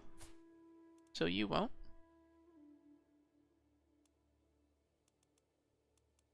You have older siblings. You do too. I think most of these are going to.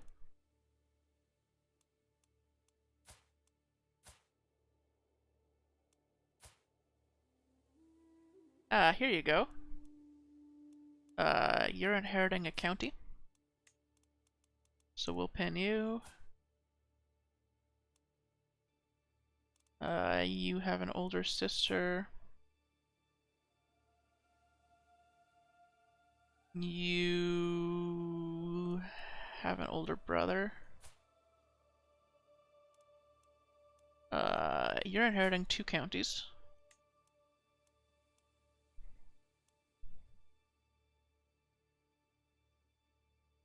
Stolberg here. Nope. Hmm.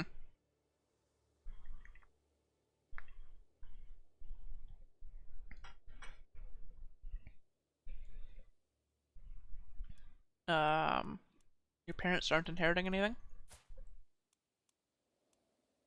You have older siblings. You have older siblings, so you're not going to inherit anything. You have older siblings. You don't have older siblings. Your mother is inheriting something, but it's just a county.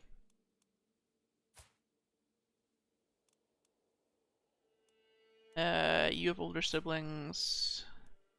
So do you. You do not. So you're inheriting something.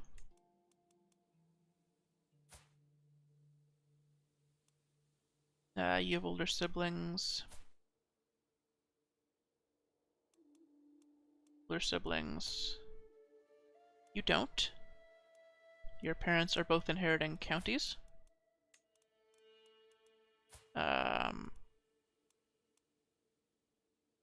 Boy, a lot of pins. I didn't expect to get this many potential options.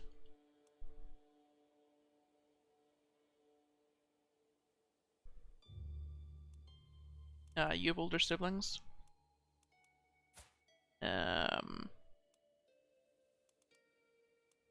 So do you. So do you. Most of them on here are gonna have older siblings because people are more likely to marry off their younger children.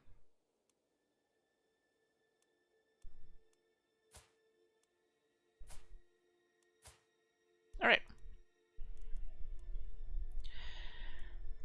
So there we go.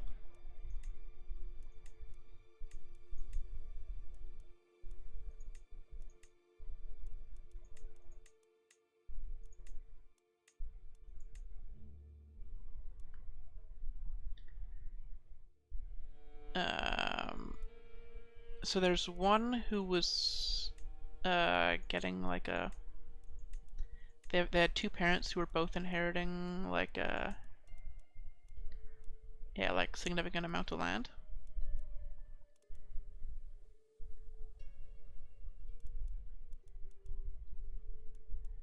You have no siblings, so we will arrange marriage with you.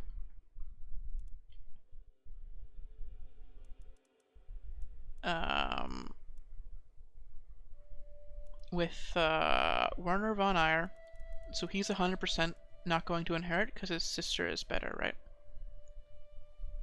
His sister actually has a crest.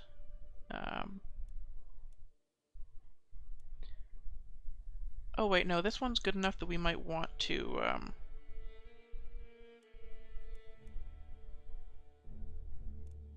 Oh well, none of our grandsons are going to inherit because the current front runner is a granddaughter.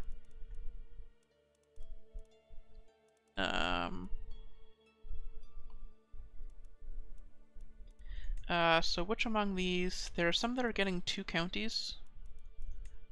Is that the best that we can do?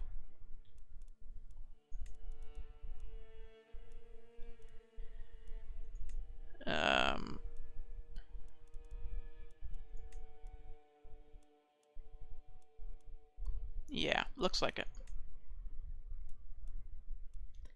So you arrange marriage with Wolfram von Eyre.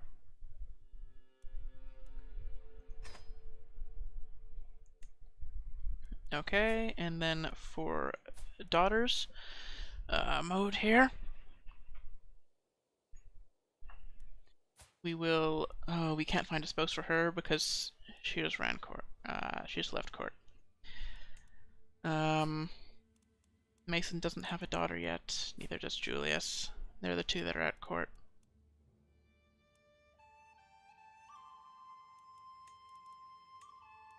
Okay. So let's look for people who could potentially be marriages.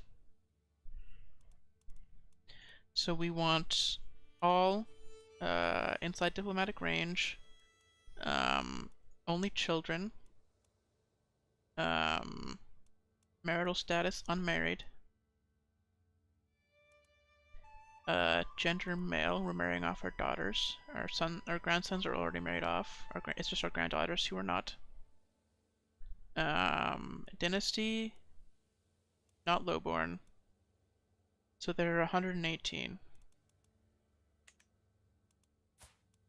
So these two won't because they're already married. They're already landed. And generally kids who are listed as inheriting something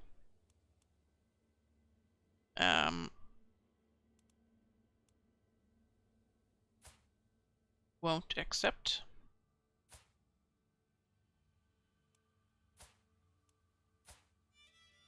So we're looking for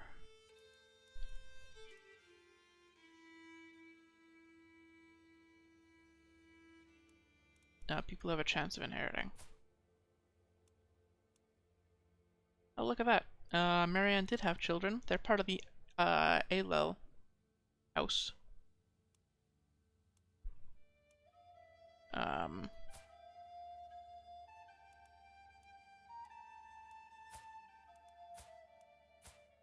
But it did happen. Looking for people with parents who are inheriting something. So like landed grandparents, unlanded parents. That'll help narrow down the search a little bit.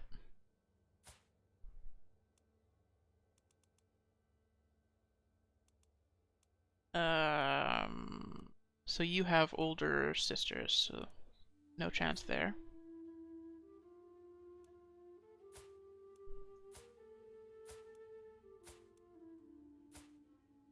My grandson.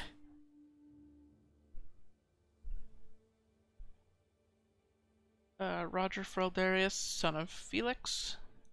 Ignatius Shed has an older sister. Your parents are not inheriting anything.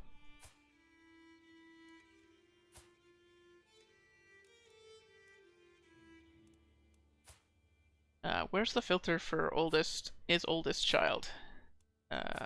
Has no younger siblings. So yeah, you're not gonna accept that.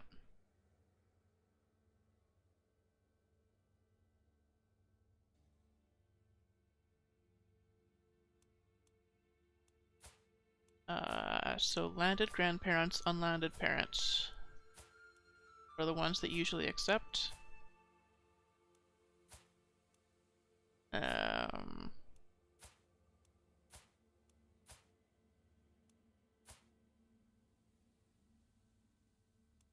There we go.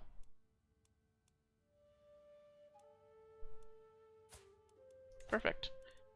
So we can arrange marriage here. Not with Carolyn, but with Maud. Oh, they don't like that? What if we send a gift? Gains 98 opinion. Arrange marriage. My granddaughter, matrilineal.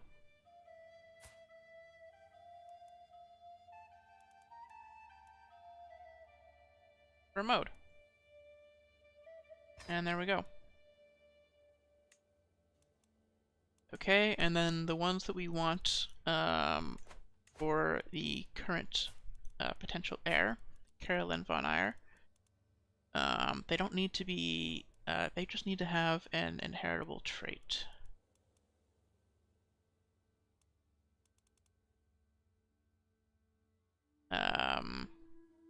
which isn't one of the filters that are available here.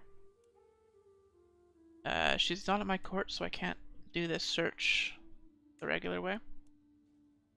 So there's this kid who has the crest of Daphne.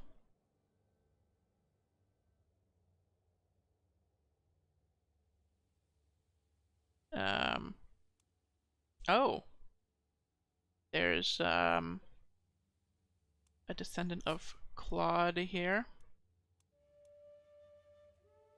Has the crest of Von Regan.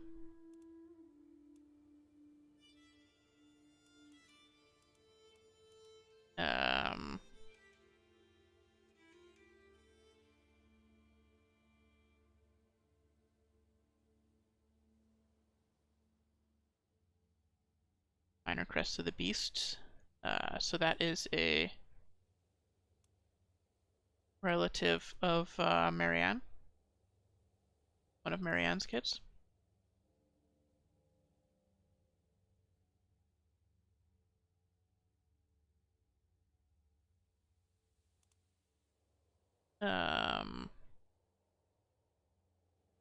Gautier. Nice. Good name.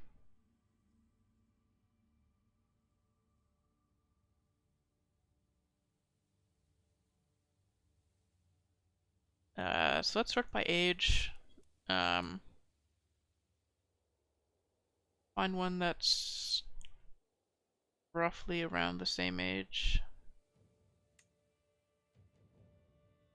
So there's Roger here, but he is betrothed.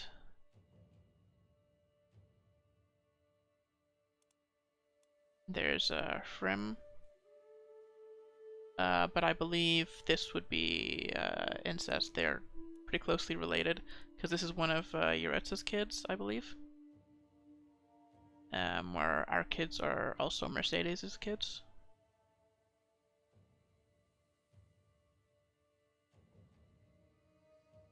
Very few people actually have crests up here. There's the Blood of Gloucester and the Blood of Gautier. Which isn't the same as having the crest. I guess it's Godfrey would be ideal, but they're not going to accept that marriage.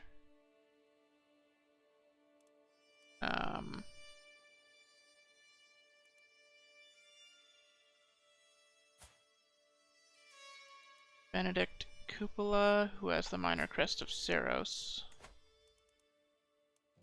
Carolyn von Eyre, matrilineal. Sorry, how are they related? This granddaughter.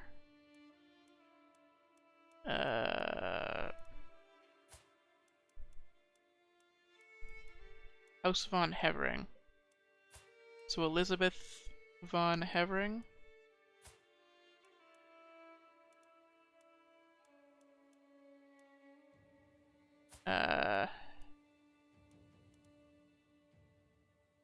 Is a sibling of the... Okay, it's fairly distant.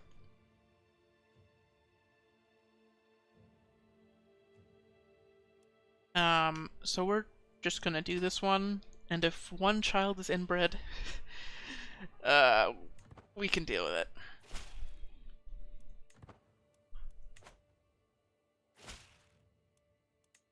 There we go.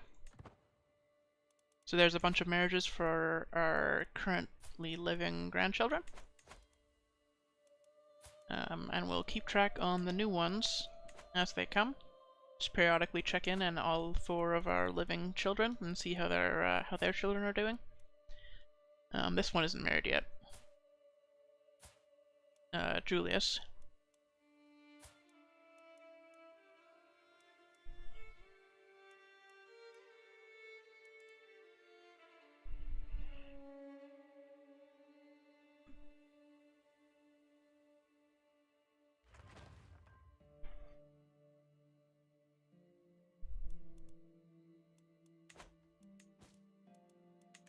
Alright.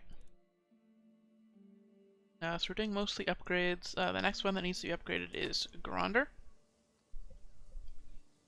Gronder itself. Oh, so the other counties that are good, sorry, are the ones with farmlands.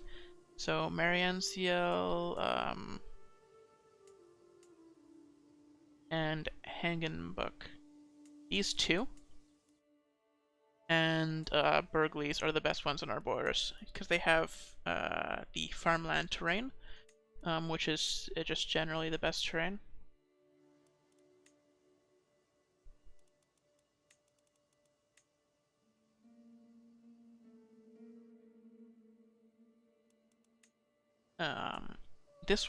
This farmlands is in a city instead of a castle holding, so we won't get all the benefits of it being farmlands. So it's not as important. But these two counties and this county, very big deal.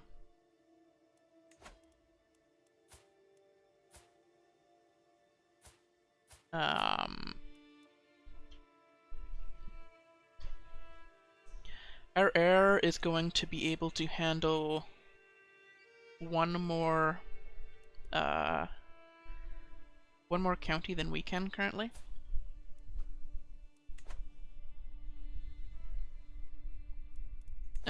So there's an argument for switching over to managed domain, having the wife switch to managed domain, and then oh, I need new friends. Well, I befriended Bernadette already, right? Let's befriend our ally here, Linhart's daughter, and our daughter-in-law.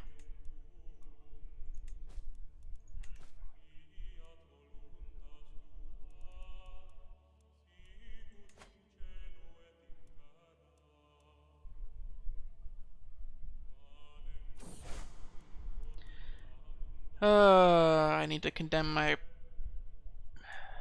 priest for his transgressions, because he is content, which is sinful to us as ablenists.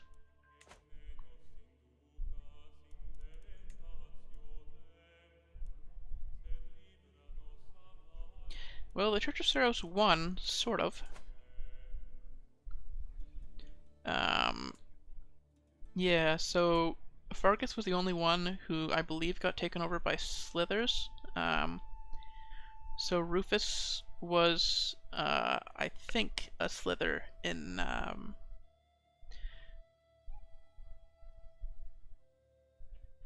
Three Houses. I believe he was replaced by a Slither.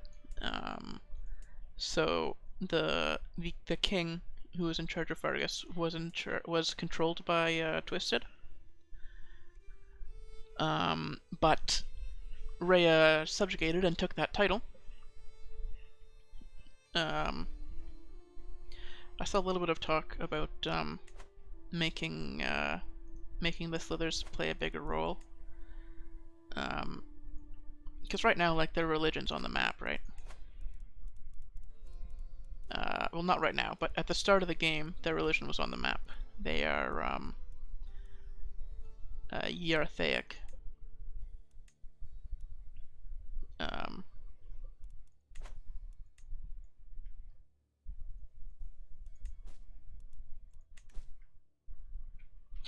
So we can check in on everybody. We need to upgrade Gronder.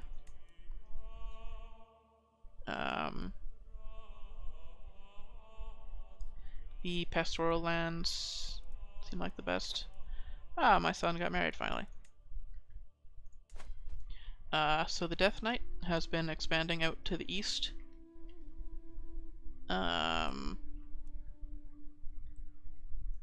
Duke Rupert of Burgleys. Caspar has just been kind of chillin'. He has claims on land, but his brother got the land instead of him. However, his daughter has a county somewhere, all the way over there.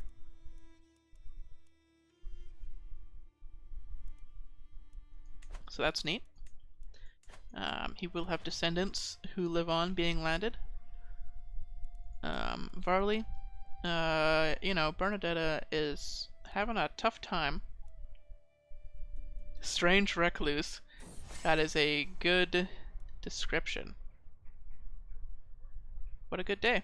Yeah, we are friends.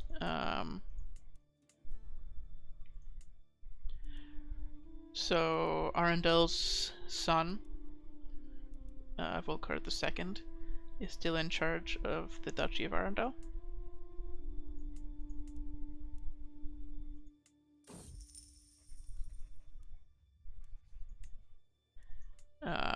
Sleipnir over here seems strong. Bartel, so this is Mercedes's dynasty. They're doing fine. They've expanded out to the west a little bit.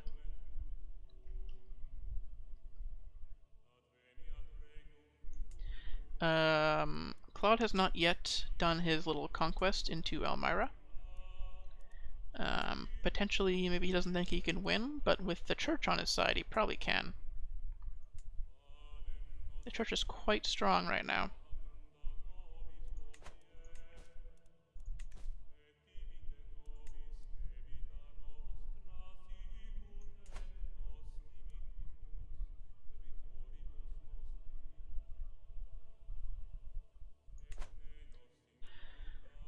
I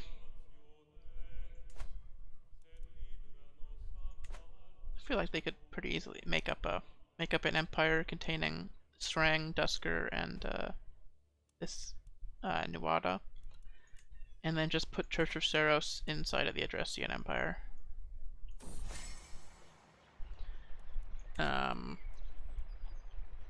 Since they used to be a vassal, right?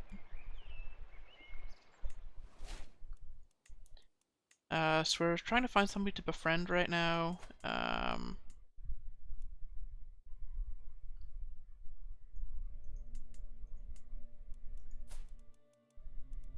Death Knight, be my friend.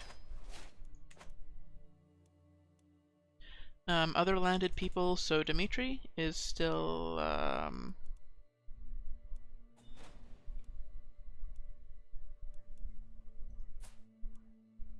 he's still around, right? Yep. So we own this county over here. Oh, we got a new emperor. This kid.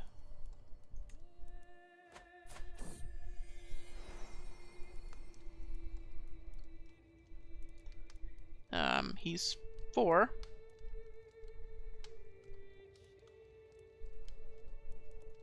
I just convinced them both that they're acting like children. Oh, propose alliance. So this person wants to ally with us. Oh, this is one of the alliances that we got rid of earlier. So no. That alliance was very annoying.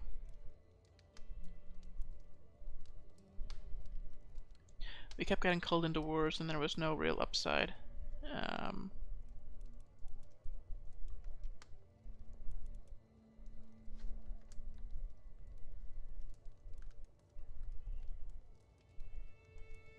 It's better to avoid things like this. I don't know if I want him to have a hook on me.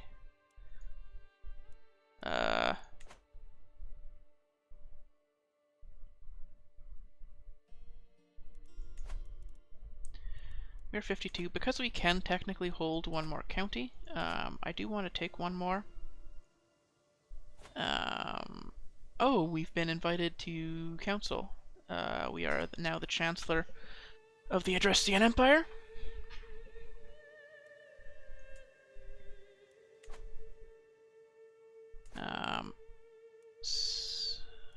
Oh, Burgleys has some very strong alliances right now. They're allied to the Death Knight.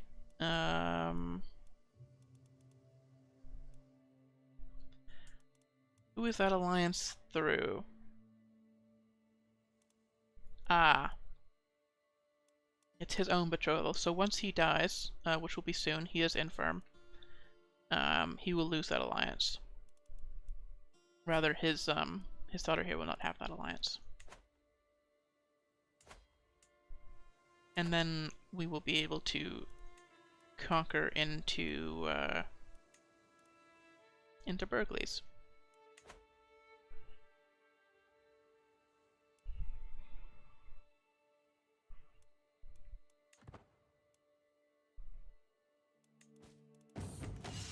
So we just have to wait for the alliances to break apart.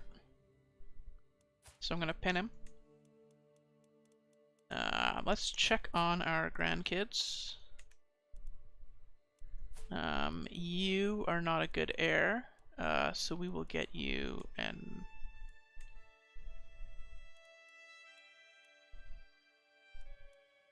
we will get you a marriage.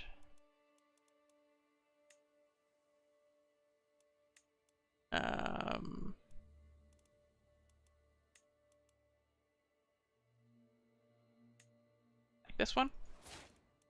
So arranged marriage.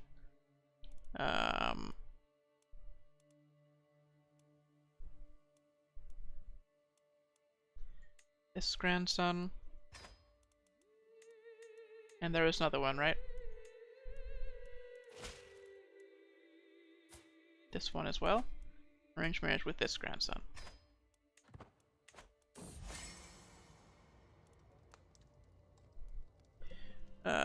He will be mighty impressed by my feats. Admired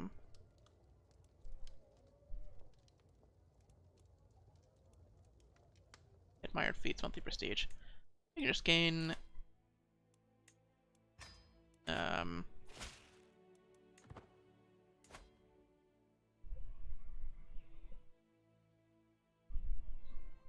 it was opinion with him, right?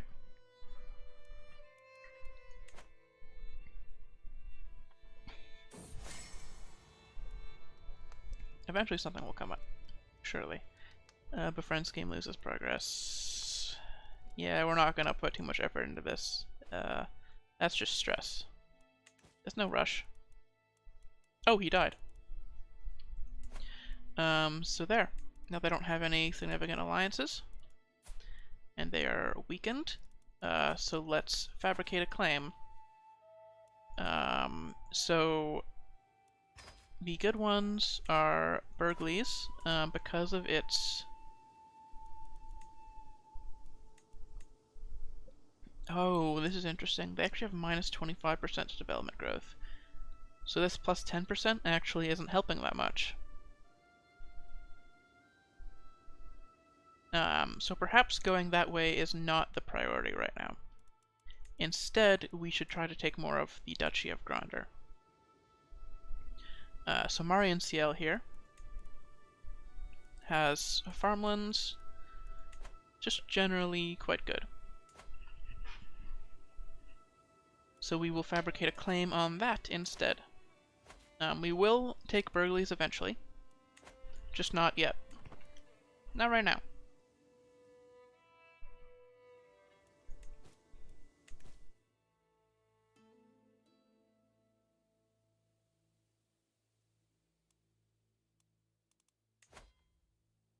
So the ones of these that are married but or won't accept alliances anymore, or both, we want to remove from the list.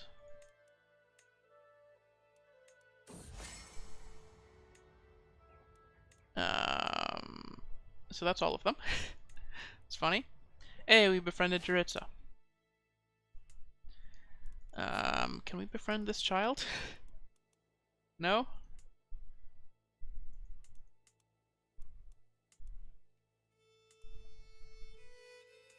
How about the Archbishop? She doesn't like us much, because of the faith differences.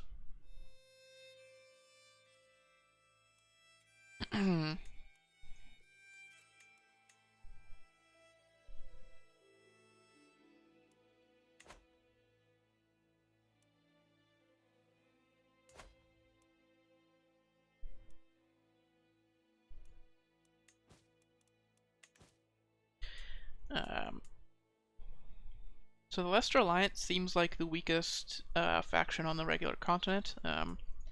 Of course, they could invade into Elmira.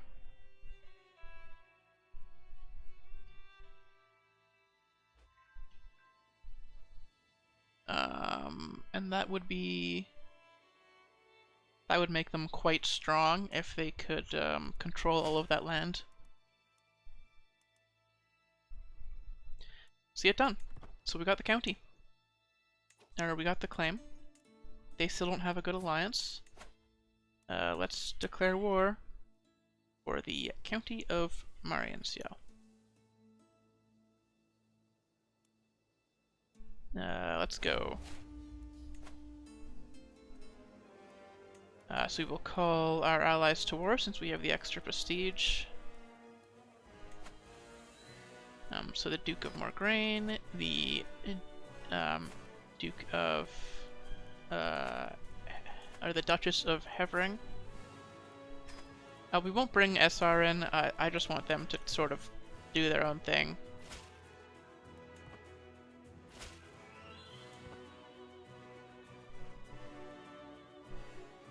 Where are they located even? Right here?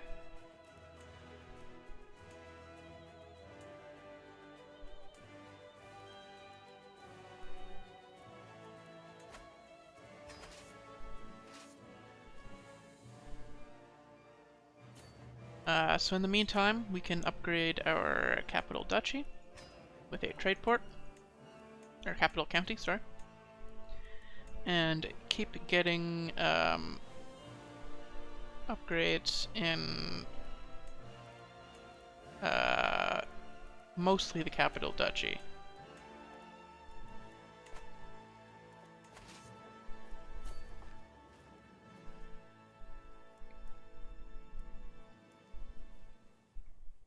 We might have to have a couple of counts.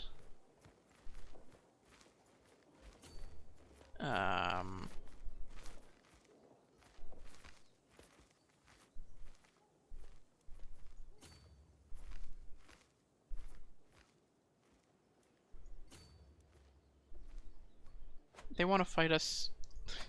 They literally retreated to Mercius. Oh, my allies want to fight them there. So let's do it. My allies think we can win? I think we can win. Our knight Caesar Morgraine.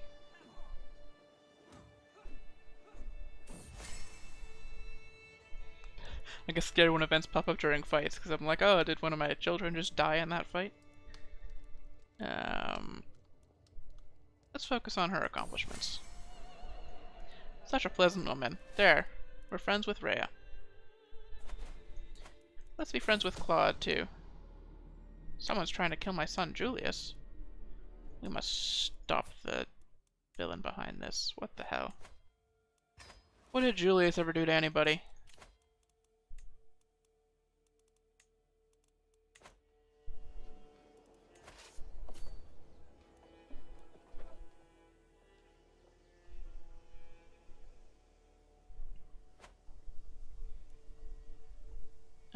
Well, we can't actually siege, so we're gonna go over and help our allies. Take a little bit of attrition there, but not a huge deal. Sifty.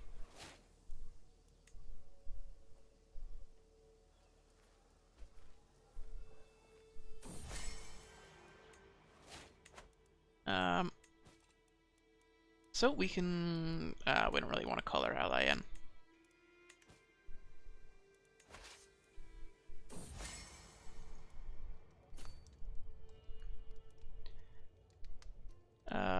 It's better to avoid hooks. Yeah, we don't really want to offer him a favor. My best friend died.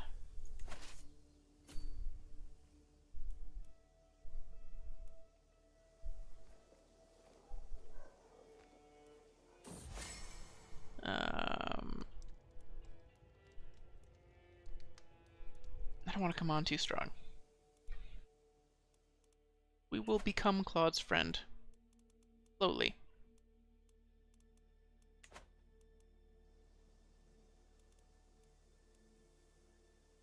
So I'm probably gonna avoid upgrading Steinerkirchen too much. Because if we were to have to give away a county for for like to account for domain limit issues, I would want to give Steiner Kirchen away, because I think it's our weakest one, really. It's like defensively good, but it's not like in a good defensive location, really. And for it to be defensively good, a vassal can still have it.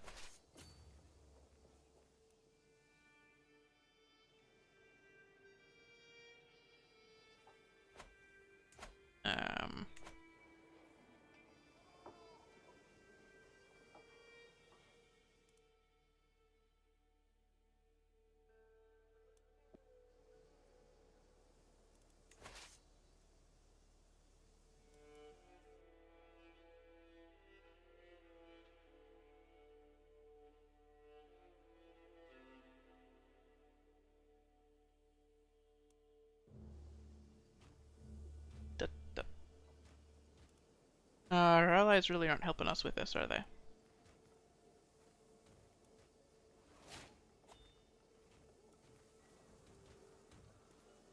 Alright.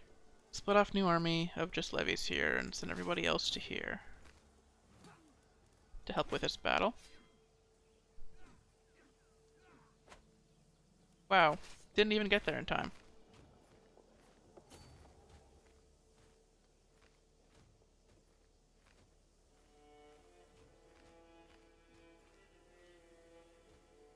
Guys, are you getting supply? Hey, Cloud's our friend. Friendly council. So we get 2 random skill points for every friend. So those numbers will bump up. They already did. No? We have friends. Oh.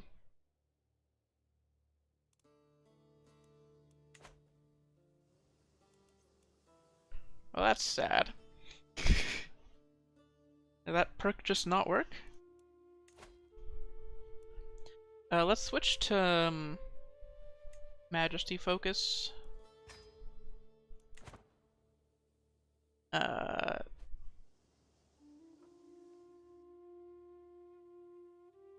Since we're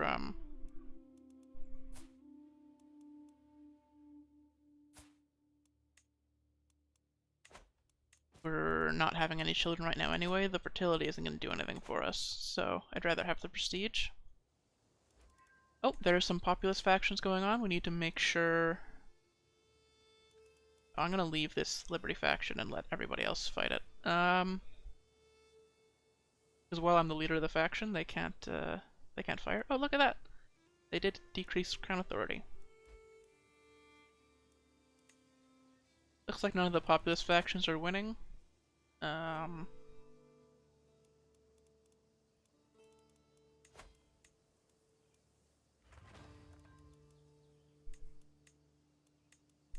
So...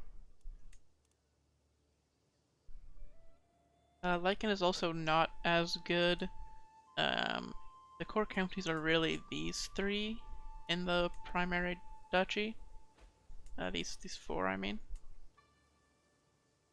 It's these 3, Aegir, Kosa, and Heeson, which are the best ones. Everything else is kind of optional.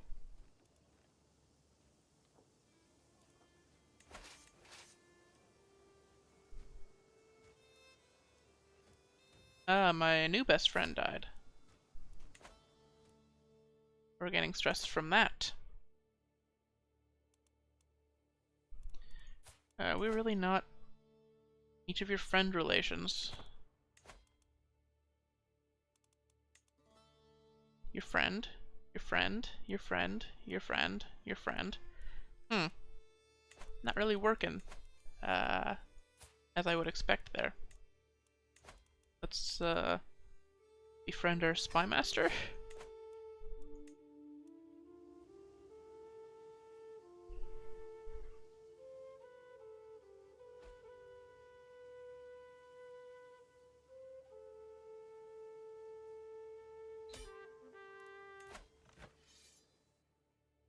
Alright. So we got our county.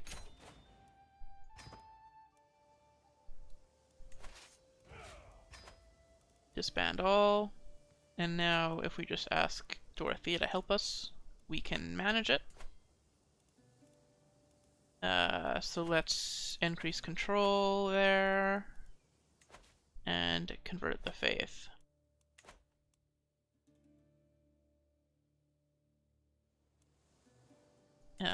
And we can upgrade it as well. So farms and fields are gonna be the most useful. Ooh, cooperative stonemasons too. Thank you. Very convenient.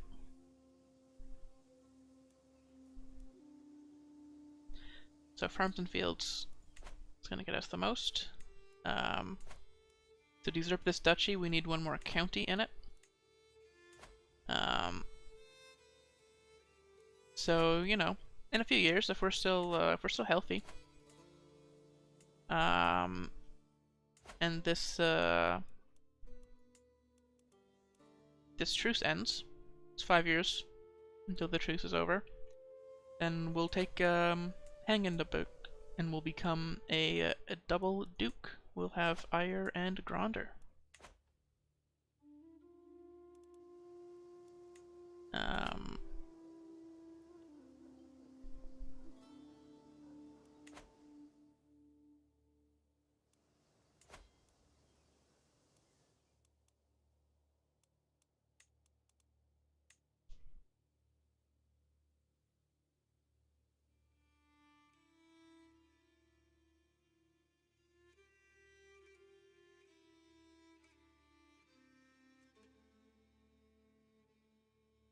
Floodplains. There's some interesting, unique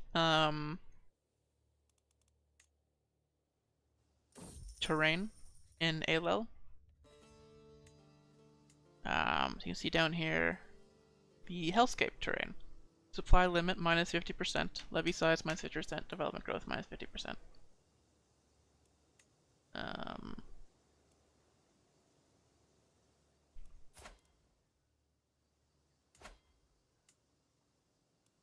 So the Duke of Ailel struggles.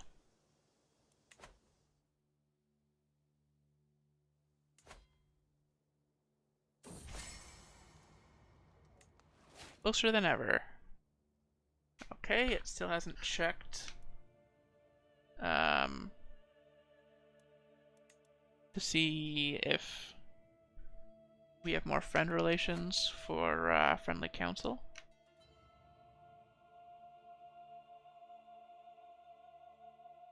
Well, sound foundations will be helpful once we get that. That'll give us some skill points as well, hopefully.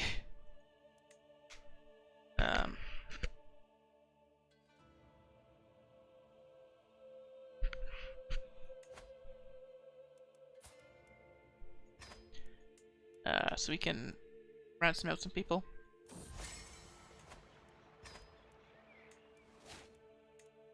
Oh, look at that! The Leicester Alliance did take Elmira.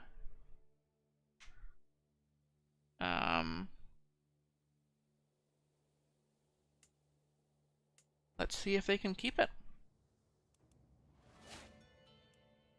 I mean, they have an alliance with the Church of Seros.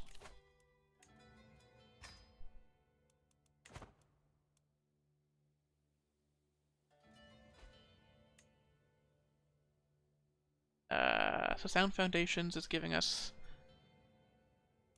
2 stewardship, 1 martial, and 1 learning. Which means that the 2 stewardship, we don't actually need to have you on managed domain, we can have you on court politics, Dorothea. What you're actually good at. So that way she helps us with diplomacy rather than managing the land. And she's really more of a diplomat. Oh boy, it's 11 PM already. Well,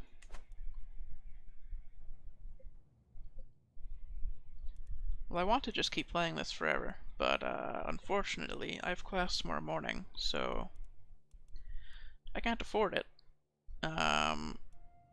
So let's just do some setup so that the start of next stream doesn't take too long, and then I'll have to end the stream. So let's take our core count, the counties that we know we're keeping. So like Kosa here, we can upgrade. Give it some pastoral lands.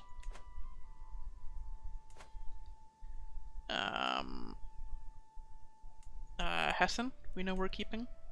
We can give it walls and towers. And that's pretty much it. For military, we can't afford to increase another size. We can work off some stress because we're athletic. I will notify that so that we do that more often.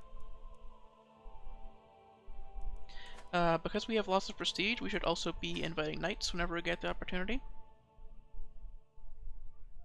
And paying attention to our court. So if we can get knights to our court by marrying off our current knights, then we don't have to worry about any of this stuff. We don't have to worry about inviting knights. We can just have them have to come here because that's where their spouse is working.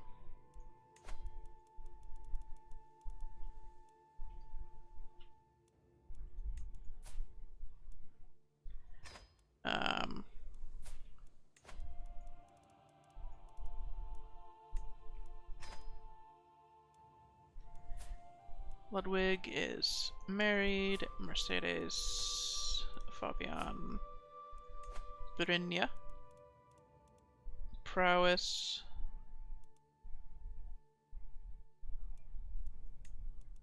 Baldwin here.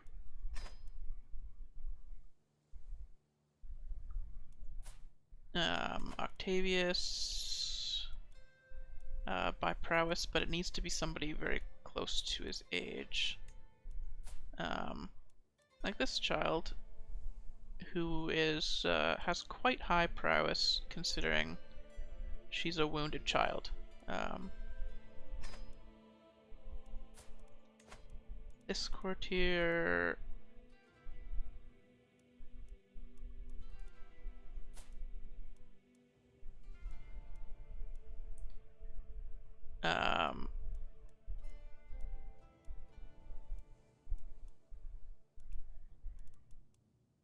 she's a 10.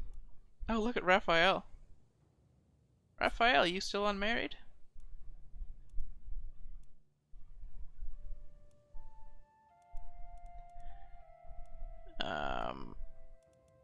We'll bring Leopold to court.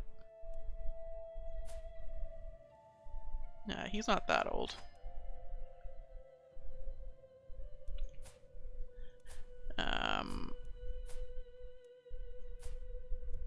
No, we have a granddaughter named Dorothea at court. We'll check on the grandchildren as well.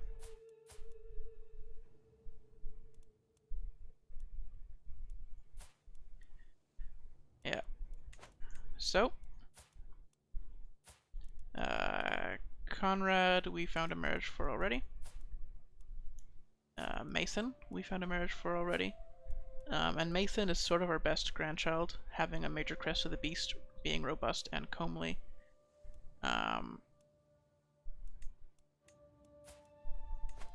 I should educate him personally and switch him over to diplomacy.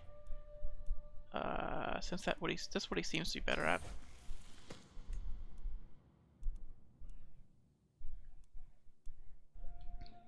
Prowess of 21.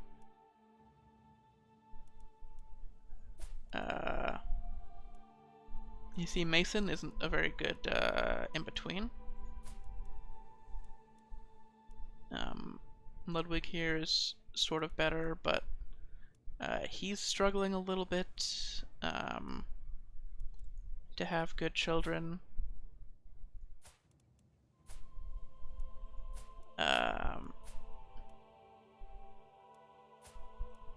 His firstborn is the best one, with just the minor crest of Lamine, who's married to somebody with the minor crest of Ceros, which would be a good one as well.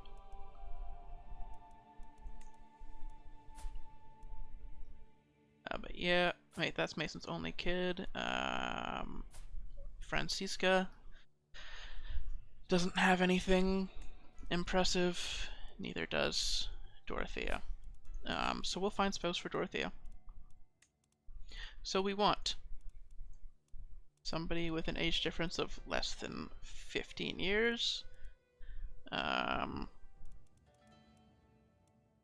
They to be not lowborn. And ideally, they will be inheriting something.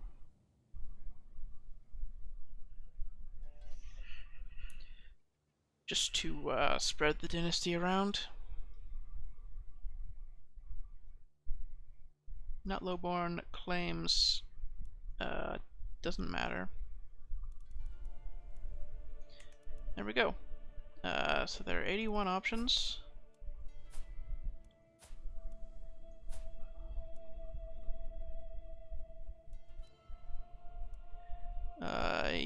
You are inheriting something, aren't you?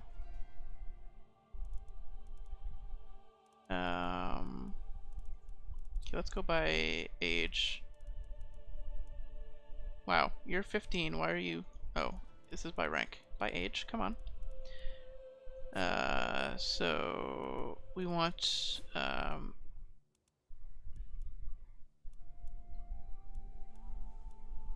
So this kid is inheriting 1 county. So he's a good option. This kid is inheriting nothing. This kid... if they're gonna be this young, they pretty much need to be an only child. Because if they have any older siblings, they're not gonna inherit anything. So you would get 1 county.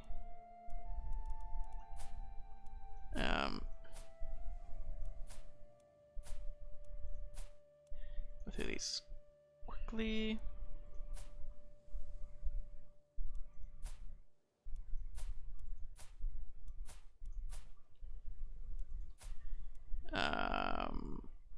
Bertha here.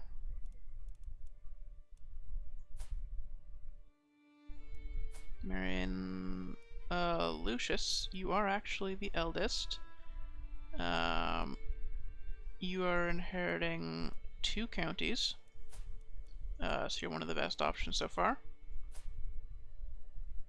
Here's Randolph, not inheriting anything.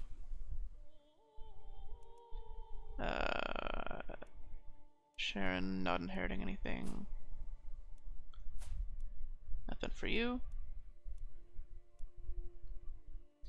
We haven't really seen much of Hubert. But he's here. Let's check on him briefly. What you doing, Hubert? You got 1 county? Just kinda chilling?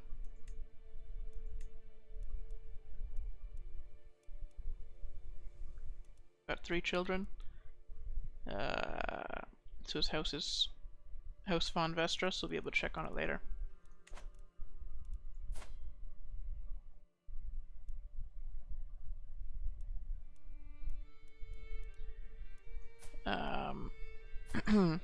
Oh, look at that. Minor crest of Lamine. Walter Clarence is a grandson of Duke Holst. But his twin brother is actually older, Robert here. But he's only getting 1 county anyway. The Duchy of Goneril is not going to Countess Olga.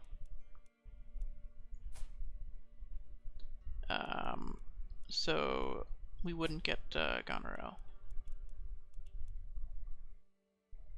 County of Kell, that's a county, but also it's probably from your brother, eh? Yeah, it's from a child, so we don't really want to trust that. Because the child could grow up and have children, right?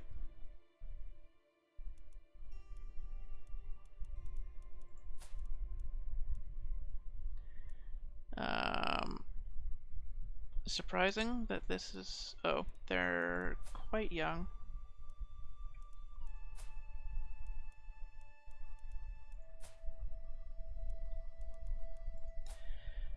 Oh, you don't have any, Here we go. Duchy of Ogma.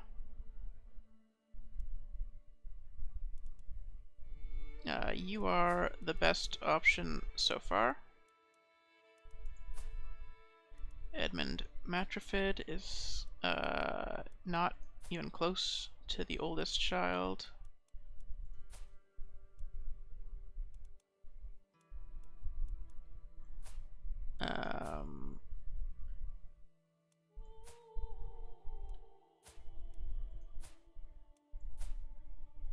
Okay, they're getting quite old, so it gets very unlikely at this point that we're going to find somebody.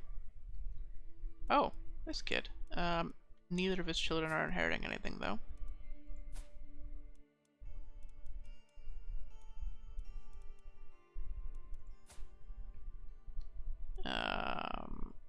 Randolph is not inheriting anything because his twin brother is inheriting everything. Sucks to suck. Ionius has older siblings. Reinhardt, good name. His parents aren't inheriting anything.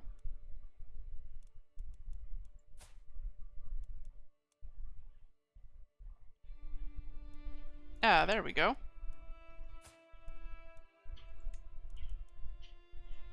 And there's a second marriage. So we had 2 granddaughters, so let's just marry both of them off now. So this one...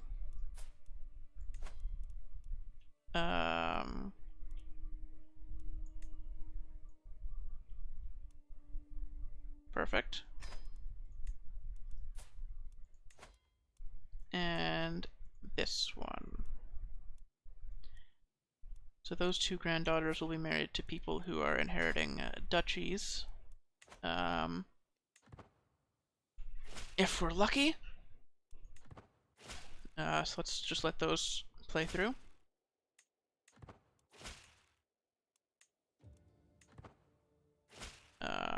All those notifications for betrothal propositions. Okay. So we're ending it here. So now there are like pretty much 3 equal superpowers on the map, being the Adrestian Empire, led by Emperor Bertrand, who would be the strongest, except he's a child. So he's still working out the whole ruling thing. The Church of Seros, which has combined with the kingdoms of Fargus and Dusker. And the Leicester Alliance, which has combined with the kingdom of Almyra.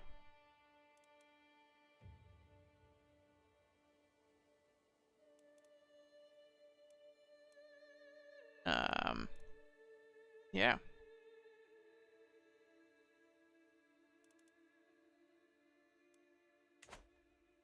Leicester Alliance is under the control of Claude. Rhea is still under control of the Church of Seros. The Adressian Empire is under control of Brando, pretty much. I don't know what the significance of this guy is. The Duke of Niendorf. I don't know if they come up at all.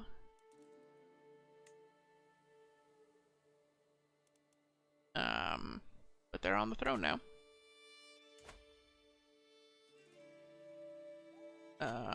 Brigid has stayed mostly independent.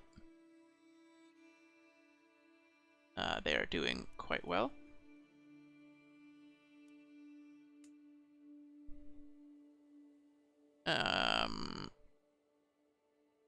Sreng is struggling. Looks like, did Macuil lose his land? He did. He became unlanded. I did like the other save file where Macuil just conquered the Strang region and started fighting Dimitri for it. for Strang independence. It's quite good.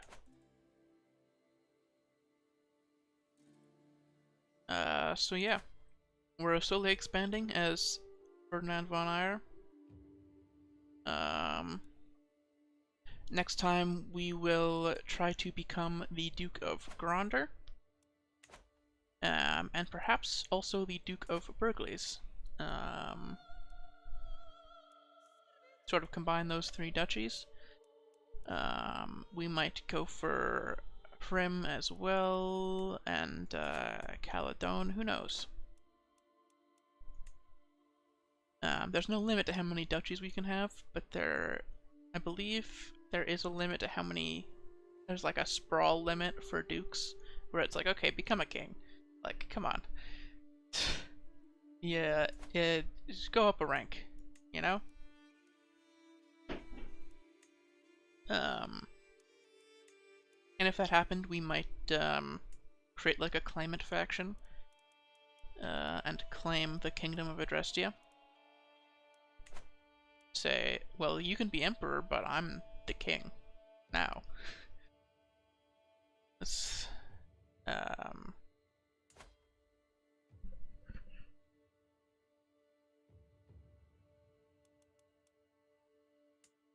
so yeah. A lot of the Three Houses relevant characters are still in power. So you have Lysithea in Ordelia. She's living pretty long, all things considered.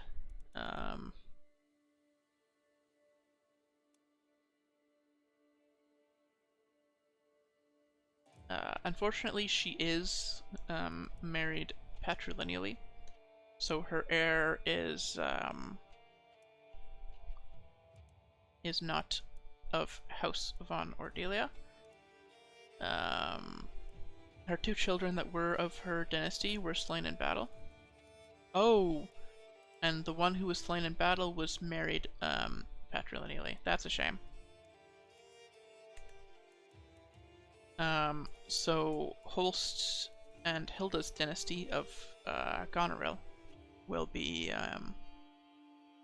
spreading.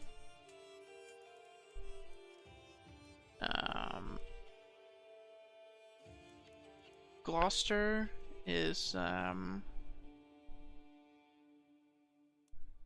Lawrence is in power. He's doing great.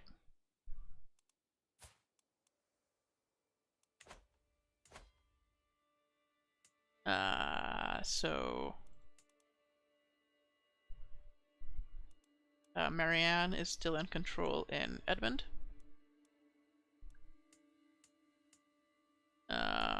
Judith is still in control of Daphne. Holy shit. She's 79 though. So she won't be for super long. 79 in poor health. Rhea's still alive. Really the only way that she dies is if she gets murdered.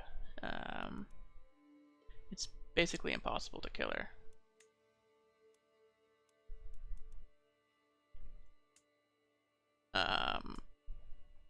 So Sharon is Catherine's sister, is still in power there. Catherine is an order member, so she cannot inherit titles.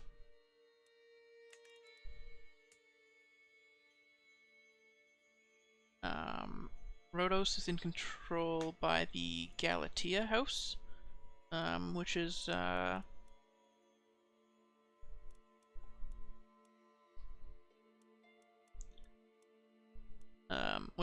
Ingrid's house.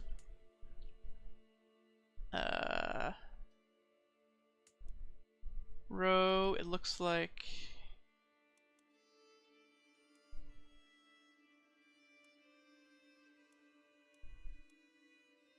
yeah. So The daughter of Ingrid is in control of Ro. Gaspard, it looks like...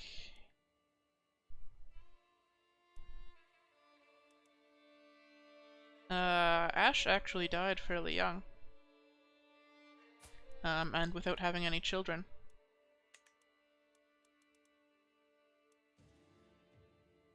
Who did you kill? Wow. A duke, eh?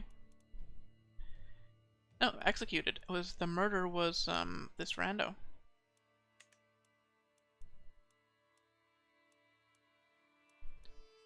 Yeah, so this is, Ash's younger sister.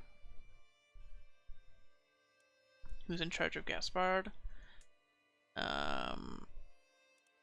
So if we go up to Fraldaris, you can see that Felix is still in charge, Gautier, Sylvain is in charge.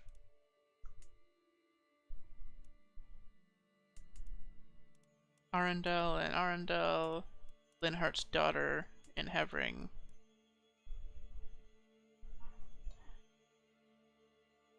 Oh, it's shaping up to be an interesting save.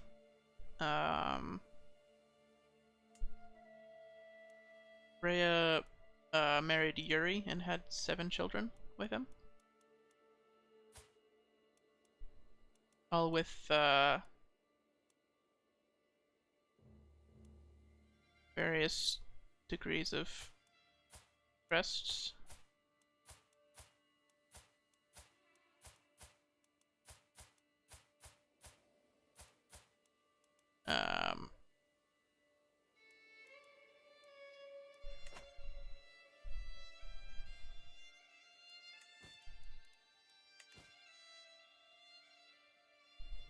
Okay. So we'll have to end the stream here. Make sure to save the game this time. Ferdinand stream file. We'll save that. So yeah, we'll keep expanding inside of the Empire, try to get as much power as we can.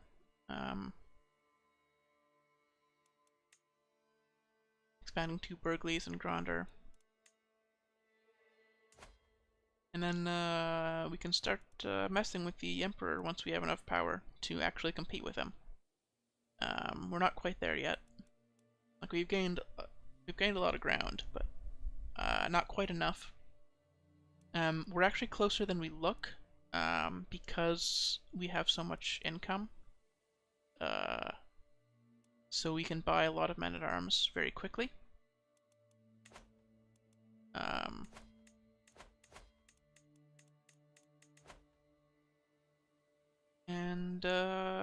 Yeah.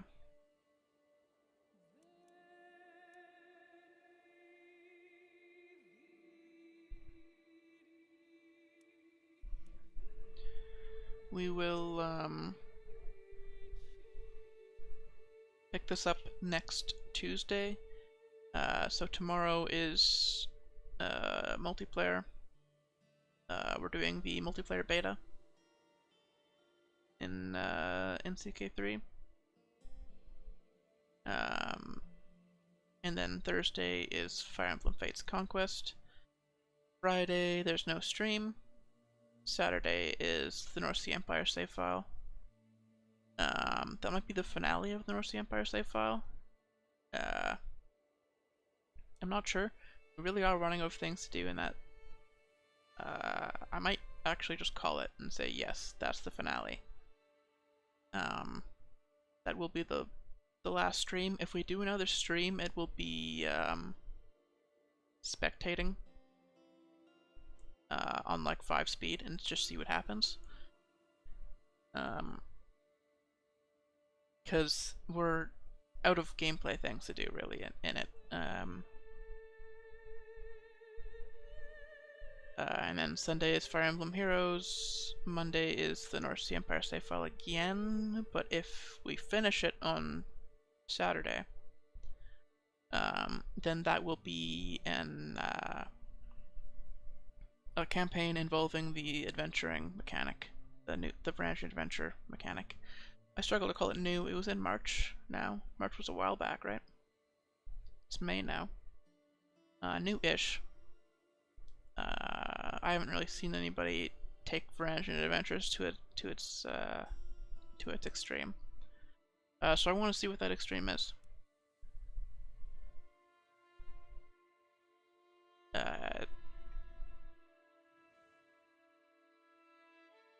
Yeah, so we saved. I'll save again, just to be safe. I'm paranoid. I'll admit it. And then I will exit. And I'll see you next time. Yeah. Next Tuesday we'll do this again. Eventually I want to start doing Fodlan twice a week. But for now, that's gonna be tough. It would be really hard to fit it in. So the only way to do it would be to finish Fates. And that seems like it's gonna take like 5 or 6 weeks, like minimum.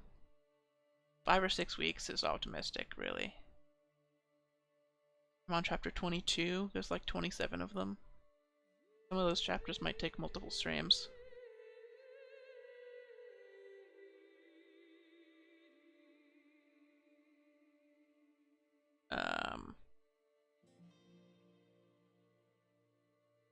Yeah, that's the end of the stream. Bye.